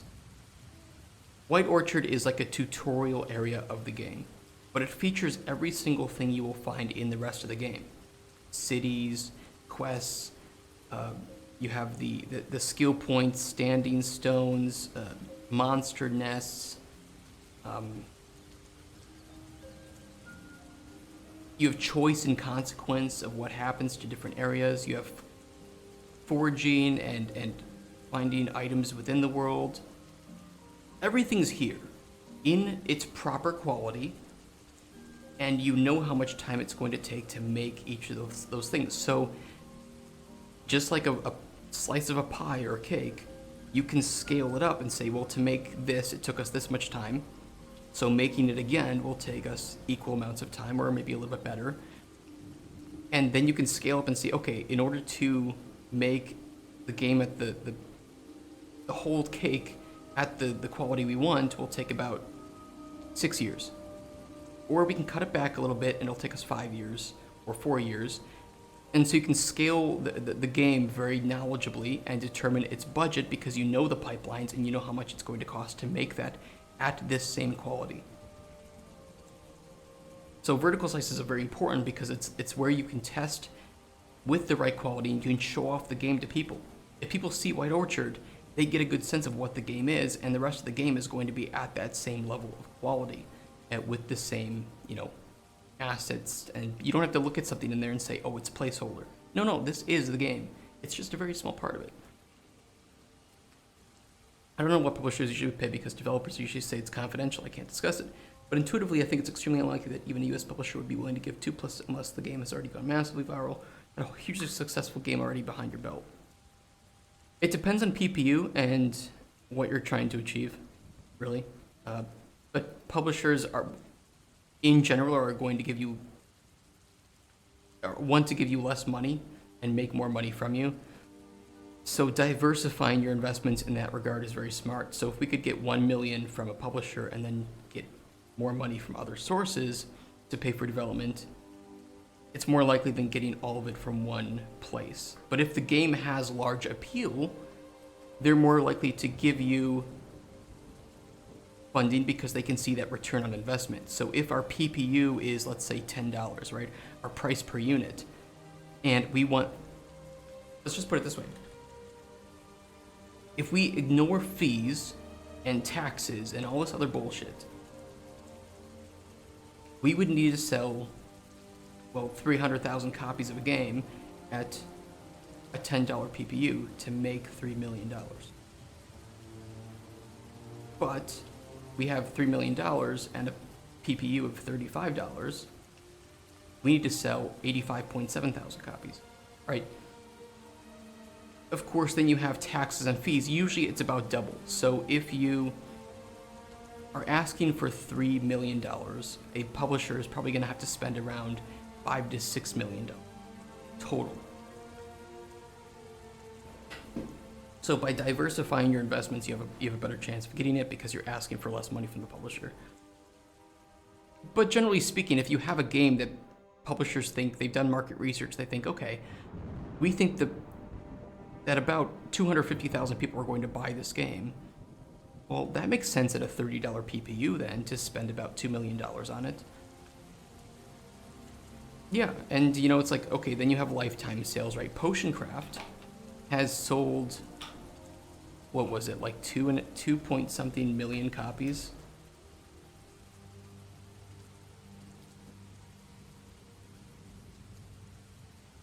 Obviously not all at the same PPU of $9 or 50% off. So $20, right? There might have been sales like this that go towards that total lifetime sales. I'm sorry, 1.6 million. So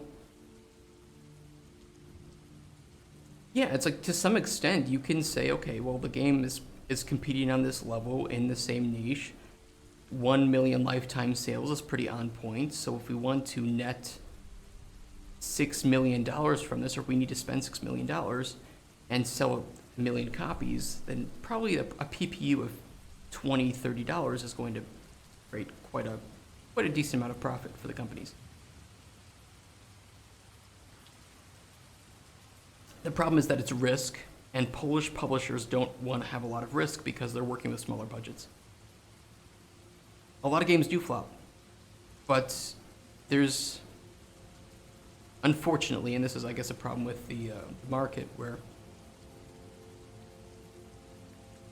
not every case, but in a lot of cases, the more money you put into it, make it look better, the more people are interested in it, right?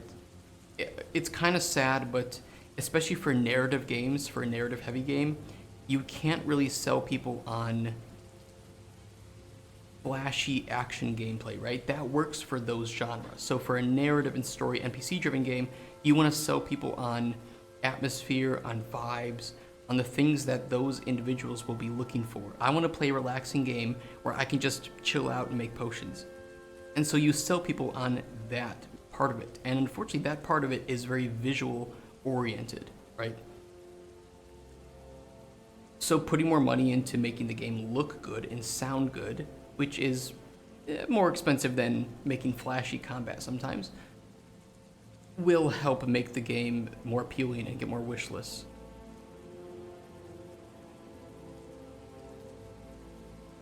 But the way we're developing it too right now is very smart because our monthly costs are very minimal. It's just me working on the game, as opposed to a big company that already needs to keep the lights on, and in order to reach first playable, they need to have $1 million in liquidity.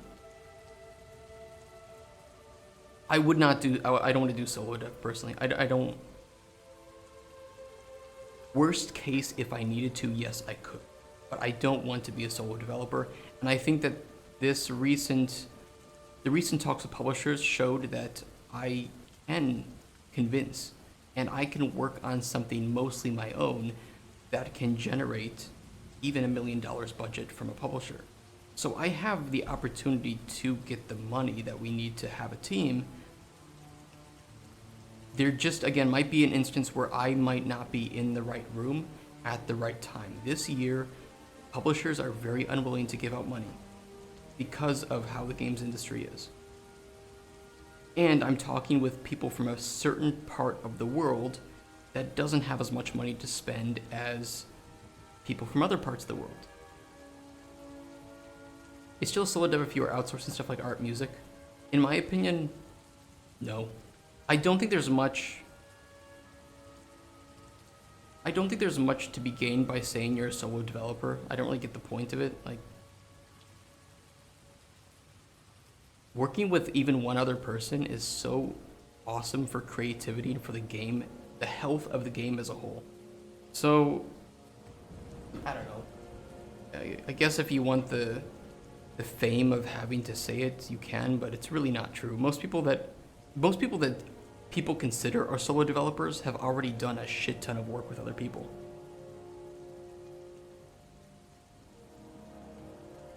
I think the Stardew Valley DLC or whatever it was, that big expansion wasn't even made by the developer primarily. It was, I think, another programmer that he used for it, and then he outsources stuff. So it's like,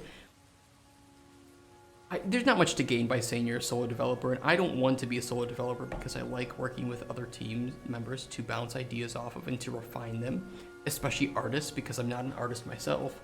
So yeah, I don't need to do that. That's why we have this budget. And yeah, it does say confidential, but I'm the CEO, so I can share whatever I want. Either way, we're on the right track, and if we can have the entire first playable and a similar level of quality that we have here, I feel we will have no problem, if the game idea is fun, getting the money we need to build a team. No problem. Especially next year, when I do think the industry will look a bit better financially than it does now. But these types of games, relaxing,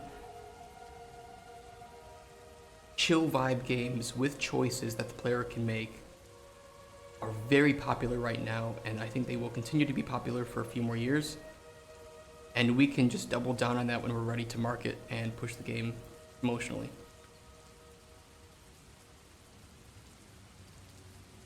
So it's basically like I said before we left for Digital Dragons. We're doing the right thing. I think we're a bit early to pitch this game. So worst case, we will continue to work on it for another year, and we will come back next year with an even better game. I mean, I think so. Like, I just don't see much point in saying you're a solo developer. I think some people are like, oh, that's really cool, nice work. But is the game good? I don't think people care. And I think it's kind of egotistical for people to say, especially when they're not a solo developer. Like the Manor Lords guy, like, dude, great job making the game. But to be honest, you're not a solo developer. I get that you've done most of the work, but what does that benefit you by saying? It's not true. I think it diminishes the feelings of the other people that have done work on it. Like, oh, you don't think my work was enough to mention? You want to give the impression that you're the only person behind this project? Nah, fuck that.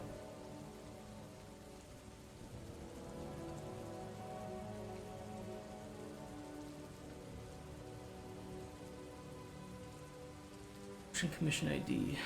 What was I doing before we're getting so derailed today? I missed it. I missed it so much. You guys really feed into my love for that. I think the way we do dialogue is going to be pretty complicated.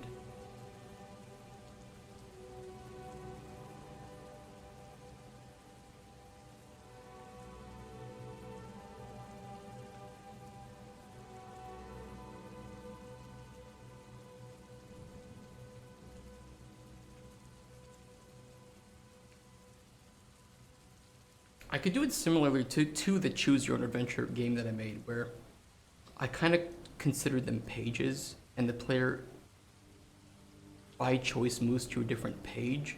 But it made sense when it was like a book kind of inspired game, right? So with this, it would be, firstly, how does this look from a UI standpoint? Do we want to go like dialogue wheel from Mass Effect? Do we want to go dialogue list more akin to Elder Scrolls or Fallout?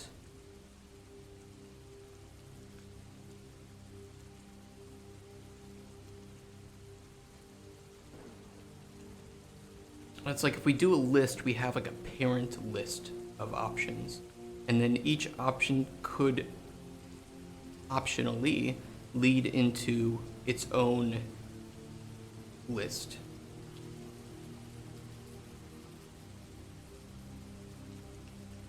No guy who made 99% of the art, 100% of the program, but he outsourced voice acting. Does that mean he's not a solo developer?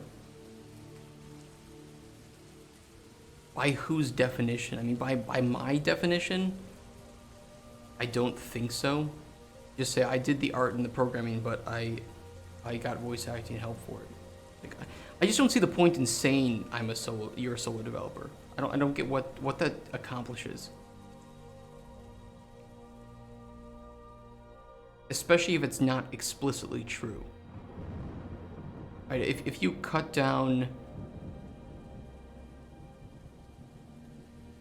trees and cut them up to make a house, you can say I built this cabin. You don't say you're a solo developer, people will assume you're a AAA company. I mean, AAA is very limited. I don't think there are many AAA companies. There are more AA developers, right? And that's what Cauldron Chronicles would kind of be at our point, is a AA game. Our goal is to become a AAA company. I just don't see the point in it. I don't think there's anything to be gained by saying you're a solo developer. I mean, maybe they're more impressed, but it may not be true.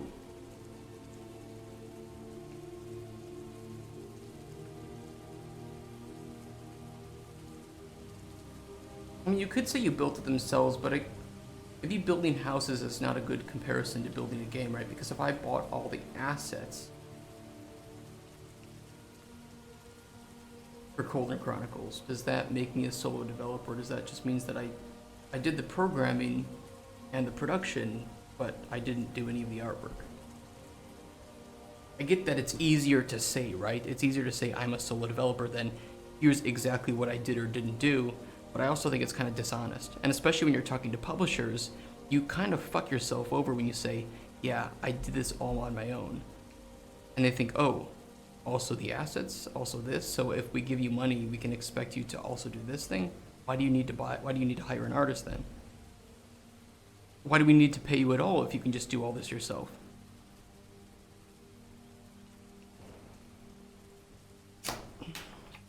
There is a difference, but it's also, are you then a solo developer? In both of those cases that you list, buying things on Asset Store or having a team, I don't think you're a solo developer. You can be the sole programming force on the game and buy all the art.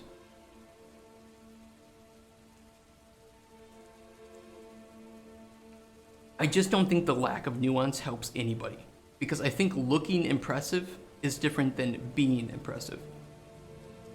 And if you legitimately are, for instance, like World of Goo, 2 people did the programming and the art. Okay, that's it. But of course they have to do localization, they have to do all these things. They are still the driving force behind the game themselves, and they outsource and they hire teams to publish or to localize it. I don't think that there's anything positive to be gained in the long term from saying you are the solo developer in a game when you aren't completely the solo developer. And I don't think there's anything wrong with saying I did all the programming, I handled the production, and I got help from artists. I think it makes you look more honest, more reasonable, especially to publishers. Publishers don't want you to bullshit them. If you tell them that you've done this and you haven't, they're going to think of you as a liar and an egotistical asshole. I've seen people try to write their own operating systems. But I mean, it's apples to oranges here at some point, right? I don't want somebody to lie to me, and especially from a publisher, I don't want to be lied to. You call someone who made a game using the Asset Store to differentiate them from someone who worked on a team of 10 people.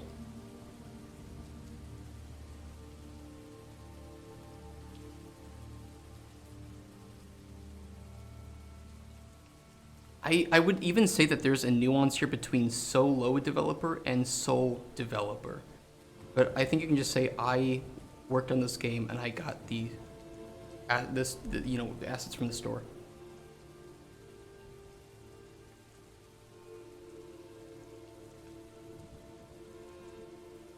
You'd be surprised. I think when you tell the average gamer or average person playing games that you are the solo developer, they don't understand the nuance, and they will think that you've done all that yourself. And I promise you, there's nothing good to be gained long term from lying to anyone, especially yourself. So I don't understand the point, again, the point of saying you're a solo developer when you aren't actually doing everything on your own. And it's okay if you're using an engine. You don't have to say that you built the engine. But if you're buying art assets or you're buying plugins, that's okay. That's fine. It doesn't make you less of a developer to be doing that. It just also doesn't make you a solo developer. I just don't get the point of it when it doesn't make you lesser of a developer to buy some things that you can't do yourself, especially for prototyping. Nothing here that I made myself. I mean, apart from like I don't know, what, the alchemy table. Wow, so pretty, so beautiful. I don't think this makes this less impressive necessarily. People are still very impressed that I've been able to do this mostly alone, except for the help recently with level design and creature AI, which is exactly what I told publishers. And they were still impressed. Like, if you want to be impressive, you don't have to fake it. Just do something impressive. It's just unrealistic to do everything on your own. Most solo developers do not succeed. And people in chat who are solo developers, I'm sorry, but most of you also are going to be in the same boat. If you really want to do it all your own, it's nearly impossible, because nobody has the time to gain all of the skills to make something on their own. They might need a little help with something. They might need to buy some art assets. It's okay. Nobody's going to shame you for it. Just don't lie about it. Like, you'll be fine.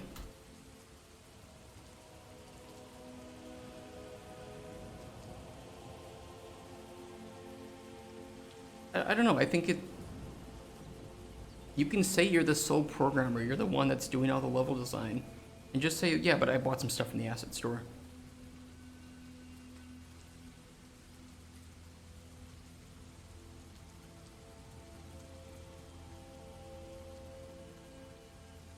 I mean, maybe, look, it's probably just a way of communicating it, right?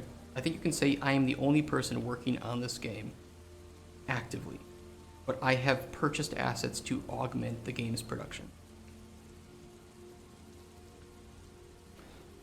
Reuse animations. Yeah, I mean, you're not wrong with that, Johnny. I also think that a lot of it is just dependent on the quality of the sequel, right? If there are sequels, right? If the quality of the sequel is really good, people don't care. If the quality of the sequel is bad, they care. And it's because they want to point fingers as to why they think that it's bad. And in reality, most gamers don't know enough about game development to know why a game is good or bad or why it fails. People look at Redfall. Why did it fail? Well, most gamers don't know the specifics of that. I think Elden Ring a little bit, yeah. Definitely.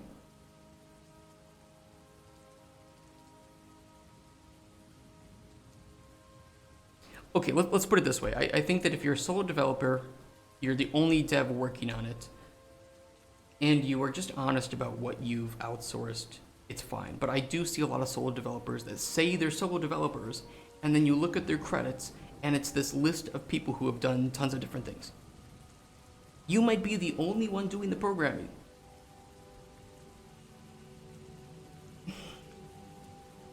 Personally prefer if the user's perception of solo developer is exactly this. One person who produced code for the game, there can be other people who worked on a game. In my opinion, the bigger problem is that some people think that developing is everything without considering art, writing, music making, and so on. Developer is quite broad. Yeah, I agree. 100%. Are artists considered developers? Yes. Yes. Absolutely.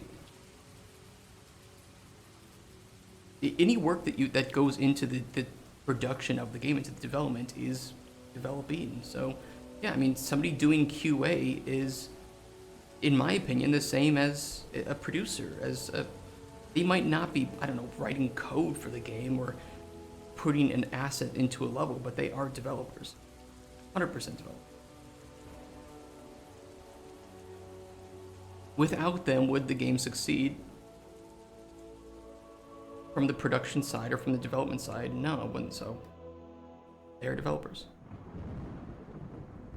And I do agree, if there are assets that make sense, buy them. There are so many great games that probably have used free sound effects or free assets that you just don't know about because the rest of the game is so good. Or they've changed the free asset in a way that makes it more unique, which is very, very common.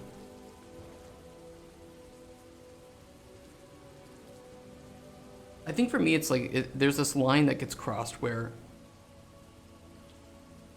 for me, the moment that somebody comes into my level and does something, the moment that somebody provides something to it that isn't bespoke, it's now I'm not the solo developer for it. It's not like I'm claiming that I made the ultra dynamic sky and weather, or I'm claiming to have made these trees.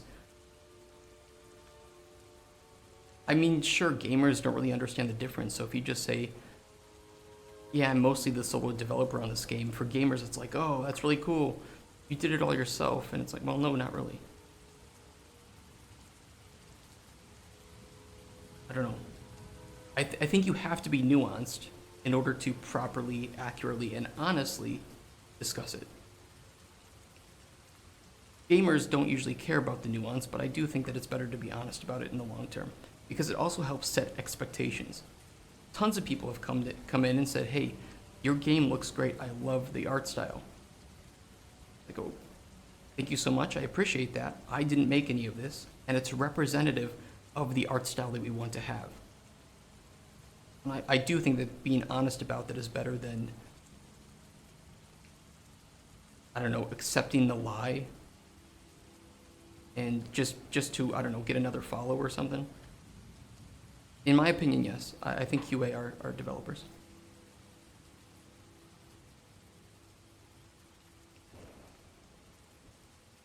They do, QA does a lot of work. They do a lot of work to make sure that the game is running.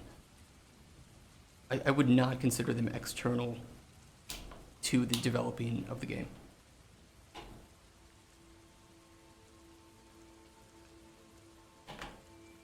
And some of the best ideas that I've gotten for how to fix like UX problems or to fix a mechanic has been from friends that work in QA that are there actively playing it and telling me, hey, this isn't fun, what if we did this instead?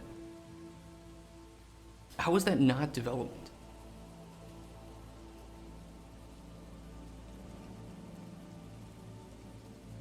I don't know. That's just my view on it.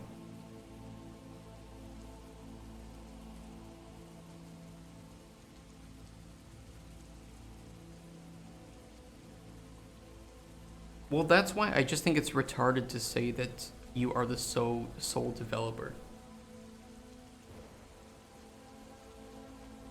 It just doesn't make sense, and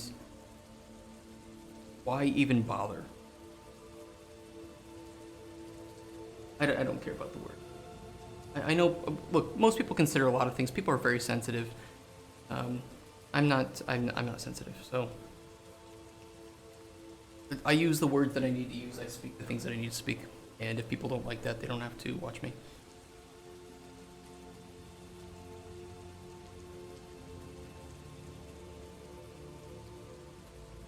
I don't use it to describe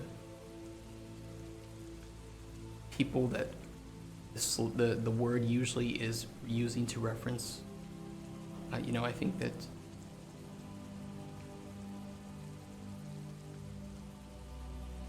I use it to insult people that should know better, which is usually myself.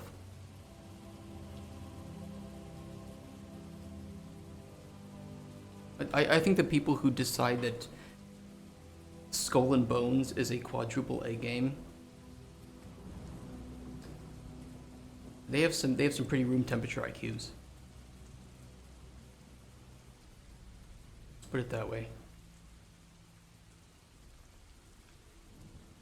Look, we live in an age where, yeah, I tell the story a lot where I live around a couple schools that help to educate, mentally disabled people, and I see them around where I live a lot. And I'll tell you what, nobody's got a bigger smile on their face and is loving life more than those guys and gals. So when you really think about what it means to live and to enjoy life, those aren't the retarded people. Like I said, it's the people saying that Skull and Bones is a quadruple A game and attempting to manipulate people into spending money. Those are the ones that I don't like. Those are the ones that I will insult freely.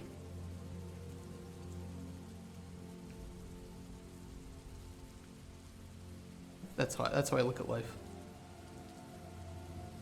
And yeah, it's like context matters, right? You have your ideals, yeah. Well, context does matter, right? It's like I love hip hop, and there's certain words in hip hop songs that aren't the most socially acceptable. But it's certainly, these are a lot of words that I wouldn't use in the context that they have been prescribed to offensively. And I think there's a lot of good comedy that can come from that, right? I'm a big comedy fan. And at a certain point where you are censoring comedy that you find offensive or questionable, I think that's when a society has been unable to take a look at their history and beliefs and try to dig deep about them, right? Polish people are very, very, they love comedy. They love comedy, and they love comedy that dives deep into their history and their shared trauma with of course, the Nazis and the Soviets. So you often have a lot of sensitive topics being brought up in Polish comedy that I think people would, from certain parts of the world, may consider very sensitive and disrespectful. But they use it as a way to collectively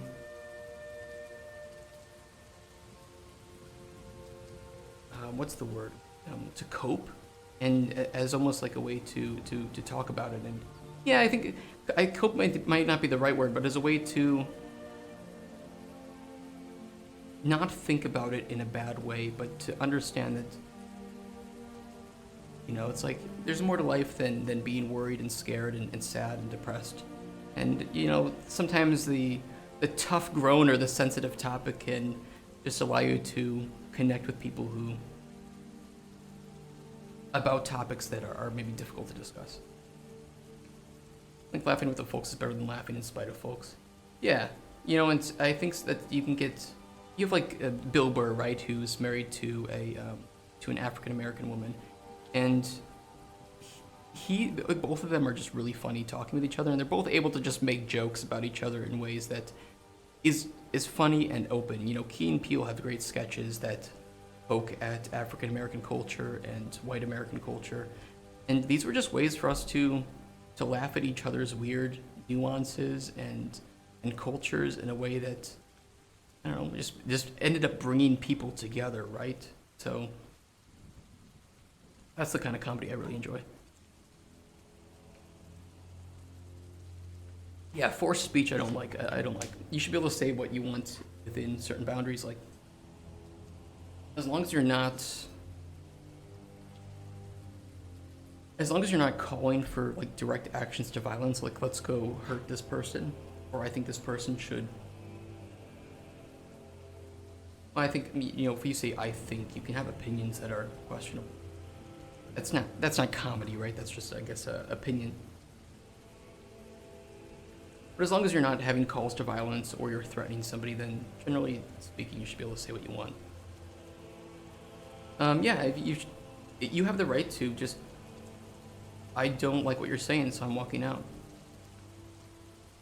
I don't want to be around somebody who thinks the way you do, and there's a lot of people like that, and like I spend a lot of time on Twitter, and guess what? There's a lot of people that I don't want to see what you're typing, dude. This is not very nice. I'm not saying that you shouldn't be allowed to say it, but I'm not gonna want to listen to that.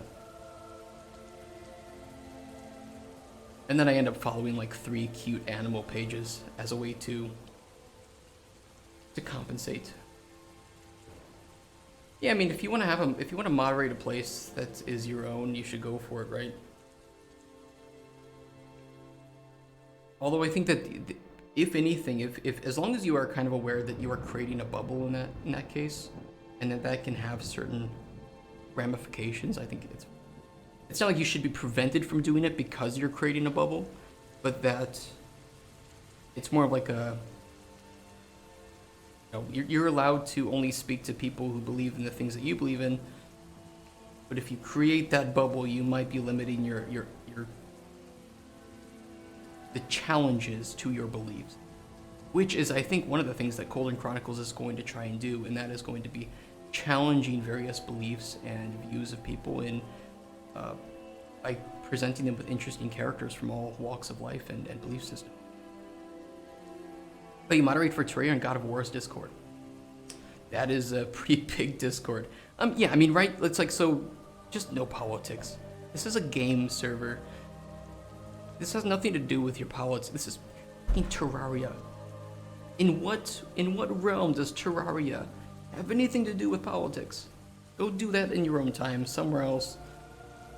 Right? I do believe the free speech should apply to online platforms because those are...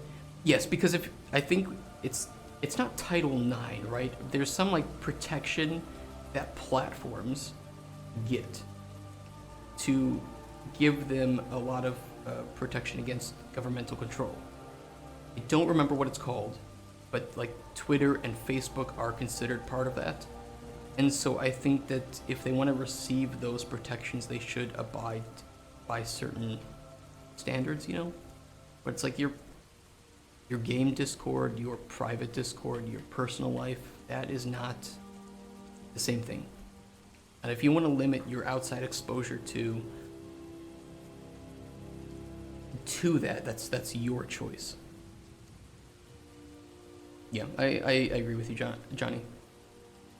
Especially Terraria Discord. It's like, guys, in what realm does the next president of the United States have anything to do with the next Terraria patch? Answer that for me. And if the answer is nothing, then please take it somewhere else.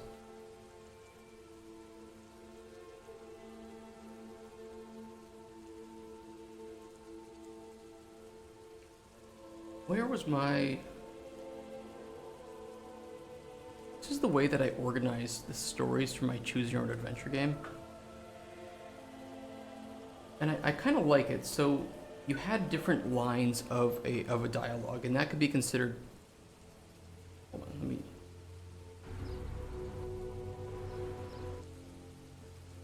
mute that. Force Big Boy to spawn. Section 230. Next part of the Communications Decency Act. Okay, so that might be it. That might be it. Actually, I noticed no politics means no politics I don't like, right? I tend to prefer the line of no hateful messages because nothing is truly apolitical. Yeah, I think that if people can speak, it's tough, right? Because it's easy to moderate 10 people, but then 100, 1,000, especially if you're like Terraria official Discord server. I don't know how many people it's up to, but probably a lot. That's hard to moderate, and in some cases I can understand why moderators would just say, look, we're not going to ban you the moment you mention Trump or Biden or whatever other political thing around the world, but we'd prefer you do it somewhere else, and if it gets out of hand, we're taking action.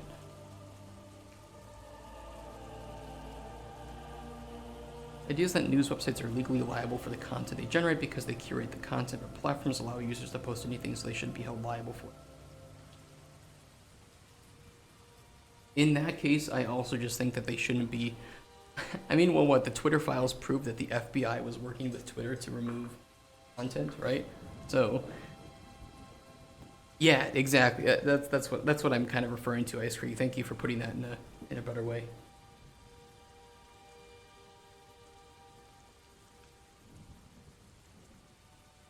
So we have this system here, and these would essentially be lines. So, good day, you must be the alchemist and herbalist in this area of the woods. That's one line here in part of a page. So that would include the second sentence. And so my system, my other game here, was able to, I could set requirements. So maybe he would be nice to you if you had interacted with him nicely before. He would be mean to you, and we could put that in the same page, but we would have requirements on whether or not the line was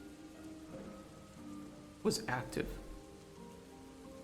I didn't mind this way of doing it, but it's also kind of difficult to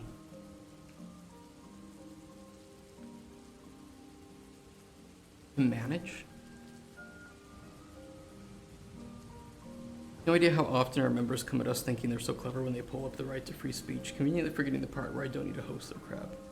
I can understand that, and I think I was at some point in my life one of those people too. I was definitely more politically extreme than I am today. I mean, this is back, what, like 8, 9 years ago or so, something? Or even before that. Usually extremism nowadays just, I think everybody was too. That's why I really hate the people that dig up old tweets or like Discord messages and use that as fuel. Oh, look at what this person said back then. It's like, guys, do you know how much 1 year can change somebody's views about the world? Or one experience or whatever? It's like, come on, people. If we're flaming people for changing their opinions, I think this is a really bad thing to do socially, and we do it with with presidents, right, and with politicians. It's like, oh, look what they said back then. They thought the opposite thing.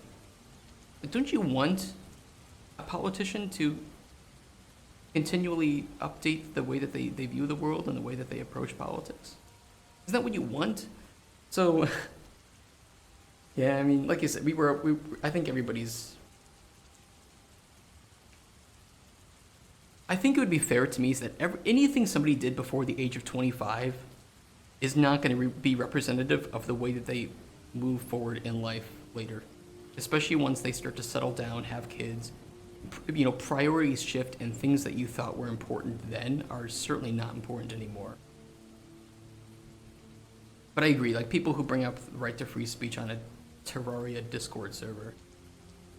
Like, guys, just right-click on the person, click send message, and talk there.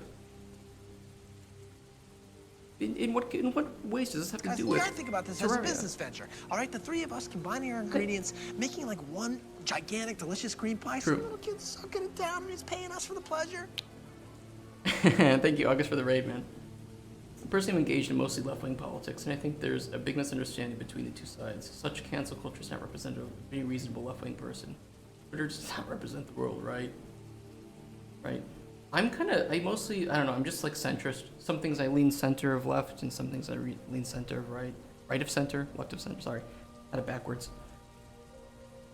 And every time there's somebody doing something extreme, I tend to like go a little bit towards the other side. What are these walls of text? Oh, this is just some of the way that I was organizing data for a Choose Your Own Adventure book that I made in the past. This is not representative of what will be here, but just as a way to... Oh, that? Okay. I agree that... Hey, Starry-Eyed Diva, how you doing? Welcome to the stream. We're talking politics, but we're being nice about it. We're just talking about, like...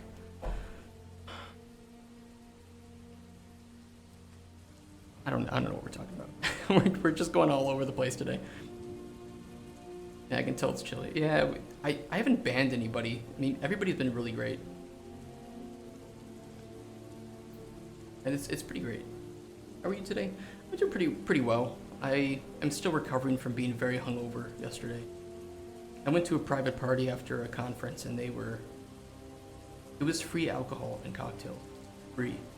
I could just say, yeah, can I have 6 shots of Jägermeister? There you go. Can I have 3 cocktails? Here you go. Dangerous. Very dangerous. Free beer. Dangerous.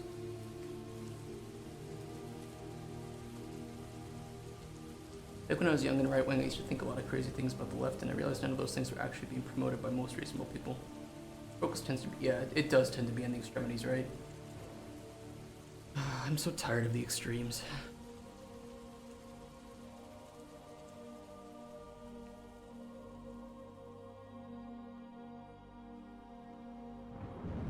But I want to do it the same way, where we have pages and choices on those pages.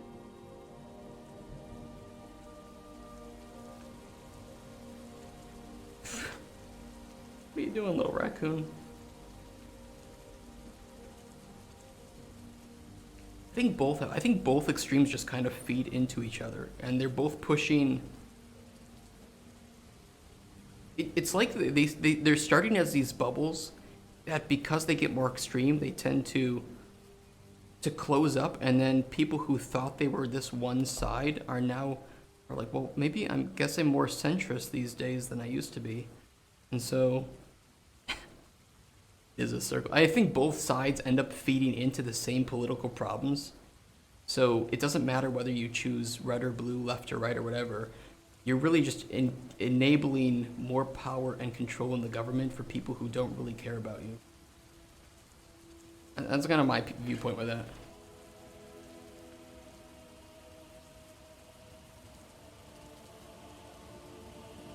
It's better if people just talk to each other, right?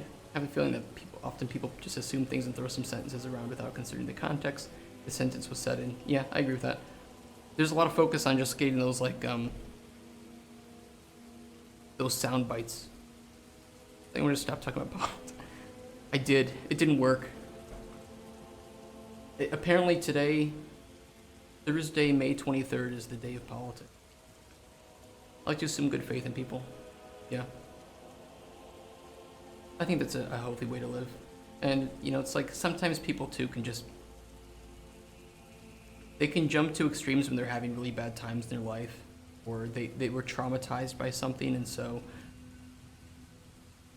it leads them to think an extreme thing about a group of people because that has been ingrained in their nurturing.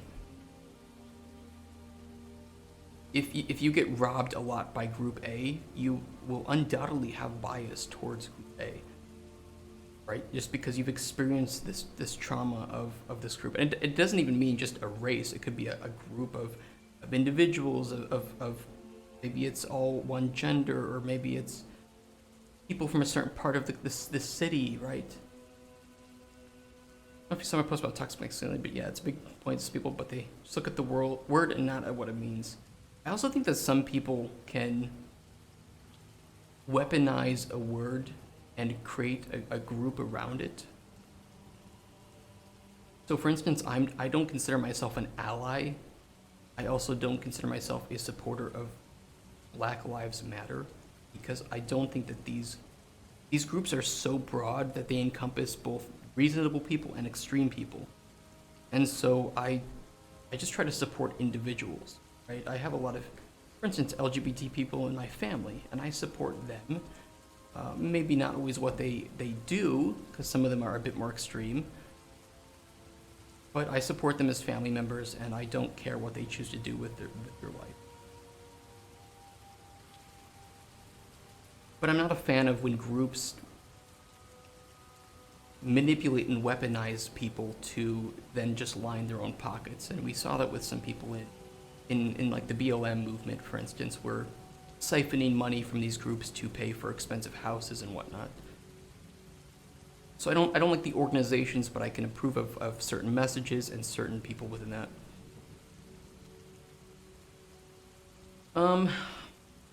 There was some, let me see if I can find. Do you guys want your citations?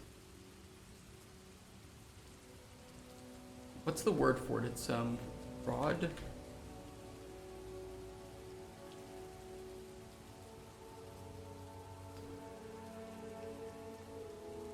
Zara? That was 32,000. Al Salim. I think there was one in the US. Is it this one?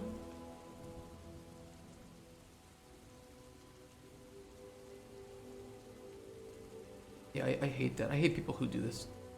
No matter what they believe in, I cannot stand people who weaponize movements that are trying to maybe do some positive things in order to profit themselves. So I really hate that. No, I can't support the movements because the movements are spearheaded by people like this. So I'd rather support people that need the support. I'm very much an individualist in that regard. I tend not to say that I support Group A or Group B. I support people, and there are people in all groups that are assholes or do terrible things. Again, I'm not an ally. I just support people.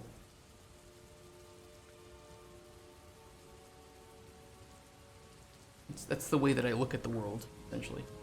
Everybody has their own choices, their own individual traits and experiences and cultures, belief systems and dreams to achieve. And I think I don't support everybody fully. I don't not support everybody fully. I think that there are things people say that I don't agree with, things people say that I do agree with.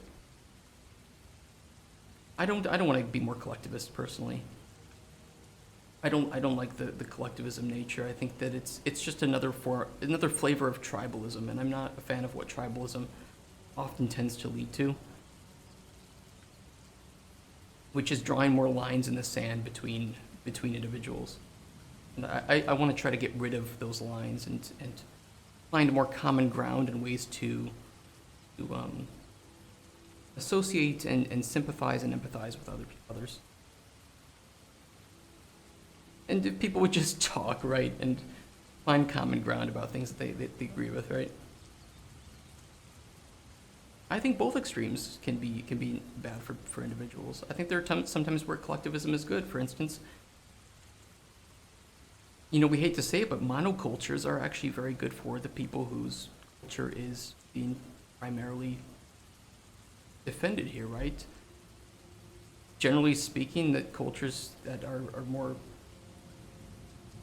cohesive tend to, whatever their goals are as a culture, tend to be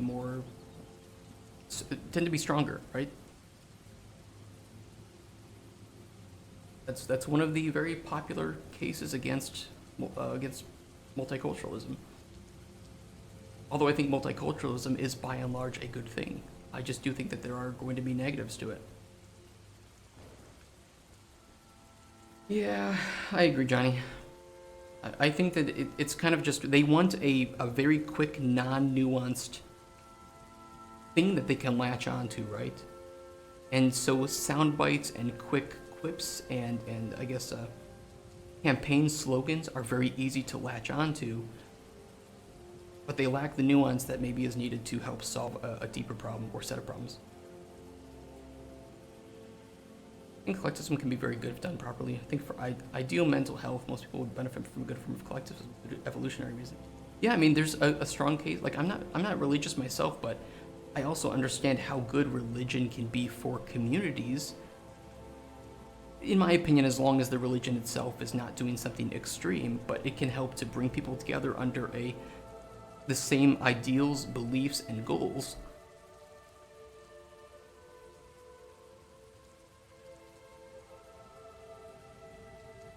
Must be more social nets and policing mutually exclusive. I agree, Johnny.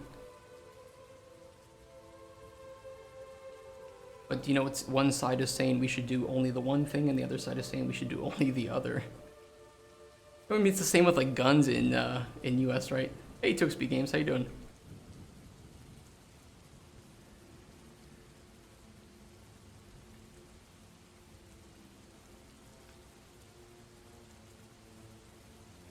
Sets. Good about that. I'm a big fan of the Second Amendment. And yeah, we're just opening it up. I mean, after this, after guns, we'll do abortion, and then after that, we'll talk about I don't know, what else can we really break open the can of sardines with here?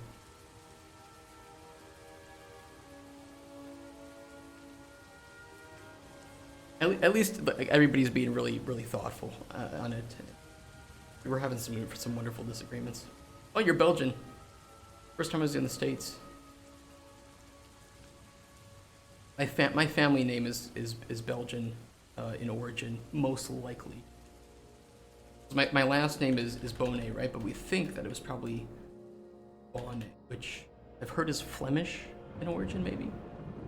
So we can't really trace our family lineage back that far. I think our justice system should be focused on rehabilitation, right?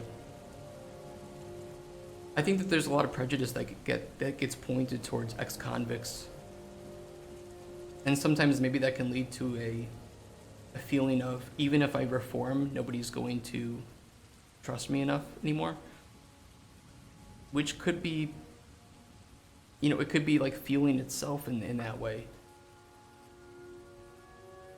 I don't know. It's one of those human nature things, right? Where you could see arguments against it, you could see arguments for it. It's just a moral and ethical dilemma. A lot of these, and these are all great because these help inspire me for characters that we can put in our game. Characters that believe one thing or believe the other, and challenge the player to think about something different.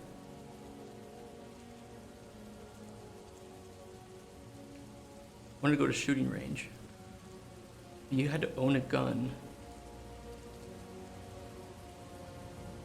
See, at least in Wisconsin, you didn't have to own a gun to go to a shooting range. Some private ranges might require that you have hunter safety, which I agree with. If you're gonna hold a gun, you should know how to use it safely.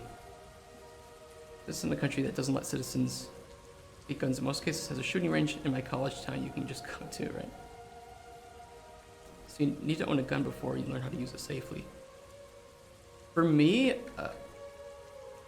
I think it's absolutely ridiculous that some states allow gun ownership without knowing how to use it safely. I think that's the equivalent of, here, you can drive your car, but you don't need a license.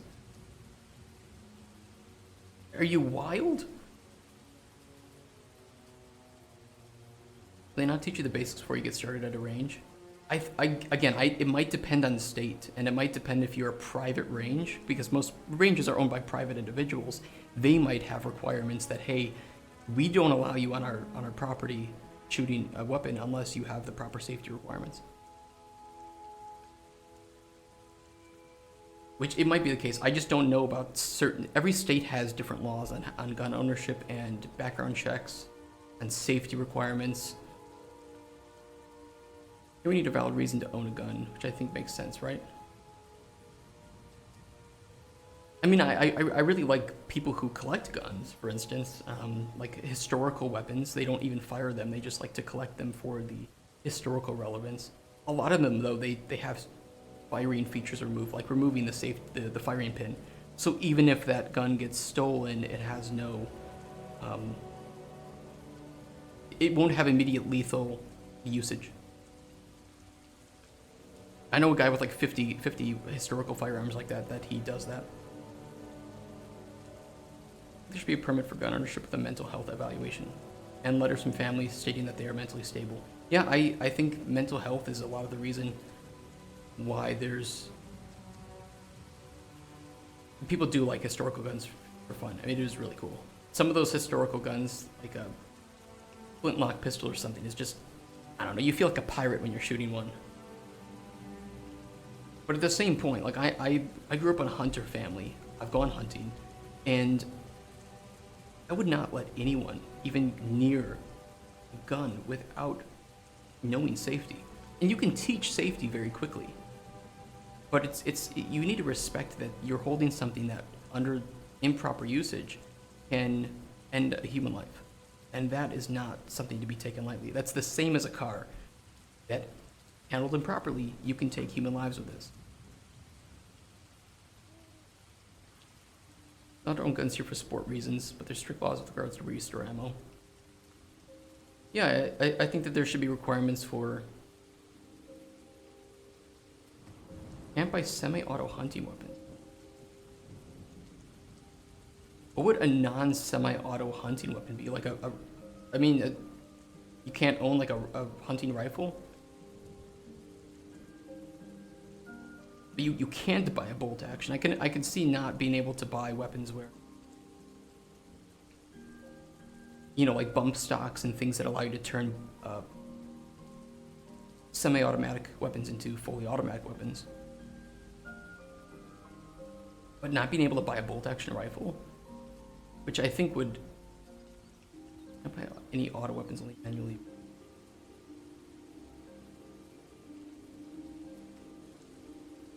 That's crazy. I mean, that's fine for hunting, right? If you're spending more than 1 or 2 shots on when you're hunting like a deer or something, you're not hunting deer properly,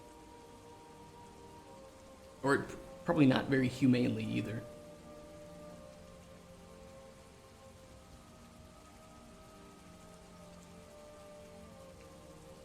I love how we're getting so off track. By the way, next time I meet with publishers, I'm going to tell them, look, I wanted to have more done today, but Twitch chat just really wanted to talk about guns and healthcare. What do you expect of me? And heavily armed military personnel and police, because of what you might know happened around that time. Resolved after the terror attack. If we could only solve the thing that some people, no matter what, want to hurt others.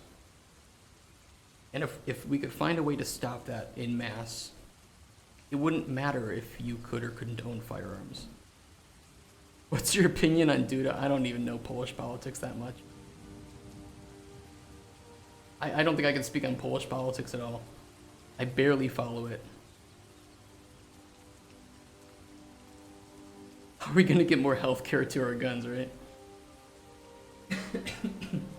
No, you guys are great. Just, I'm glad I can have this because I have a lot of members of my family where I wouldn't be able to have these civil conversations. I mean on both sides of the aisle. I identify, I think, most with like my grandma, my mom.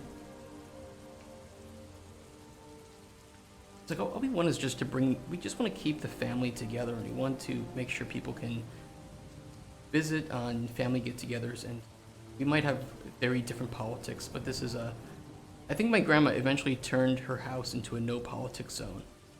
Or the moment you step in here, you enjoy the food, you enjoy the drink, you talk about life, but no politics allowed. As it would always just lead to something, and then the kids are involved in that, and so that's kind of traumatic, and yeah. God damn, these women in my family are saints.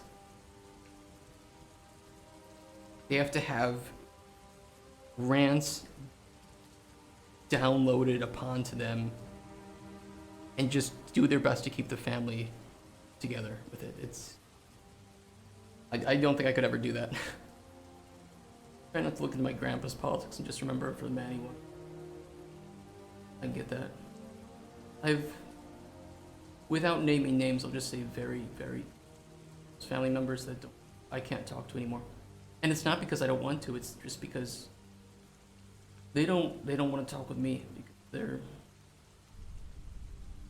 their ideology won't allow them to just even say, hey, we don't have to talk about politics, we can just play a game.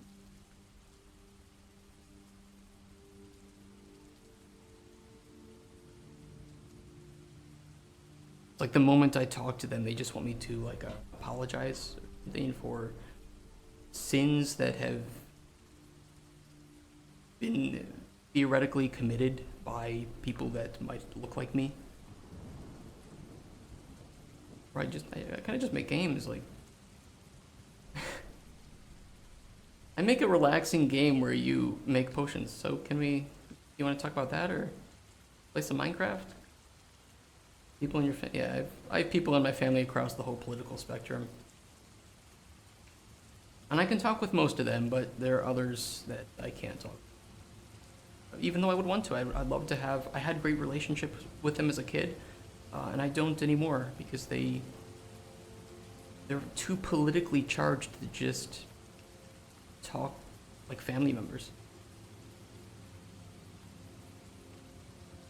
I love talking politics. I have a friend that always have some weird conspiracy theory about something new every time we meet. There's something that's kind of fun about that, right? How many hours per day should citizens be forced to watch anime? I'm in favor of 4 hours minimum. Depends on the genre, right?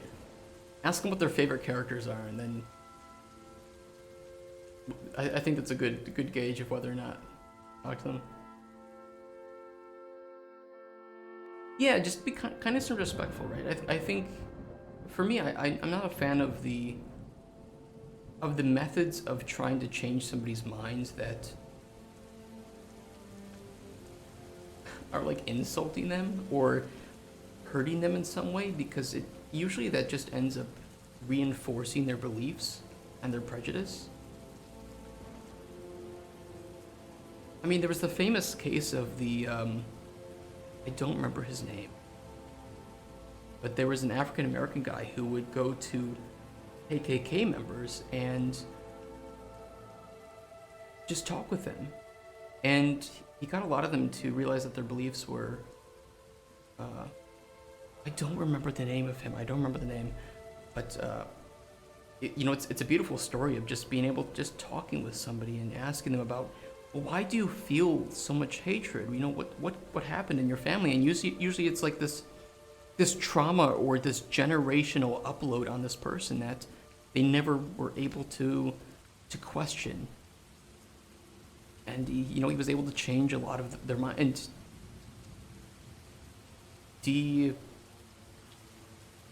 I don't know what the word is, but to pull them away from the KKK and have them leave the organization just by talking with them. So yeah, I mean, I think those kinds of people are the people we should look up to in life and use as a shining example of the way that we should conduct our discussions with others.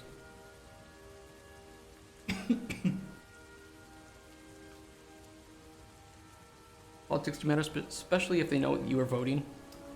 I think you should vote, but I'm somebody who votes for who I think best matches my beliefs. And rather than, I don't care what party they're from, I just think, okay, this person matches my beliefs, I will vote for them. And usually it's an independent person, and of course they don't get very much support, but I'm still going to continue to do that because that's the way that I can voice my dissent or extremist politics.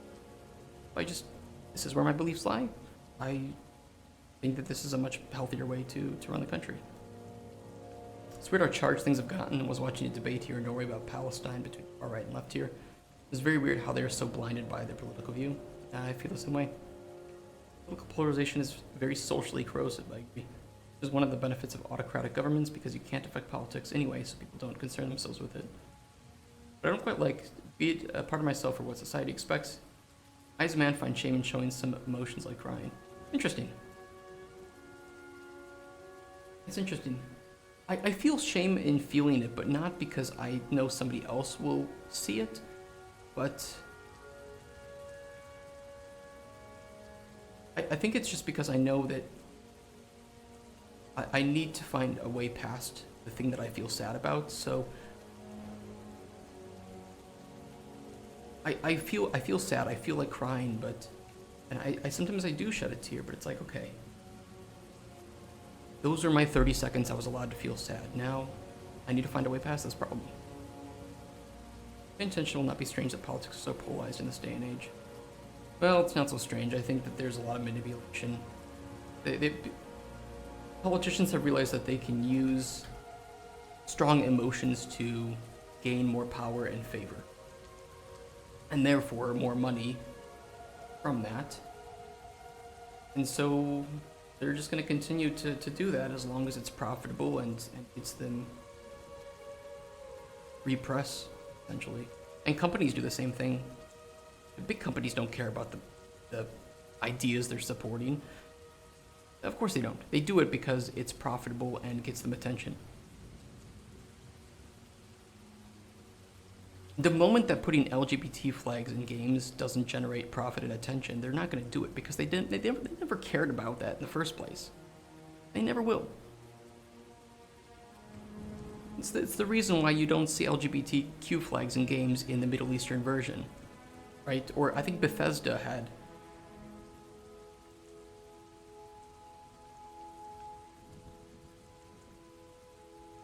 Yeah, this, right? They never cared. They never cared. They care only so much that they think that it will generate a better bottom line. LGBTQ people are a product, and that is profitable. These companies don't care. The politicians don't care. They had differing views back when it wasn't profitable to care about it. It's just the newest fad. It's the newest fad to cater to and to market to. You are the product, and advertising is about creating emotions and feelings. And people have realized that negative feelings are very profitable. Political donations should be illegal, right?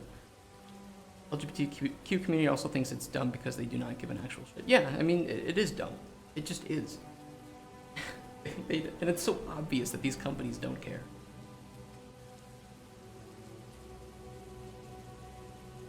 You know, I'm not going to pretend to care about anything that might make us more money. I don't have enough energy or life in this world to lie about what I really think or believe. But I do change my thoughts and beliefs over time.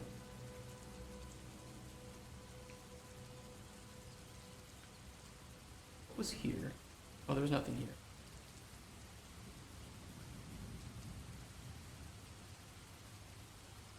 We could start with this page setup of we'll determine lines that are said, or we could write multiple, and this would increase the amount of writing, I think, but might be easier to manage, and the easier to manage aspect is not actually more difficult for localization, because localizers can just copy and paste if one line is exactly equal in context and word, you know, everything is equal, including context, then the localization is the same. It doesn't cost any more to do it because that's what CAT software does, right? Computer-assisted translation.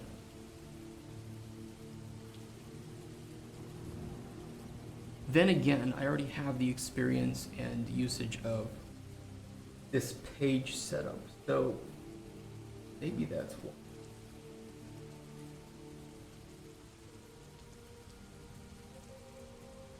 And then we can have choices that only show up based on previous things that you say. My local Target sells binders for LGBTQ children. Okay, well, children are a whole different thing in my opinion. Adults should be able to do what they want, but children are very impressionable, and children will latch onto popular things in order to feel popular, or unpopular things because they feel they don't have a strong association with popularity, right? So this is where you get culture and counterculture. It's the exact reason why, you know, you had the goth, the metalheads, the nerds, all of the cliques in high school are a product that companies try to sell things to. The reason Hot Topic exists is to sell to, well, originally it was for like goth and like metalheads and things like that. I do think that there are kids that don't know what they are, and there are people that will try to sell them on the idea that they're trans when really they just don't feel a strong association with their gender. And before that, you would often end up with, for instance, you would have women who felt a stronger connection towards masculinity and became lesbians, or they became tomboys, for instance. I don't know. I think that there are people that are trying to convince it, and there are people that regret life-changing surgeries. Yeah, I think that there are kids that think this way. I mean, there are very many cases that have this. I think that making very life-altering decisions before you hit puberty is very dangerous. You can dress the way you want, you can think the way you want, but I think we maybe shouldn't allow certain surgeries before kids know exactly what they want, before their bodies have had some stability. I know it's a minefield, but you know what? I'm not going to avoid minefield just because they're mine. If I'm wrong, I end up being wrong. Who cares? I mean, kids do get these surgeries, or they get some pretty heavy hormone treatments that aren't always reversible, and that's scary. That's really scary. I mean, we don't even we don't even allow kids to get like tattoos, for instance. And tattoos are way safer in certain regards than some of these medicinal treatments.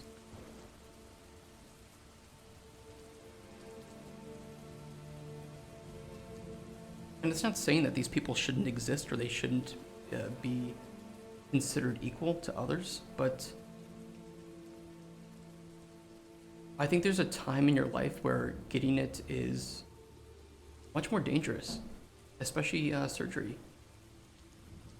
And that can have very life-altering impact. And I think at the very least we should be able to talk about this without being afraid of discussing the ramifications or the benefits. Both. The fact that people consider it a minefield territory is exactly why I think it should be discussed to some extent. Because it matters and it's important.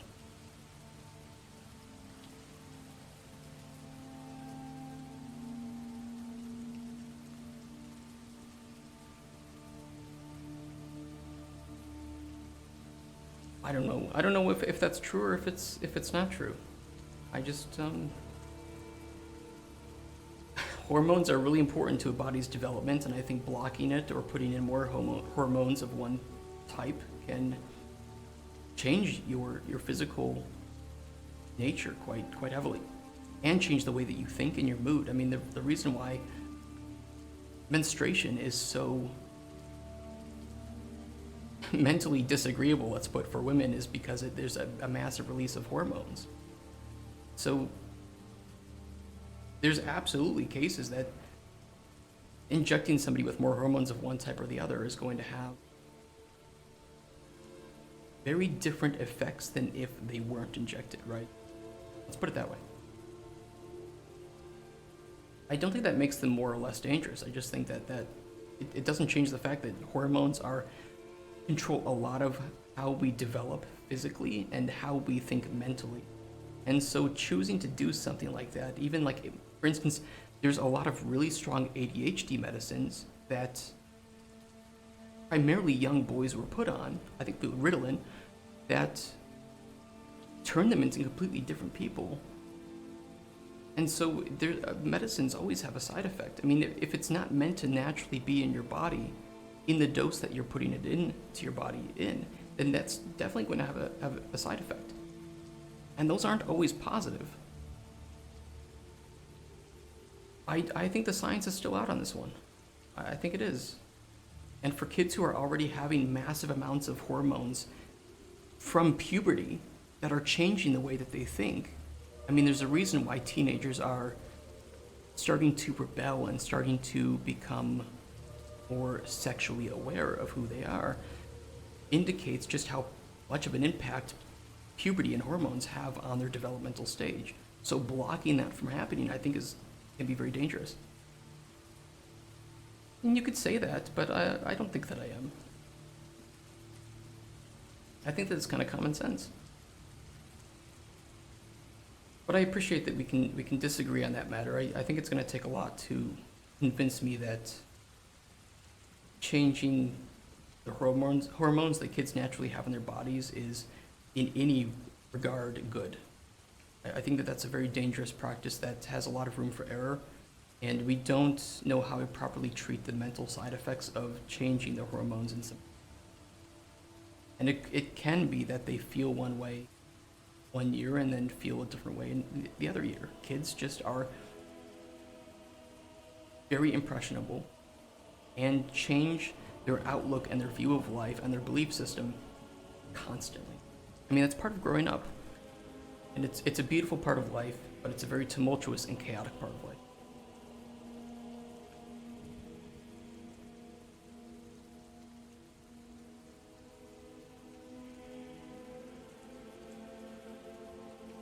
If we had to delete something from this, we have the scoring system of our potion. That's safe. We don't need to change the scoring system, but we might need to change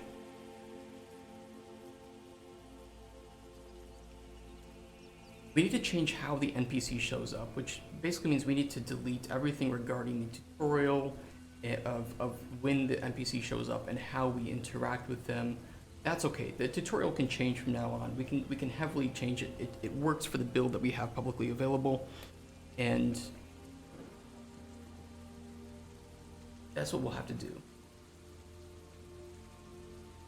Oh, trust me, I'm good at ignoring a lot of people who are pushing one ideology. I'm very good at ignoring that and trying to find the actual science beneath it. So if it leans one way or the other, I'll come to that conclusion on my own, but I'm not going to believe people simply because they say this or that. I mean, you can say that. I think that at a certain point that's being a little bit rude, but everybody has to find the reasons and reality behind the things they do themselves. I think that as somebody who comes to a conclusion themselves after looking over things themselves is usually more well informed than people who believe what they're told, in either way, in either regard. So we'll delete the NPC stuff and probably find a way to spawn NPCs from up here at the spawn point, and we'll schedule it in a system that is weighted based on certain conditions. So for instance, we can force spawning. So spawning conditions almost have to have like a starting weight, right? We can also have an overriding like priority, or like a boolean to force above all else, right? I don't think I find a lot of right-wing talking points. I'm pretty equal in who I interact with.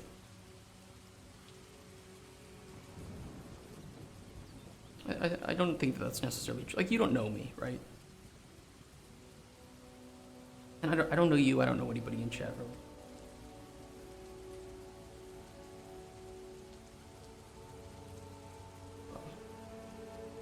Like, I think a boolean to like force to top, right? And that way, you know, if we have like a starting NPC like Alaric, our blue dick boy, we can force it, we can have him have a high starting weight, but the chances that somebody else spawns is still there, right? Because a weight, the way we do weight is going to be adding up all the weights and then dividing an individual weight by the total. So something like, don't say that. This is a really popular way that I like to do certain types of balance, although there are multiple ways to do good balance. You're gonna have like NPC 1, 2, 3, 4, 5, right? And if all of these are in the running, and we have NPC 1 with a weight of 10, this one's 5, this one's 50, 5, and then 20, the chance for them to show up is going to be equal to this divided by the sum of all of the others, and we can put this into percentages.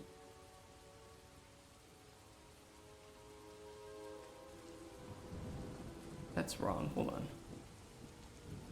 Make sure to put your dollar signs here. Go. Oh wait, hold on. I was dumb. I did dumb. Put your dollar signs here.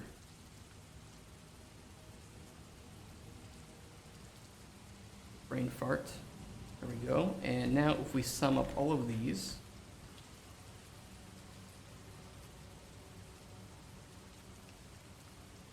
we get 100%. So this is the way we do weights. NPC 1 has an 11% chance to show. So even if we bolstered this up to 1,000, right? This for NPC 3, there's still a small chance that other NPCs could show up. So we can force one of them to show up with like a Boolean that says, okay, if this one is added to the running, we force it. And we'll have to do a priority system of saying, do we want to prioritize the one that was most recently set to force, or if 2 are set to force, we prioritize them based on the most recent one that we've told to force. I don't know. Take potions of Cauldron Chronicles to transmogrify your gender identity. We're not going to be tackling that, I don't think. I don't think we're going to be tackling that. We're trying to go for something that is less of the times, right? I don't mind tackling difficult subjects, but I don't know. If there's a good character we can write, I don't mind exploring anything, but I'm not going to shove in things that just for the sake of them existing. If you know what I mean? If we end up not tackling a certain subject just because we couldn't find an interesting character to talk about, I don't mind it. There's not going to be a requirement for me to tick certain boxes of difficult subjects to tackle. And if anything, I'd rather tackle things that are a bit more morally and ethically, I don't know, universal, I guess. The things that most humans can empathize with to some extent. They can understand, right? Like God of War, the most recent God of War, the 2018 God of War, is primarily the themes of it are about child and son in this case, or just father and child, or parent and child. So, I mean, the transmogrify thing, like Polyjuice Potion, I think would be kind of cool, but I don't know how I would work it into the story at this point. So it'd be kind of cool if you could change or sell a potion that could change somebody's visuals. But also the Polyjuice Potion in Harry Potter is there's not a lot of laws around its usage that there should be, because my god, I can think of a lot of really, really, really bad ways that Polyjuice Potion could be abused. So I don't know, maybe it's like something that might just be a bit too lore breaking to some extent.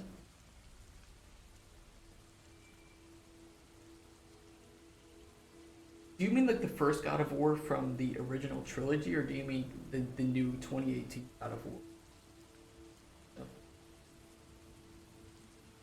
Polyjuice, I think in Polyjuice, I think Polyjuice in the first movie didn't change voice in the movie. Or I'm sorry, not the first movie, the second movie. But I think when they used it again in the fourth movie, Goblet of Fire, when what's his name? Barty Crouch Jr. used it to Polyjuice into Mad Eye Moody. It changed his voice. But in the second movie, in Chamber of Secrets, it didn't change their voices. There's a bit of inconsistency there. Maybe if we do have like a transmogrify effect, maybe higher tiers of it could change more aspects, right? So you would inherit like the physical condition. So maybe they had a limp or something, or it would cut off one of your arms if the guy that you're trying to transmogrify into doesn't have an arm or whatever. And like one of them could change the voice too, so higher tiers would be a more expensive, tougher potion to get. So I mean, it could be interesting. There could be some cool characters, or like assassins or politicians that want to do it to do some slimy things, I'm pretty open to it.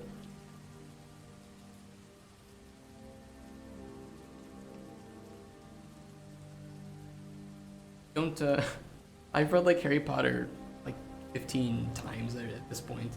It's one of my favorite series. I love it. The books are so good. The characters are so wonderful. I guess that's how I've wasted a portion of my life, is now I have like Harry Potter knowledge that I can just pull up out of the depths of my mind.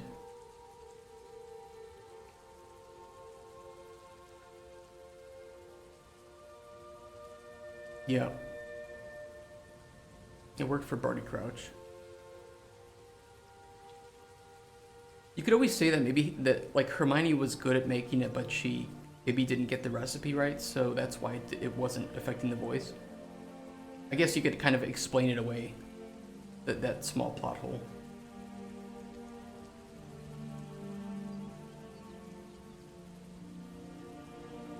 Which would make sense, right? They're just kids making a very difficult potion. Spawning control, starting weight force to top. I guess we do weight, change. I'll put spaces here just because it's easier for me to think about, but obviously you wouldn't have spaces in your variable names. After. Meow! Hold on. Bullshit. Bullshit. Derivative. Hold on. That I love. I absolutely love. Guys, we're getting really fucked up right now. It looks like he may commit suicide. Suicide is badass. No. It looks like he may commit suicide. Suicide is badass. No. 2 shots as they were intended. Hold on. Hold on. Yep, hold on. Something's happening that's not good. How do I fix this? Does shield mode even protect against that? Yeah, not a good thing. This is not good. How do I fix this? I don't think I can turn off followers, right? I can just turn off alerts. I think I can skip alerts. How would I do that?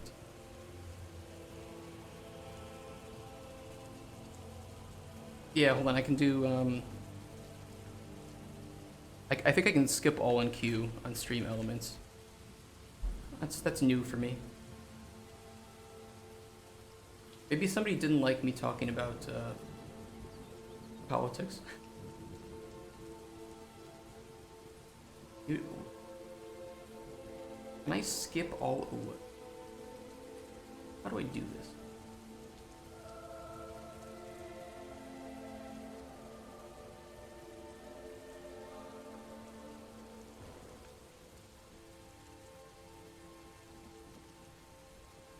Did it go down?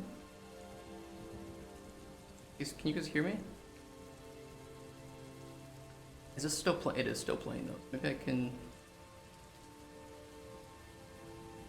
Okay, you can hear me.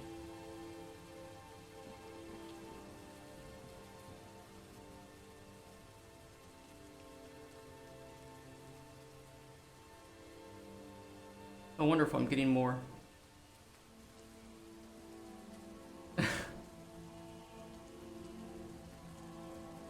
Yeah. I turned that off because you're literally just going. You're literally just gonna hear it. Look at it. I don't know how to stop this.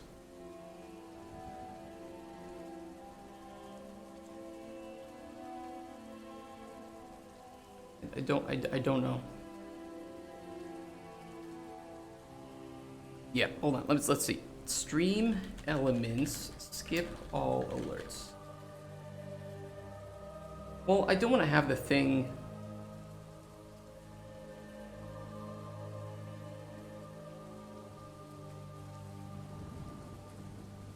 How do I skip them all? Otherwise, we're just gonna have that popping up the whole time. Yeah, I could just turn off this. You're right. I could just turn off the source. Let me do that.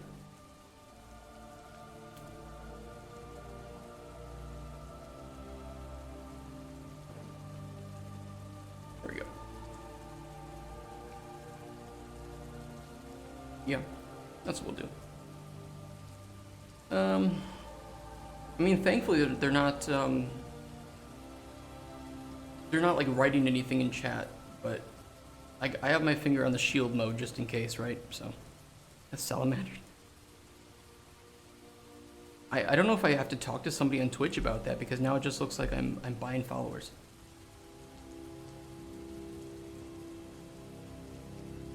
Hold on, Twitch support.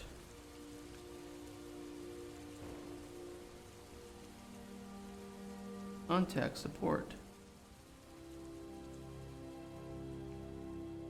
Commander root. What is commander root?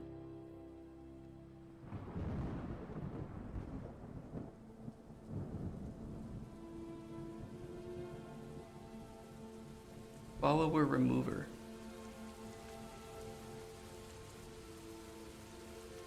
Do I have to sign into this somewhere?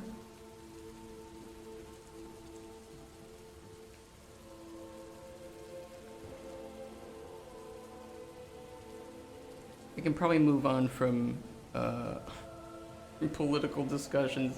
Talk about the game a little bit. The login. Okay, let me do that. Authorize. Loading followers. Oh, wonderful. Yeah, 939.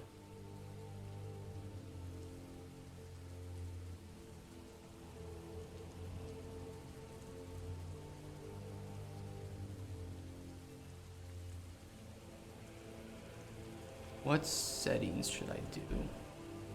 Oh, there's more of them. Unless Baney... Okay, no, you're a real person. Okay. You're a real person, Baney Bow. Remove the last one.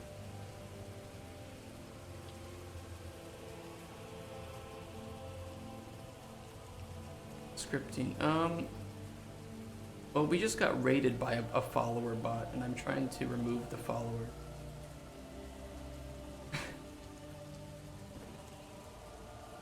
Yeah, right? I've never had this happen, but it's kind of funny. Okay, go to the link you get.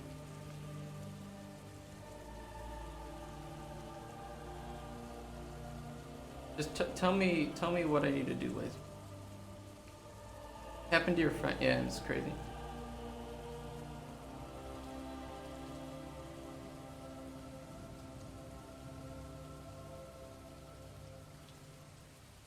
But if I do all, it's gonna delete like original followers. I need all the red ones. Oh, followers from known bot accounts. How do I verify? Delete my phone. No, you're okay. I think it's just these red ones. Yeah. If I press this one, it should be okay.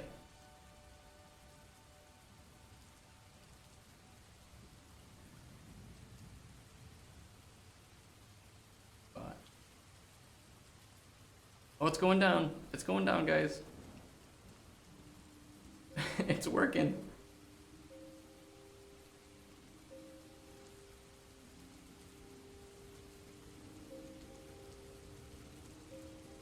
Okay, it was going down.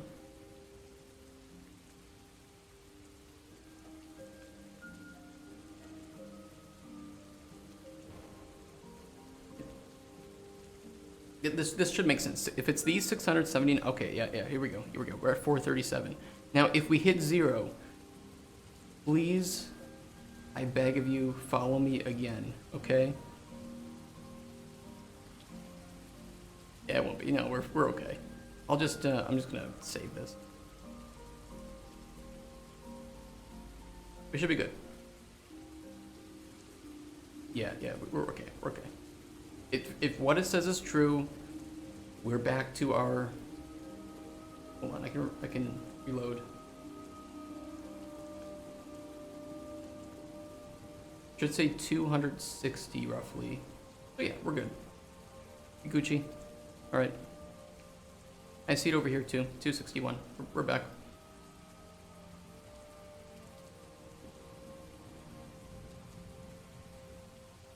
Thank you for linking that. Yeah.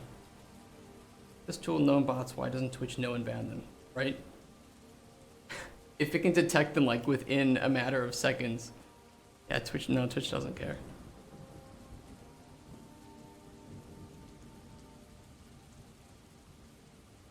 Okay, weight change. Okay, what we were doing before was talking about like spawning them in and how we control their weight. And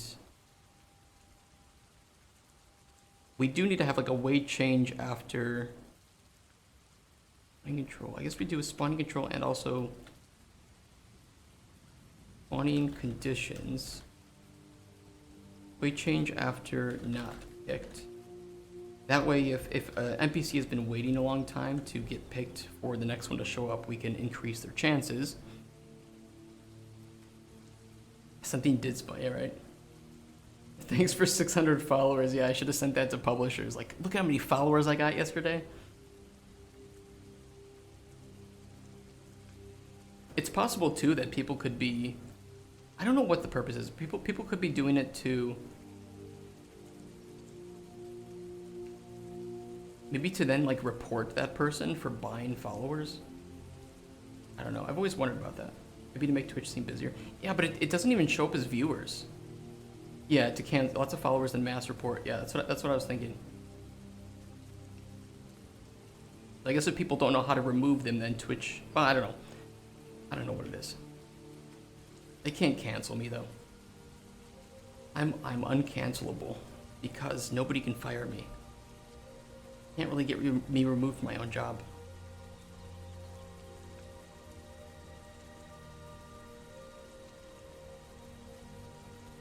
I am my own CEO. What are they gonna do to me? Yeah, probably same with like view bots too. It's too hard to know if the reason that they exist is because of that person. Anybody with, you know, some spending money could view bot a streamer. Loses publishers, right? I don't have any publishers to lose. I don't think they care enough. I mean, they're mostly Polish publishers, so it's... My views on certain things aren't that different from most Polish people. Put it that way. They change after not pick. Starting weight. Forced to top. Weight change after not pick.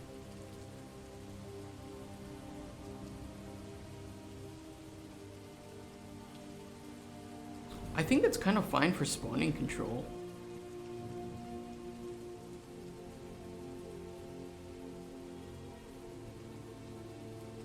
But it almost feels like we're treating NPCs now as different based on their stages. Because we have NPC, their info, their storyline. But I guess that's a good way to do it, is where...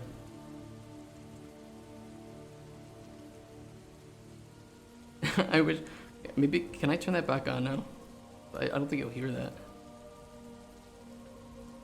Hold on, let me try opening up OBS.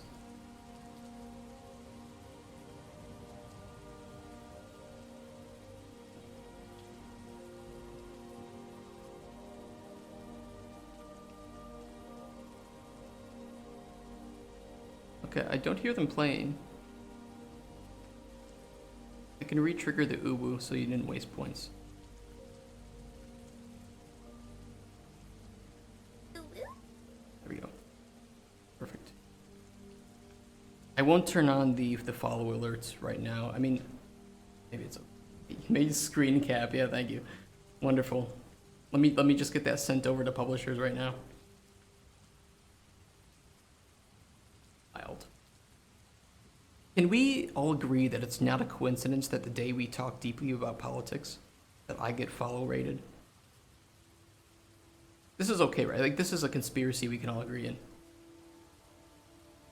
Somebody's trying to take me down. They don't want Cauldron Chronicles to succeed. We could test it. We could just talk more about politics and then see if it happens again.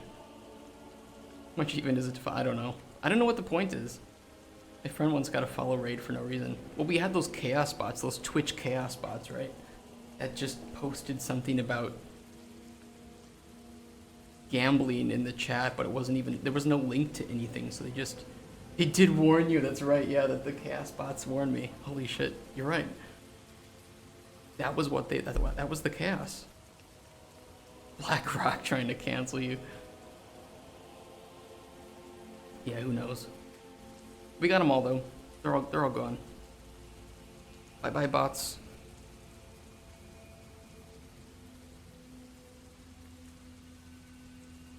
They were like created like 3 days ago too. Boris Johnson. Right? But okay, so I think it's right to think of like NPC stages as different NPCs almost, because there might be different spawning conditions between each stage. So it's not that we're spawning an NPC, we're spawning an NPC at a specific stage. So I think this is the right way to do it. Are you a citizen of Poland yet? No. No, I'm trying to fix that. I'm getting the paperwork filed to legalize that. Ocean Commission.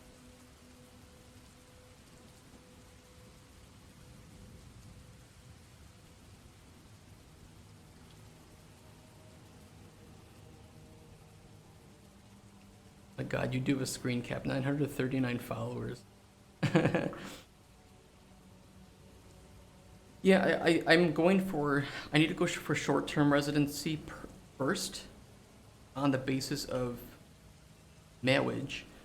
And then after, I think 3 years of having that, or 5 years, I can apply for permanent residency on the basis of marriage. And then after a certain number of years on permanent residency, or long-term, I think it's called, I can apply for citizenship. For women, our jobs are dignity.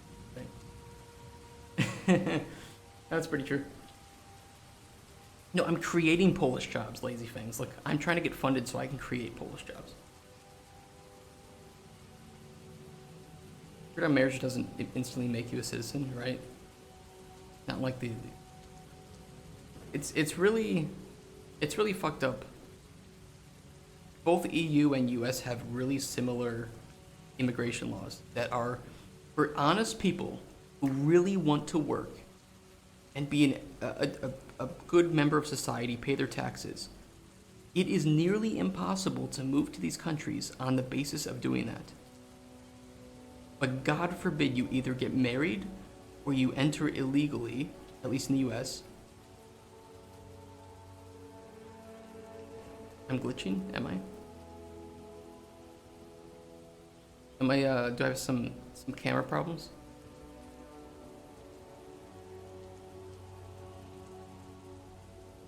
I don't see anything.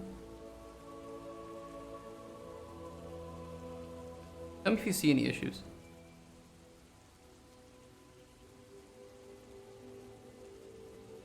Government grant I could try for, but I would have to fire my current artist because they live outside of the country. It's fucked up. That's so stupid. Immediately get divorced and then just investigate. If it was a fraudulent marriage, you can strip them of citizenship. That's true.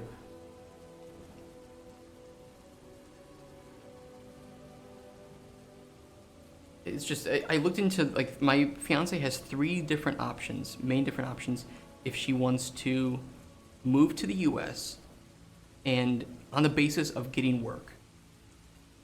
Oh, look, they're doing it again, guys.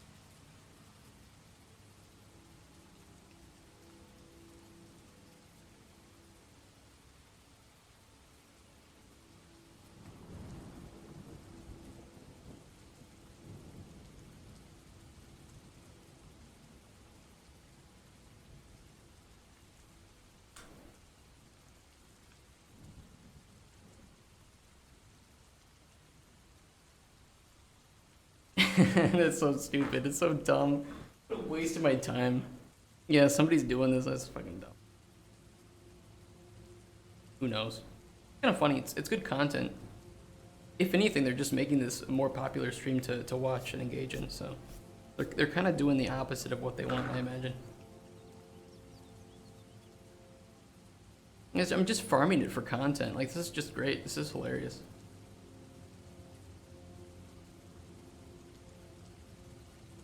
I won't date you. Okay, whoever sent that, I won't date you. Want to see a picture of my dick, you can just ask, okay? Well, Drake's attendee got bored. He was your fan, but they were trying to help boost your follower count. Yeah, they're like, why does he keep doing this? I'm trying to help him. He keeps removing it. I have to pay another $500 for these.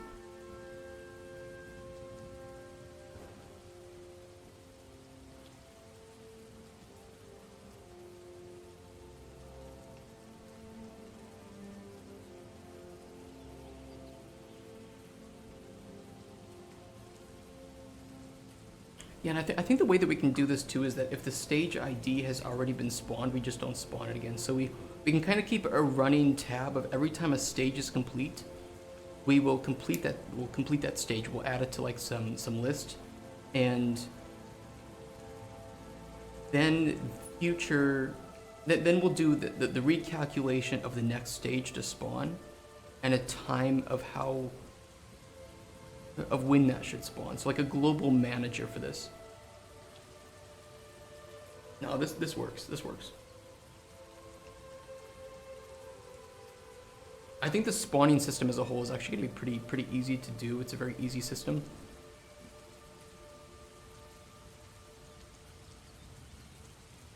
I suppose the more complex part is going to be the dialogue set and like the choices, but this is actually relatively easy to make like a spawn manager. It's your fiance trying to ruin your career so she has more time with you. I wouldn't be surprised. No, I'm kidding. She wouldn't do that.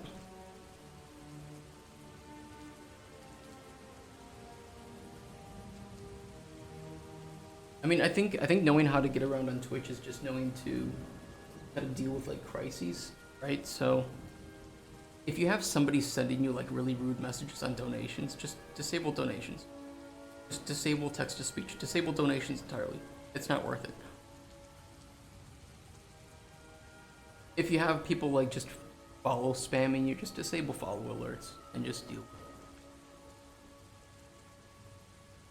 How long's it been since that Japanese?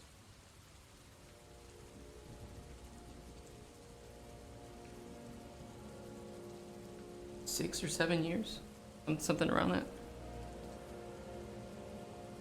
Something between 6 or 7 years.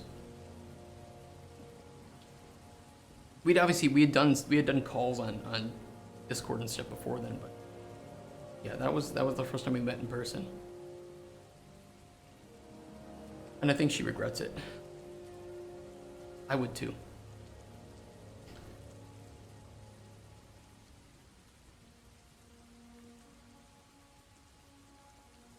We want to have like one potion commission ID, or would this feed into a larger... No, we would have to have... Well, I guess we could do it this way, because the commission or the potion needs are a main potion required and then the secondary potions. So the ID here would be the row name that we did. What did he mean by this? Regrets what? I don't know, me? My personality? My choice of career that generates very little money or a lot of stress and headache. If she wanted to find somebody in game dev to marry, she should have married like a 3D artist or a programmer, not a designer, because we don't make money. Which is a little ironic, I think. It's not super hard to find additional game programmers, and they get paid a lot, but game designers are... It's hard to find good game designers. If there were a lot of good game designers, there would be a lot of good games. Design your own money, Raptor Coins. Yeah, it's our cryptocurrency. Nah, she's really good. She doesn't I'm just teasing with that. She's very good. She's very good. She doesn't really care about how much money I make or any of that. Most it's about like personality and career goals, things like that. If those designers actually have the final say in what goes in the games, right? Usually it isn't. Especially for bigger companies, it isn't the designers. It's producers, it's publishers, it's people saying something is not right for this market, whatever. I am positive, don't worry. I'm positive, I just like to tease. And put all those points into Riz. I don't know if I have any Riz. Like, all I do is get angry. I get spicy. That's my Riz. Not with her. Just like in general. I'm super passionate about what I do and then I get angry about things that don't work out in game dev. Like loot boxes and gambling, legalized gambling for kids. Ooh, that gets me spicy. She's into your clue count. I know who you are now. I know who you are. You know my clues. Loot boxes should be illegal. Yeah, they should. I mean, okay, if you're like, I think they should just change the age rating to 18 plus. I think it should be mature rated game. This is gambling. Gambling is not allowed for, you know, kids aren't allowed in casinos, so gambling should be strictly for casinos. If this is gambling, if these are loot boxes where the game has you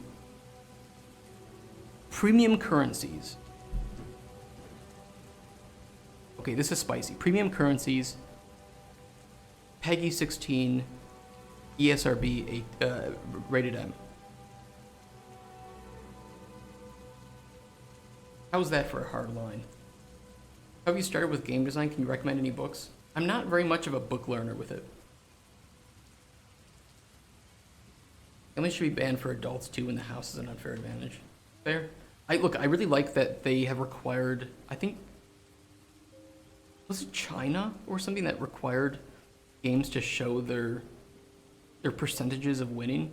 That I do think at least helps to some extent. Skill-based gambling or pure lottery. Yeah, like if you're playing against other people, right? Like poker, that's great. That's great because you're not playing against the house. And the whole premium currency BS, just sell the damn thing. I do have a lot of clues in OSRS though. If any of you are big OSRS nerds, I do clues.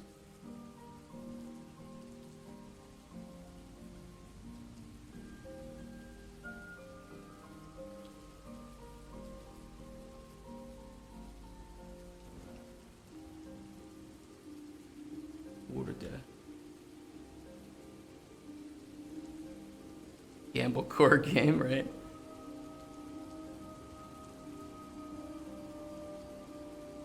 Here are my clues. See, I have third age robe, third age kite shield, and then 4 pieces of gilded.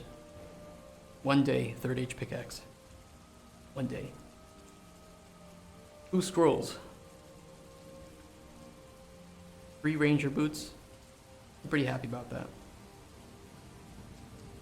I've done 988 hard clues. I have this many boots too. By the way, this many boots, or I think, no, it's shields. Shields are ridiculously rare on hard clues. These are insanely rare. Too scared to take my hardcore Iron Man into the wildy steps, that's fair. If you weren't like a hardcore Iron Man, it wouldn't be that bad, but I would be too scared. Yeah, just drop the clue, it's not worth it. You'll get more of them. I do know people that get really scared about doing clue steps in the wildy. It's like wildy sword, clue, and some means of teleporting, and you can do hard clue steps, no problem. Oh, and the east floor spade. So you get the Easter spade, your wildy sword, and therefore those 2 items are untradeable. So the clue is saved above them. So you're not even risking anything. Even if you got scolded somehow and you have protect item, you would still keep the clue. Watch Travesta for a moral boost. I cannot PK. I did one hardy wildy step on my hardcore Iron Man once. That would be pretty scary for me. I think this is okay. Name, icon, model. That way.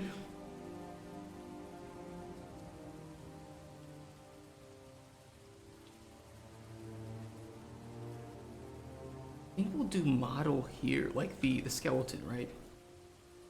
Or the skeletal mesh.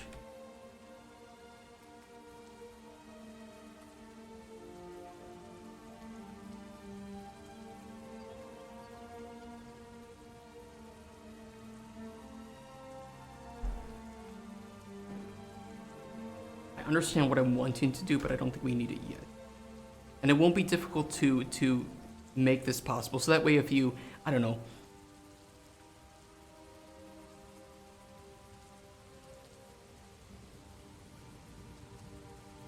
if the NPC is supposed to come back looking different, we need to change its skeletal mesh based on damage it's sustained, or maybe it's turned into a skeleton, right? You've killed the NPC and now there's some undead creature. Icon and model and maybe name would change too, so I would almost think that actually base info of the NPC is tied to stage.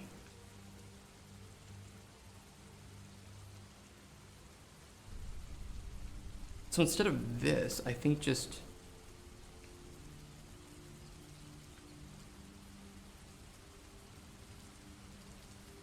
info, name, icon, skeletal mesh. That's gonna depend on the stage that you're in. Texture, yeah. That's what the skeletal mesh is. So you have the skeleton and then the mesh that goes over the skeleton. So I mean, it would probably keep the same skeleton for the most part, but and even if we wanted to change the skeleton or animation set too, we could just add that here, and that would be easy to take care of. Actually, it probably wouldn't even be skeletal mesh change. It could be, well, we'll put that here because I know what I'm trying to achieve. If we need to just rearrange some things, it should be cool.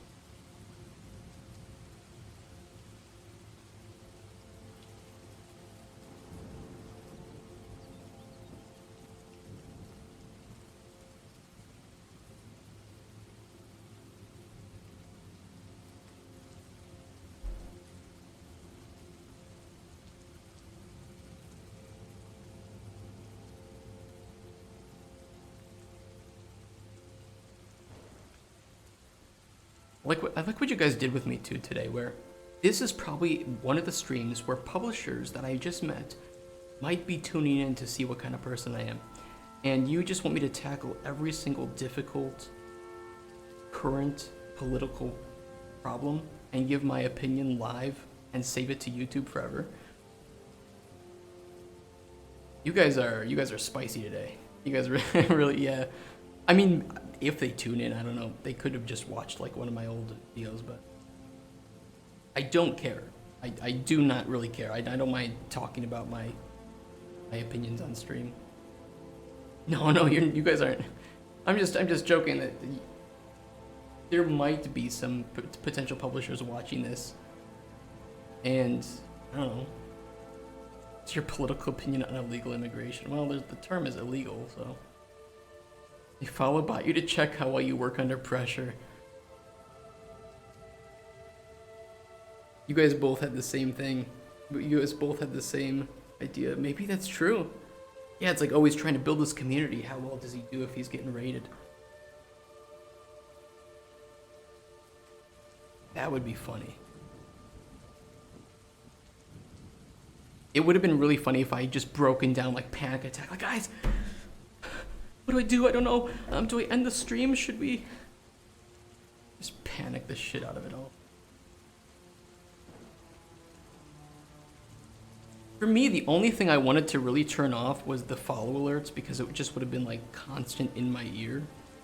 Now I don't really care if they raid me. I'll just delete them again. Or they really believed in me. They're like, let me boost his followers so that, you know, he'll look better to the investors that we have. and then I just deleted. I just canceled myself from getting the best publishing deal ever by deleting the follow bots. They spent all this money on me.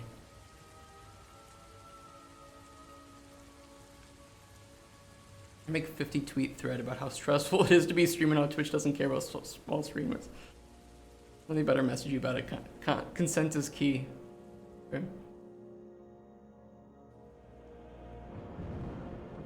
As long as I end up enjoying it, I don't need to consent to anything. There's your soundbite for the day. There's our new follower alert. Why would they want to give you BS followers? I don't know. I mean, that is very common for people to buy followers or buy ads on like Twitter, for instance, to use that engagement as a way to look better for investors and publishers.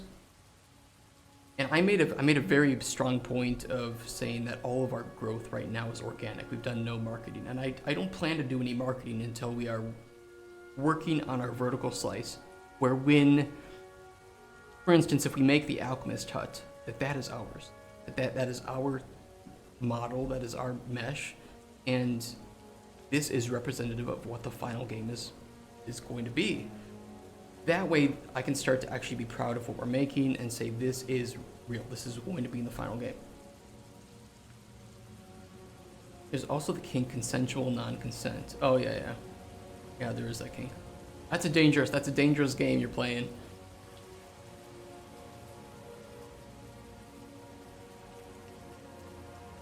So we're gonna sign the paper, and whatever you do to me after this is okay. Stop saying ban words. Well, YouTube certainly isn't gonna like me. I mean, I've already used the word Nazi like 3 times today, and I've talked about the KKK, and I'm pretty sure they don't allow the word abortion, so I said that as well.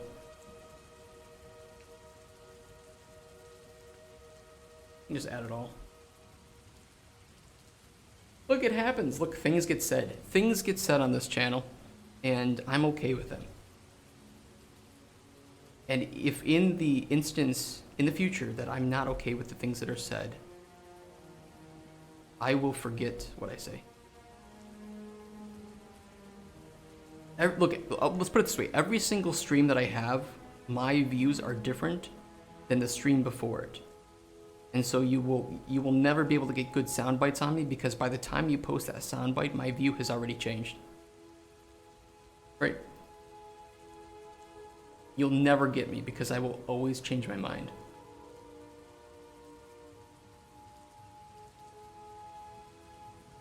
Like right now, you just posted me, like, maybe I said something like, oh, I support the Holocaust, right?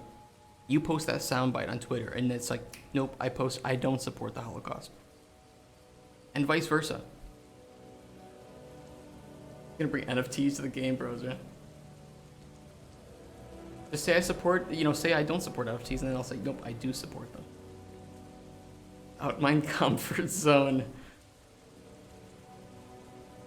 That's bad. That's good, but bad. But also report it to Twitch, to be honest. So.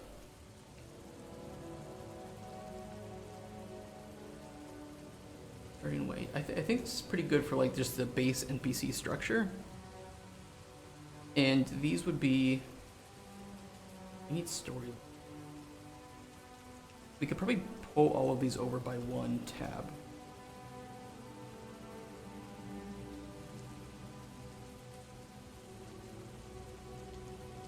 So NPC stages, which is a structure. I think you use brackets to denote a structure in C++, right?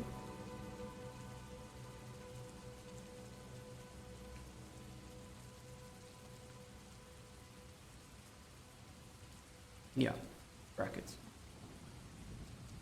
Wait. I don't know. I'm using brackets. If anybody who's a programmer wants to get really angry at me, I approve.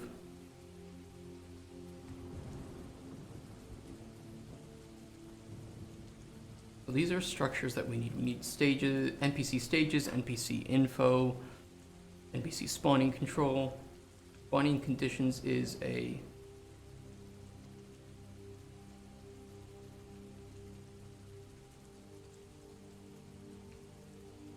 stages are also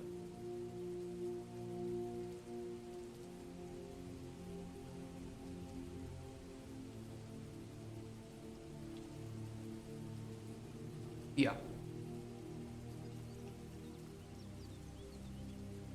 Stage ID.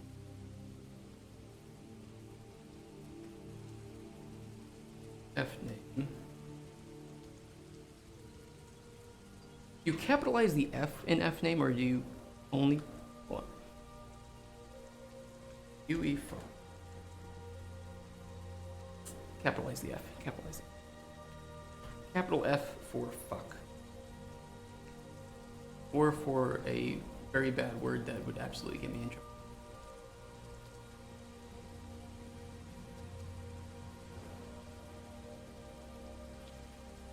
These F name is for name too, because that's going to be pulling from a string, so string tables name, icon, extra 2D.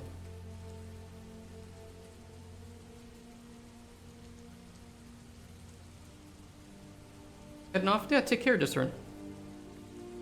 Sleep, I don't know what time it is for you, but sleep well or have a nice rest of your day or whatever time it is. And thank you for being here. And thank you for all the follow bots that you... Oh shit, I wasn't supposed to say that.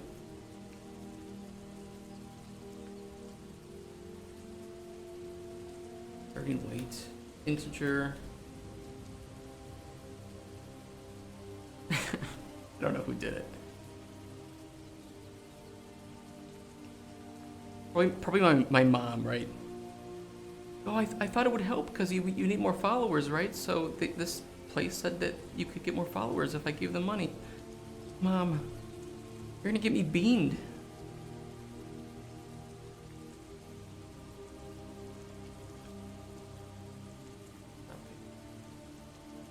Also gonna be an integer.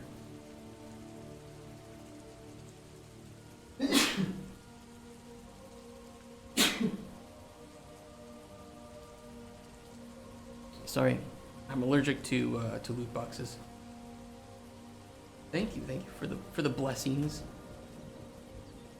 Go with Christ Pope, with Jeebus.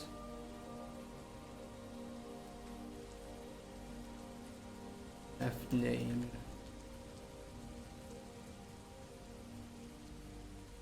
Motion commit. Spawning conditions has to be an array of...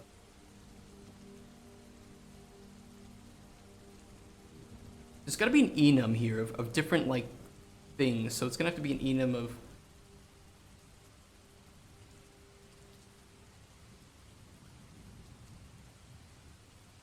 Wait for this.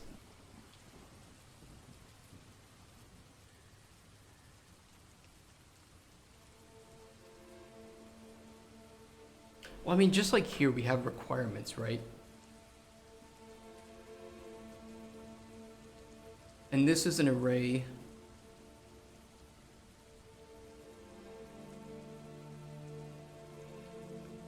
False threat.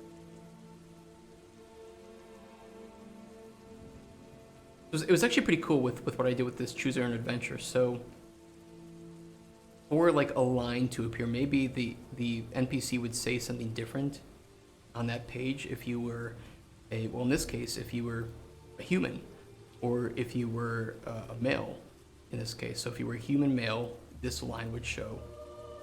If you were a human female, this line would show, or an elf or half elf. And I like having multiple requirements to, if we want certain events to trigger an NPC to spawn, we can specifically cater, or for that stage of that NPC to spawn, we could specifically cater that.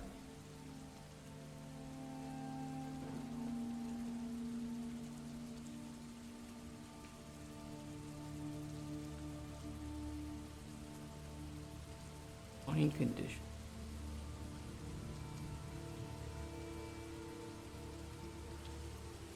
I feel like requirements, enum. Your engine of Neverwinter Nights had a bunch of those programmed in. Very fun stuff to toy with. Yeah, I really love it. It's really hard to, I think, organize. It takes a lot of work to organize really good choices and spawning conditions of NPCs. But if done right, it can really feel like we're catering this every playthrough to the character, or to the player that is playing it.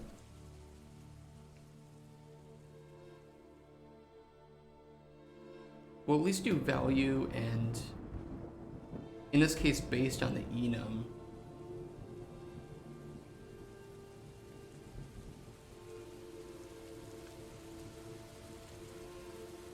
So if the requirement is like stage complete, and then the value is the stage that needs to be complete. So if this was maybe the second stage of the NPC, we need to require that the first stage of the is complete first before this one is added to the pool. I suppose it's also possible that we could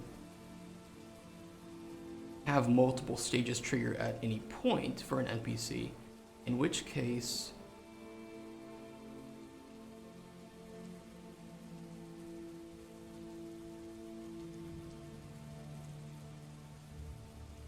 I could handle that globally. So if there were those 5 stages, and this was, you know, 2 NPC stages, we could, if one of those stages is picked, we can reset the weight of any other stages from that NPC so that you don't get 2 back-to-back NPC of the same NPC showing up. Would that be good to do?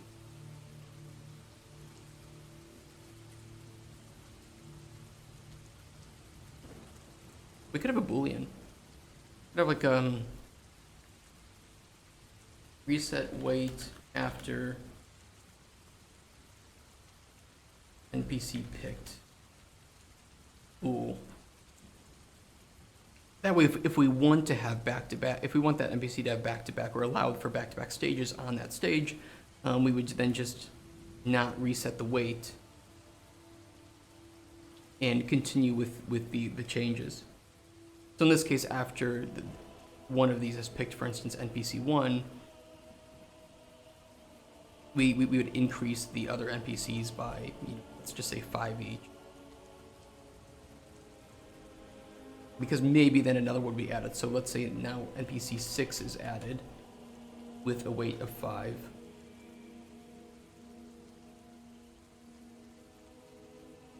But the other ones are now increased because they have been waiting in the queue, right?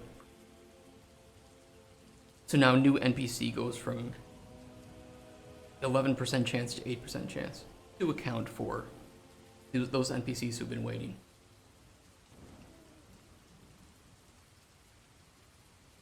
So we could have this on a default value, or we could override it if we want to really make sure that that NPC is seen before other ones.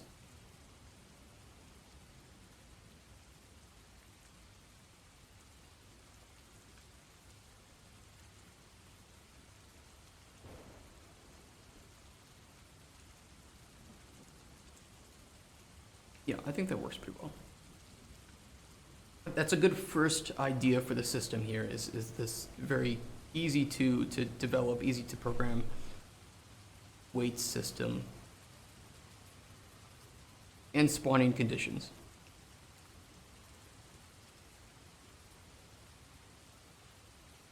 Well, we could do value, and we could do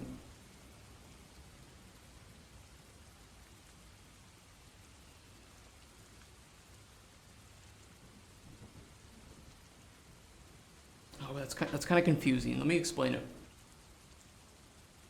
Let's say we have an NPC that, in order to add it to the list, it needs to be winter. So it's winter. We would then need to have a way to remove it from the list because or to say, okay, if it's not winter though, remove this character from the running to be spawned. So he didn't come this winter, but next winter he might come.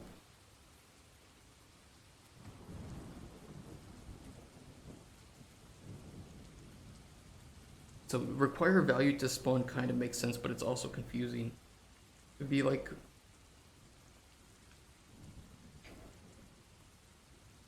keep in list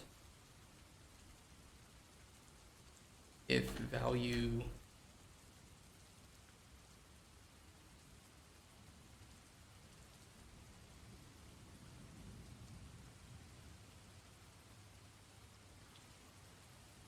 changed, right?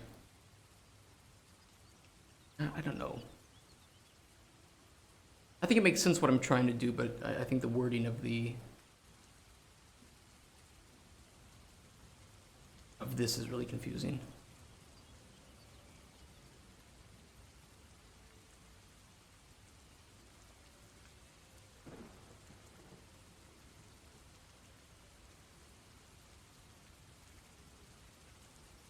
Requirement, weather, value, be winter. Keep in list if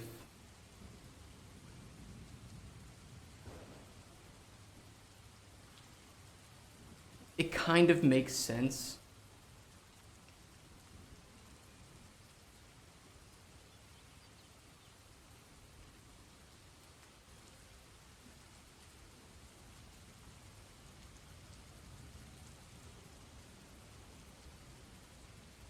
Condition active if value no longer.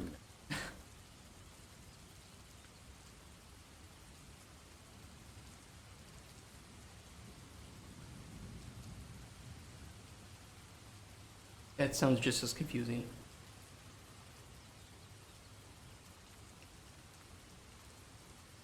Move from list. Oh, you know. Okay, that sounds a bit better. It's a very long Boolean, but it's better to be accurate than it is to be short.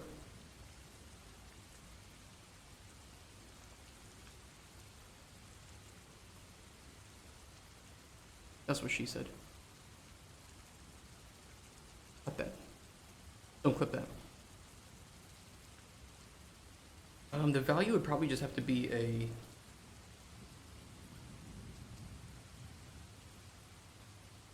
I feel like the value would have to be a string. Which is kind of scary, but... Because some of the enum requirements will be strings, some of them might be an integer. We can parse that if we know which enum is being picked. And we can spit out an error message if the value doesn't work for the enum that is picked, so that any narrative designers would know, hey, that's whatever you wrote on that line for that character, it's not correct. So we'll have a fallback. But this has to be an F string.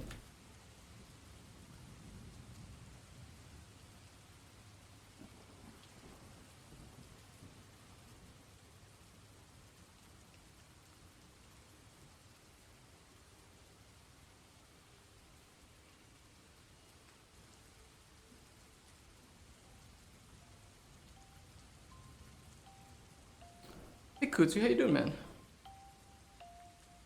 I'm sorry I didn't reply to you. I didn't reply to anybody yesterday. I just like, I woke up, I couldn't even look at a screen, and then I just fell asleep. So I'll try to get back to people, but I hope you're doing well. Yeah, do that. So much alcohol. I don't know how it went, like it was like 9 p.m. at some point. And then the next time I look at my watch, it's 2 a.m. It wasn't good. Yeah, yesterday was tough. I'm still a little bit of a headache today. Pressure. That was nasty. It was good though. It was a lot of fun. I really appreciate it.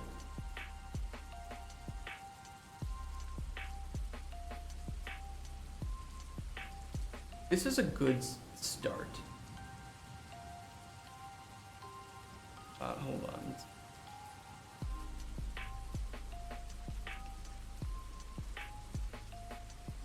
NPC potion.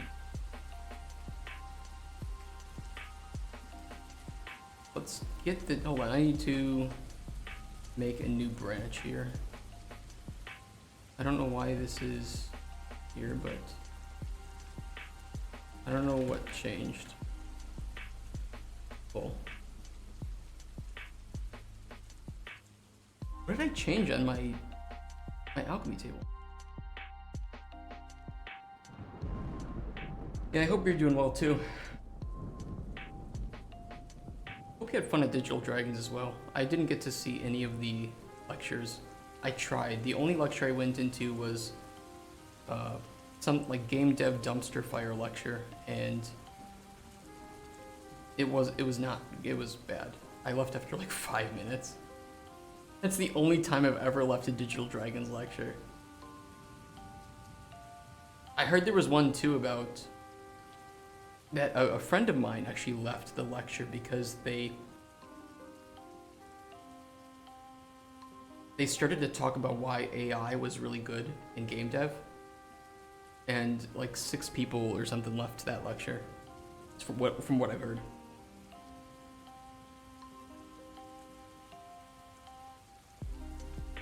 If I missed out on much, there were some ones that looked really interesting to me, like from like a biz dev perspective, but they'll be on YouTube later, so.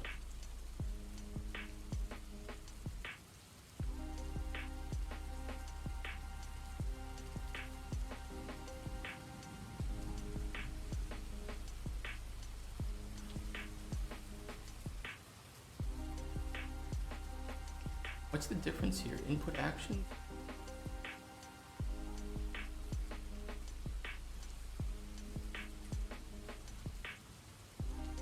Oh, yeah, we fixed a bug.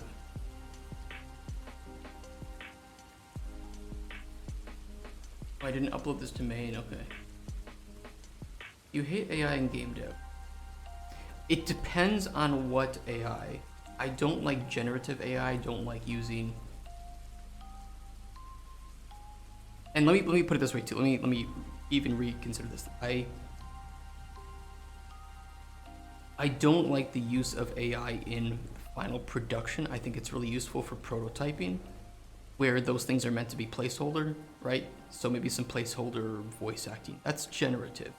Some placeholders for concept art while you're trying to find a concept artist to work with or whatever. Or trying to quickly present an idea visually to a teammate. I don't like the use of generative AI in the production and stuff.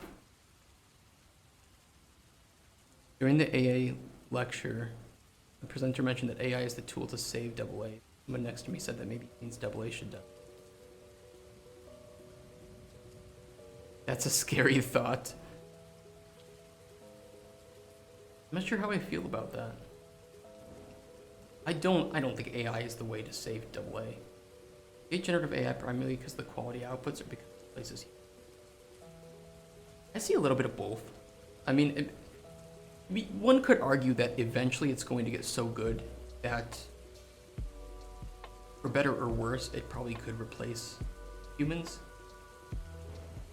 But I'd still prefer to hire humans because it's, you know, like with every sci-fi trope, when AI doesn't, well, think of it this way, like Mass Effect, right? Like Edie and Joker. Common example. And Edie thinks that she says she can't fly the ship on her own because she doesn't make mistakes in the way that humans do. Humans are unpredictable, and that chaos can actually lead to drastically different results. I think that for me, hiring humans is more interesting because of those different results that can occur that I don't think an AI is always able to reproduce. That makes sense? Idea was that AI can aid smaller teams and make AA cheaper. Then it's just AI-powered indies. Like, yeah, I mean, I feel the same way. A lot of lectures were not too good. I'm not really sure why they gave like the entry-level lectures at an event. To get to, you need to spend like basically $300. There's always a lot of entry-level stuff on those, aren't there?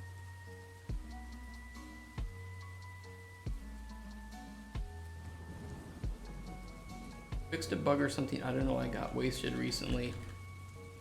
And don't know what I'm doing. There's my check-in comment. What if generative AI becomes so good that you can get exactly the assets you want?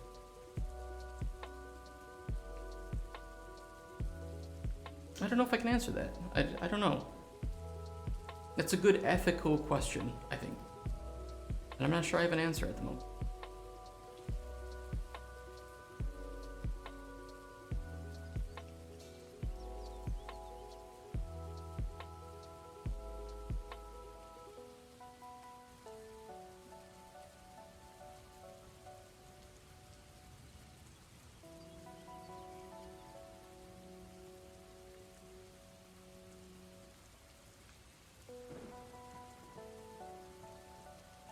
I suppose some of it might depend on how the market responds to it, because gamers could overwhelmingly respond negatively to that kind of situation, therefore making the savings not worth the speed, or the savings not worth the choice, I guess.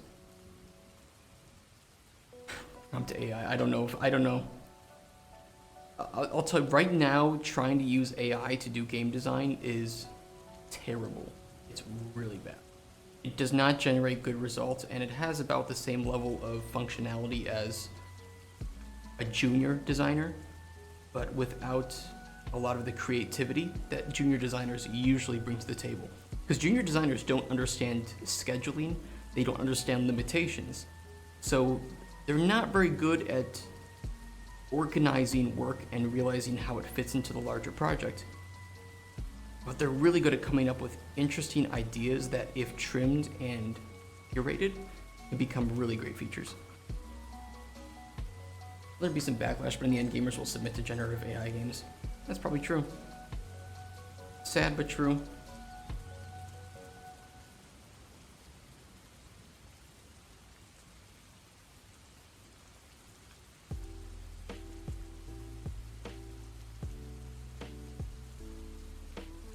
Do I want to make a new folder or just name this something else?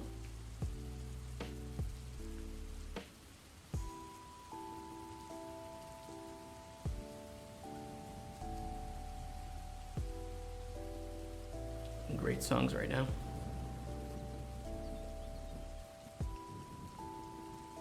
You use exclusively use AI generated assets. Are you a solo developer? Man, bringing it all back to the start, right?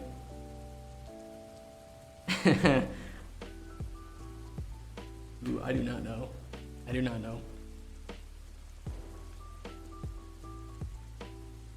How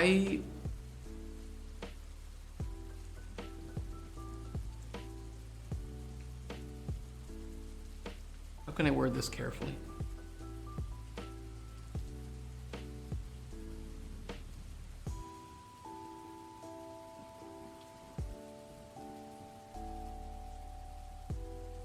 Let's say very carefully, I know a situation where a boss asked members of the team during the prominence of generative AI to,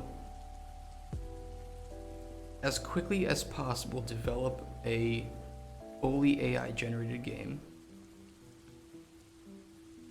True story. Because it was cheaper than trying to create our own game, and because it seemed interesting. And I don't think he understood the ramifications that he would have by players when he chose to do.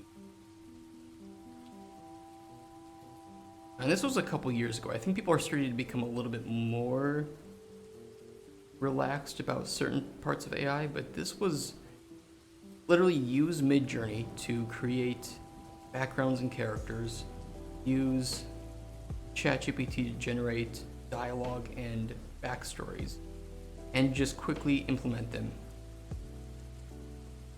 and release it as an actual product. It is good to kickstart your own imagination. It is really good, yeah. Yeah, or to, like for instance, if I have, I don't know, some notes. Let's just say that these are design notes. These are more production, but let's just say these are design notes. Copy, paste into ChatGPT, summarize this for me, please, and done. Because, you know, you think chaotically sometimes, and you can spend the next hour or two organizing that into proper structure, or you can just have ChatGPT do it. Like, it's not changing anything, it's not adding anything, it's not generative, it is more like an AI assistant doing the things that you could do, but just take a lot of time and waste energy. We want AI to replace all jobs, including artists, programmers, fry cooks, janitors, drivers, everything. They can all just retire on universal basic income. I mean, that's certainly a paradise of an idea, and maybe it can be achieved. I don't know if it can. I think it's a really, it's kind of like a Wall-E type situation, right? Where robots handle everything, so humans can kind of just sit back and relax. That is a topic for a way longer conversation, right? But I think Wall-E is kind of one exploration of that idea. Wait, you have the guy like yelling at the book, like open manual, right? Because it's the manual. And he doesn't realize that he actually has to physically open and turn the pages. It's kind of funny, but I mean, I guess it's not impossible to conceive that. Well, just like with VHS, right? People who don't grow up with VHS don't know that you have to rewind it.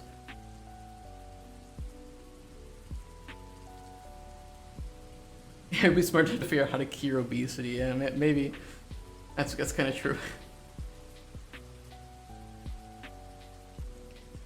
Would it though? I don't know. Wild.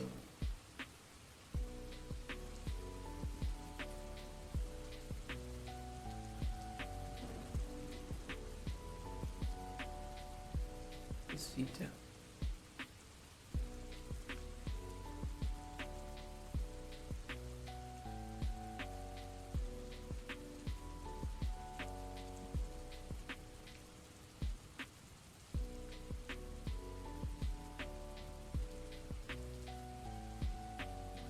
Stages need to have a stage ID, F name. You can take all jobs, and it could also take medical reasons. I mean, like the theory is there. It's absolutely plausible. 100% plausible. But will humanity revolt against it? If so, will it be forever? Will there be a turning point in that? I don't know.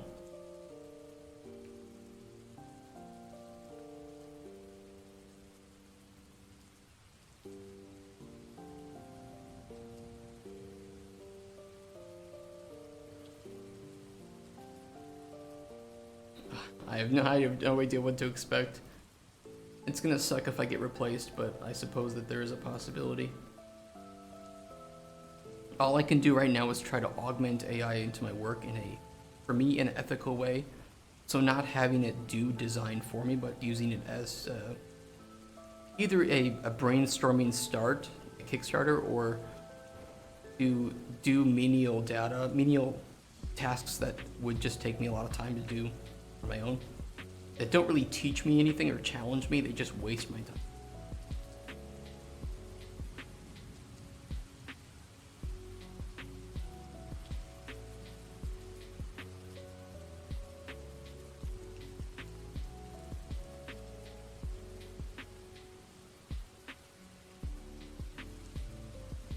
Would it be a skeletal mesh object reference or a skeletal mesh actor? I think just a reference here.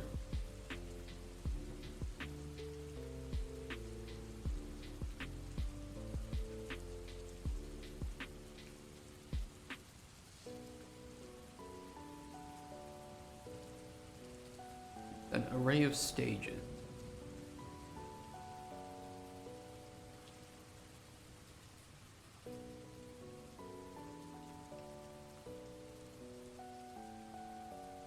NPC stages has stage ID and then NPC info.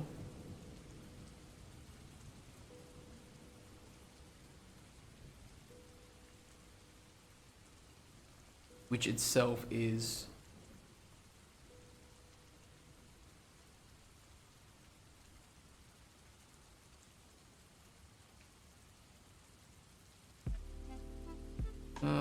I'm not gonna put spaces, I'll just do NPC name,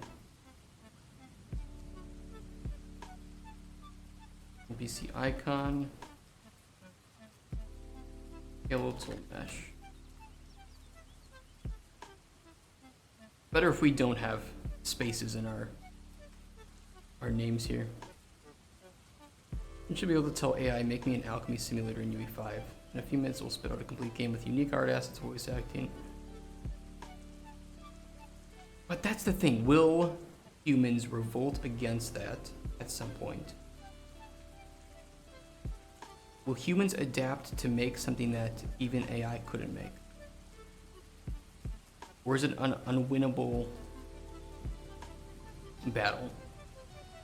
Well, let's drop the time because machines started doing the manual labor. I think kind of the same with the mental labor. Yeah, but it's like, how do we adapt then? Going from the factory to the office. If we don't have to do mental or manual labor, what do we have to do? And would that create even more rift between the classes of society already? So like the rich who own this will just get more rich, and the people who don't have anything and can't do anything for society, I don't know. Getting a bit dystopian, I guess, in the thoughts. But look, if I can have robot AI waifu with a fleshlight built in, I'll be okay.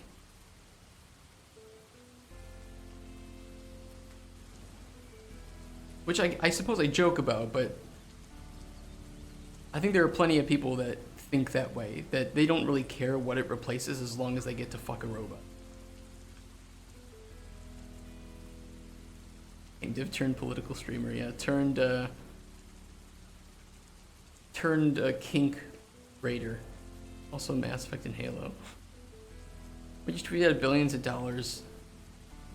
We can do if money is meaningless because robots are so cheap that everything is essentially free. But if everything is free and we don't have to work for it, I think we've killed humanity already. And it's not like robots revolting, but we've killed the things that make us human and replaced humanity. It's almost like what is it? Transhumanism is the word for it. Like we need to. That's the idea that we go beyond humanity and we become a new species essentially. We start augmenting so much robotics into our life. Isn't that what like transhumanism is? That I don't know. I don't know what the word for it is. What would your wife do if you brought home a robot waifu from the store? She'd probably go and buy a robot husbando. Probably like a Sephiroth or something.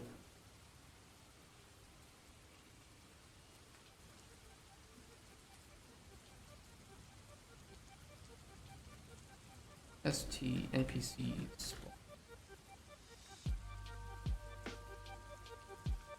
Love Hating Robots episode like that, I believe. Could be. It's a good series. Imagine if instead of having to work, you could travel, do hobbies, watch AI. Here's the thing. I like to work. I don't think I would be happy if I wasn't working. And it doesn't mean I have to be unethical, but I like creating value. And a hobby is creating something, but I like to create for others. Something that others can engage in. So if I couldn't work, I don't feel like I would have very much meaning in life. Because I create for others to enjoy.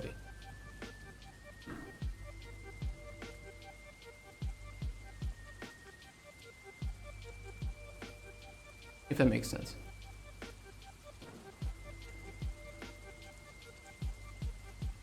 I don't know. Pay premium for the craft code, yeah.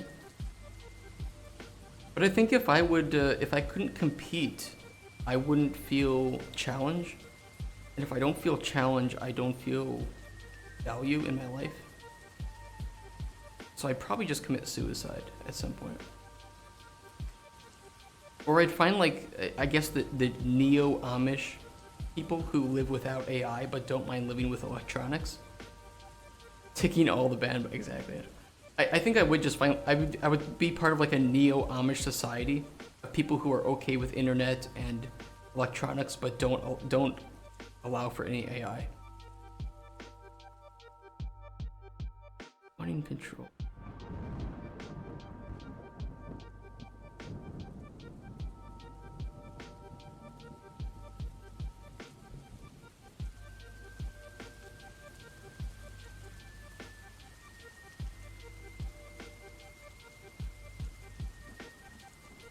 To compete with other humans like the Olympics, obviously a robot could be faster than a human, but that doesn't devalue it. I don't know, I just think it would have a massive,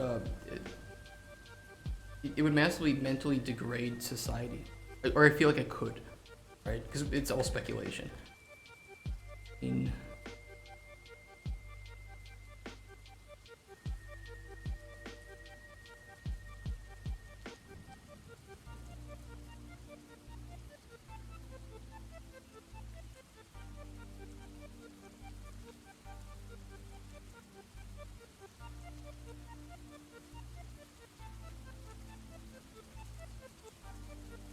An array.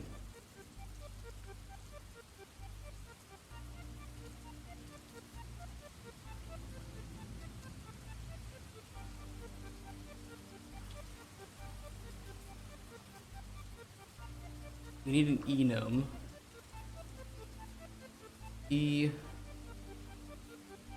NPC spawning requirements. And we'll just throw like I don't know, either in there as default or no, we'll do like previous stage. Stage ID, stage complete.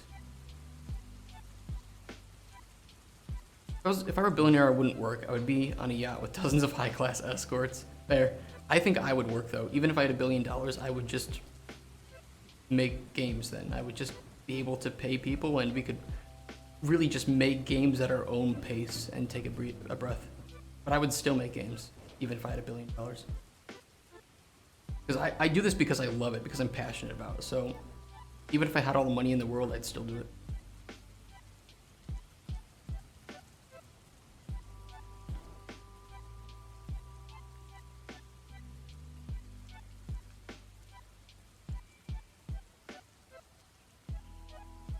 Requirement.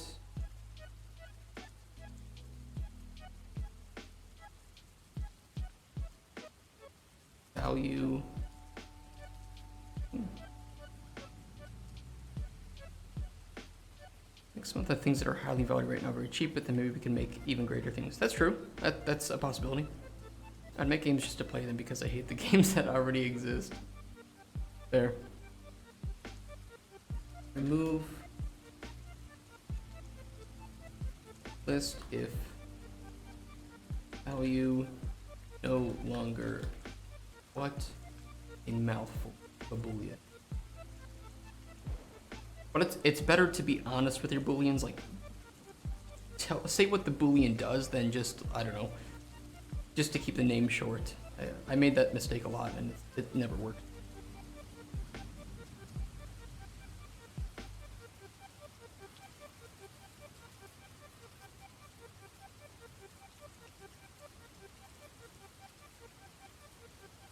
NBC info.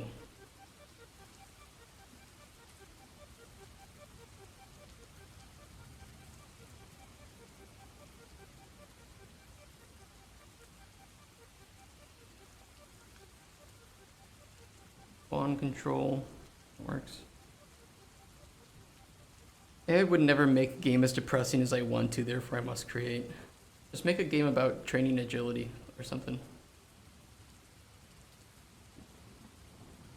That would be pretty depressing.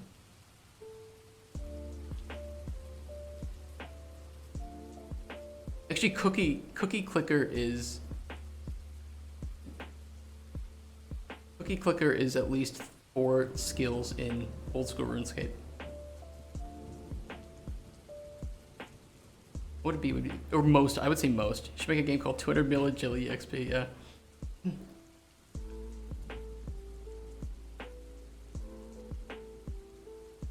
10 HP, 99 combat build. Winter Totloff. I'm sorry, I don't care what happens. I will never, on an Iron Man, start my account by getting 99 fire making at Winter Tot. That is just the most depressing thing ever. I don't care if it saves me 5 hours of Herblore down the line. Not happening. Choose your own journey, and then everybody just chooses the same journey.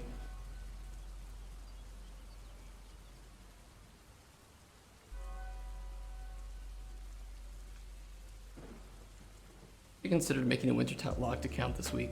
Why would you do that? Why would you do that?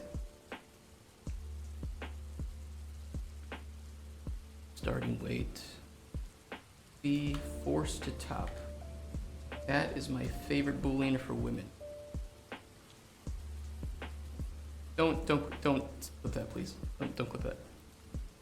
Weight change after not picked. Also my favorite.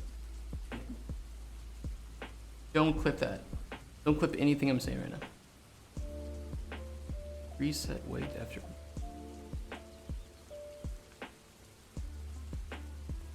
Wait after NPC pick. Boolean. Okay, NPC spawning is good. See info, stages.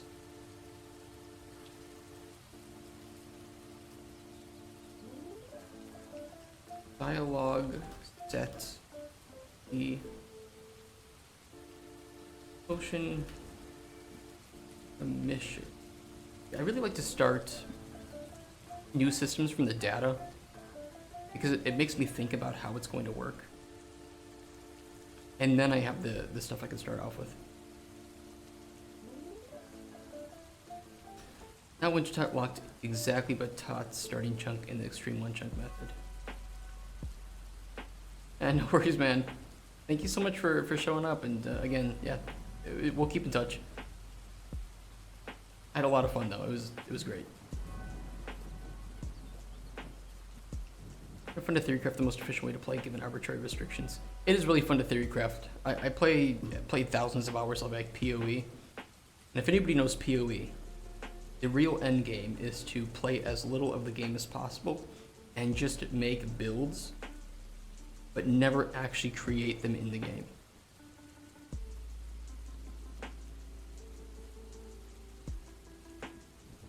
Okay, so 5 structures, 1 enum, and that should allow us to make data table. NPC data.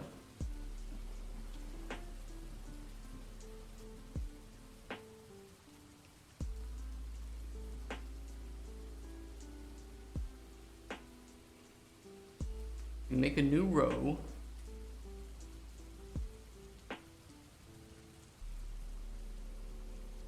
We have the row name, so we'll do mage for now, and this should allow us to create story stages.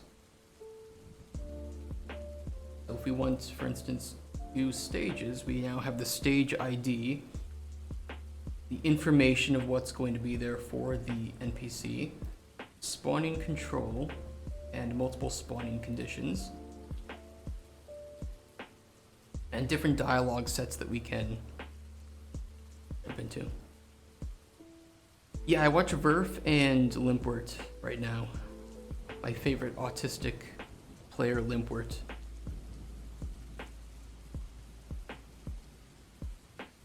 And don't get mad at me for saying that, people. That's what he says. Because he has it. I'm allowed to say it because he's okay with it. I got permission. I have my A card.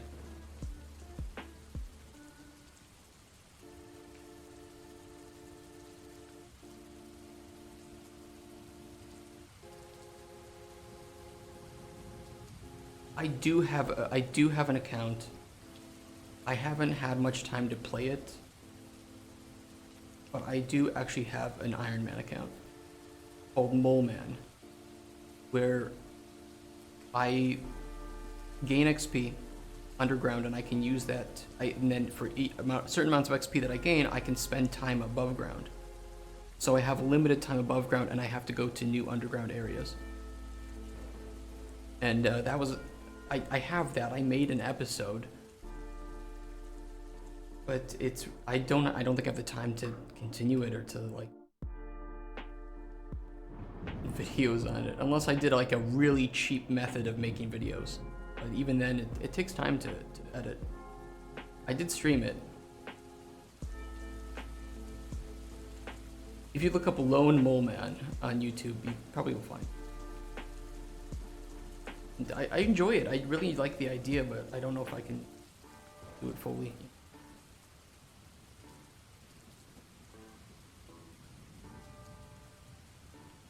Dialogue overhaul design.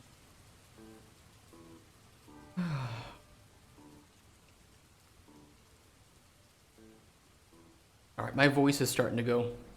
I've been streaming for like 7 hours something.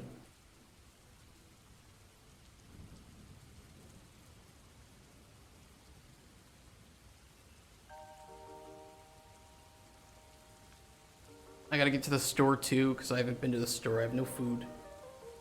Oh.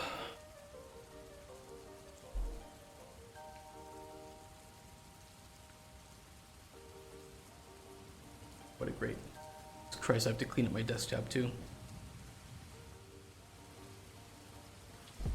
Wood cutting on the side to get rid. I used to do some OSRS on the side while I was working, but it was too distracting, so... Now I just do it at home. Magic Logs AFK Blood Tour of a Journey. Yeah, we gotta do next. Like you said, we gotta do next. I have... Yeah, especially not now with forestry, right? It used to be pretty AFK. You could just skip forestry events, I guess. They're pretty good. And I still want the pheasant NPC. Or pet. Redwoods are good, yeah, that's true, redwoods.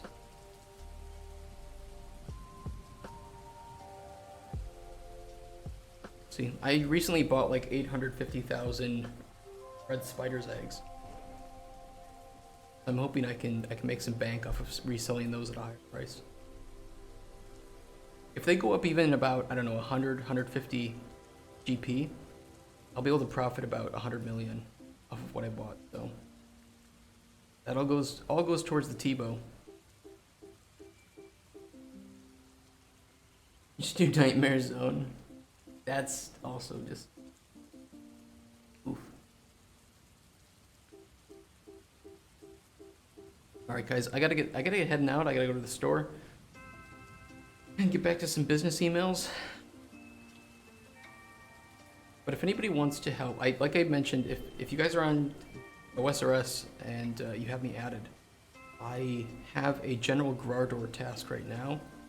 So if somebody wants to tank, I'd love it, and then we can just get some Grardor done, maybe get a Bandos drop.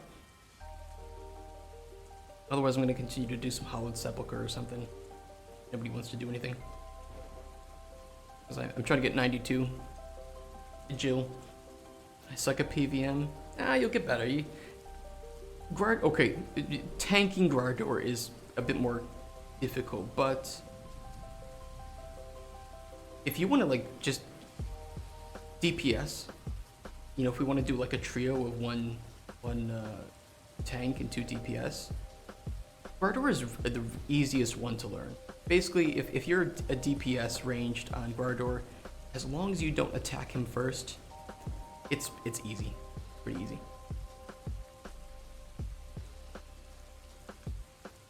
I learned God Wars on Grardor. Grardor is really simple.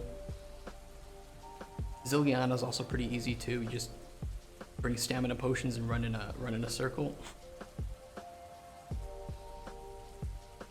Special is bring from Rex in my hardcore armament. Oh, you got the Berserker ring. It's pretty good. Worth a lot of money too. Great ring to have. Hey, getting to Rex can be kind of annoying because you walk in there and you have Prime and Supreme on your ass the moment you step down those ladders. So it's good. Trying to trio all of them is kind of intense. I do next for fun and refuse to do Krill Raw special. Yeah, I don't do Calfight Queen because she is a piece of shit boss. I also don't do Zulra because that's a piece of shit boss. If you need money, go do Vorkath. No. I'm gonna get heading out, but doing KQ, right? You do it for 50 KC and to get the head. That's it. You do it for the combat achievements and for the head. And once you're done, you block Cal fights. Absolutely. Thanks, Jesus. Do the method where you pop up and down the ladder and sneak past when the two brothers aren't looking. Yeah, that is the best method. You can also get into the safe spot if you anger like Supreme and just pray and then X log. 60 seconds later, you'll log back in. You'll be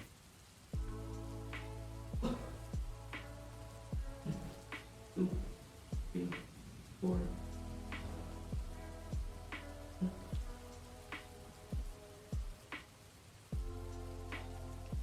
13, 15, 17, 18, 19, 20, 1, 2, 3, 4,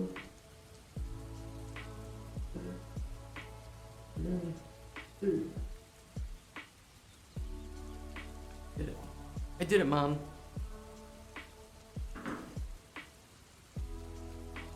Alright guys, I'm gonna head out to the store. Thank you so much for tuning in to our first stream post Digital Dragons. If any of you were like curious about what happened, we'll just kind of like repeat it shortly tomorrow, so you know, we can tell you about how everything went, how our talks went, and why we're now working on the NPC overhaul, and what our plans are for the rest of the year, because we have that second game that I would like to work on. Either way, thank you guys so much for the awesome talks today and for being really lovely despite heavy disagreements about certain things like ethically and morally and politically. I appreciate that we can just talk about that and be honest with each other. Something that I think needs to happen more in the world, so. Take care, guys. I will see you tomorrow, and have a nice one. Ciao.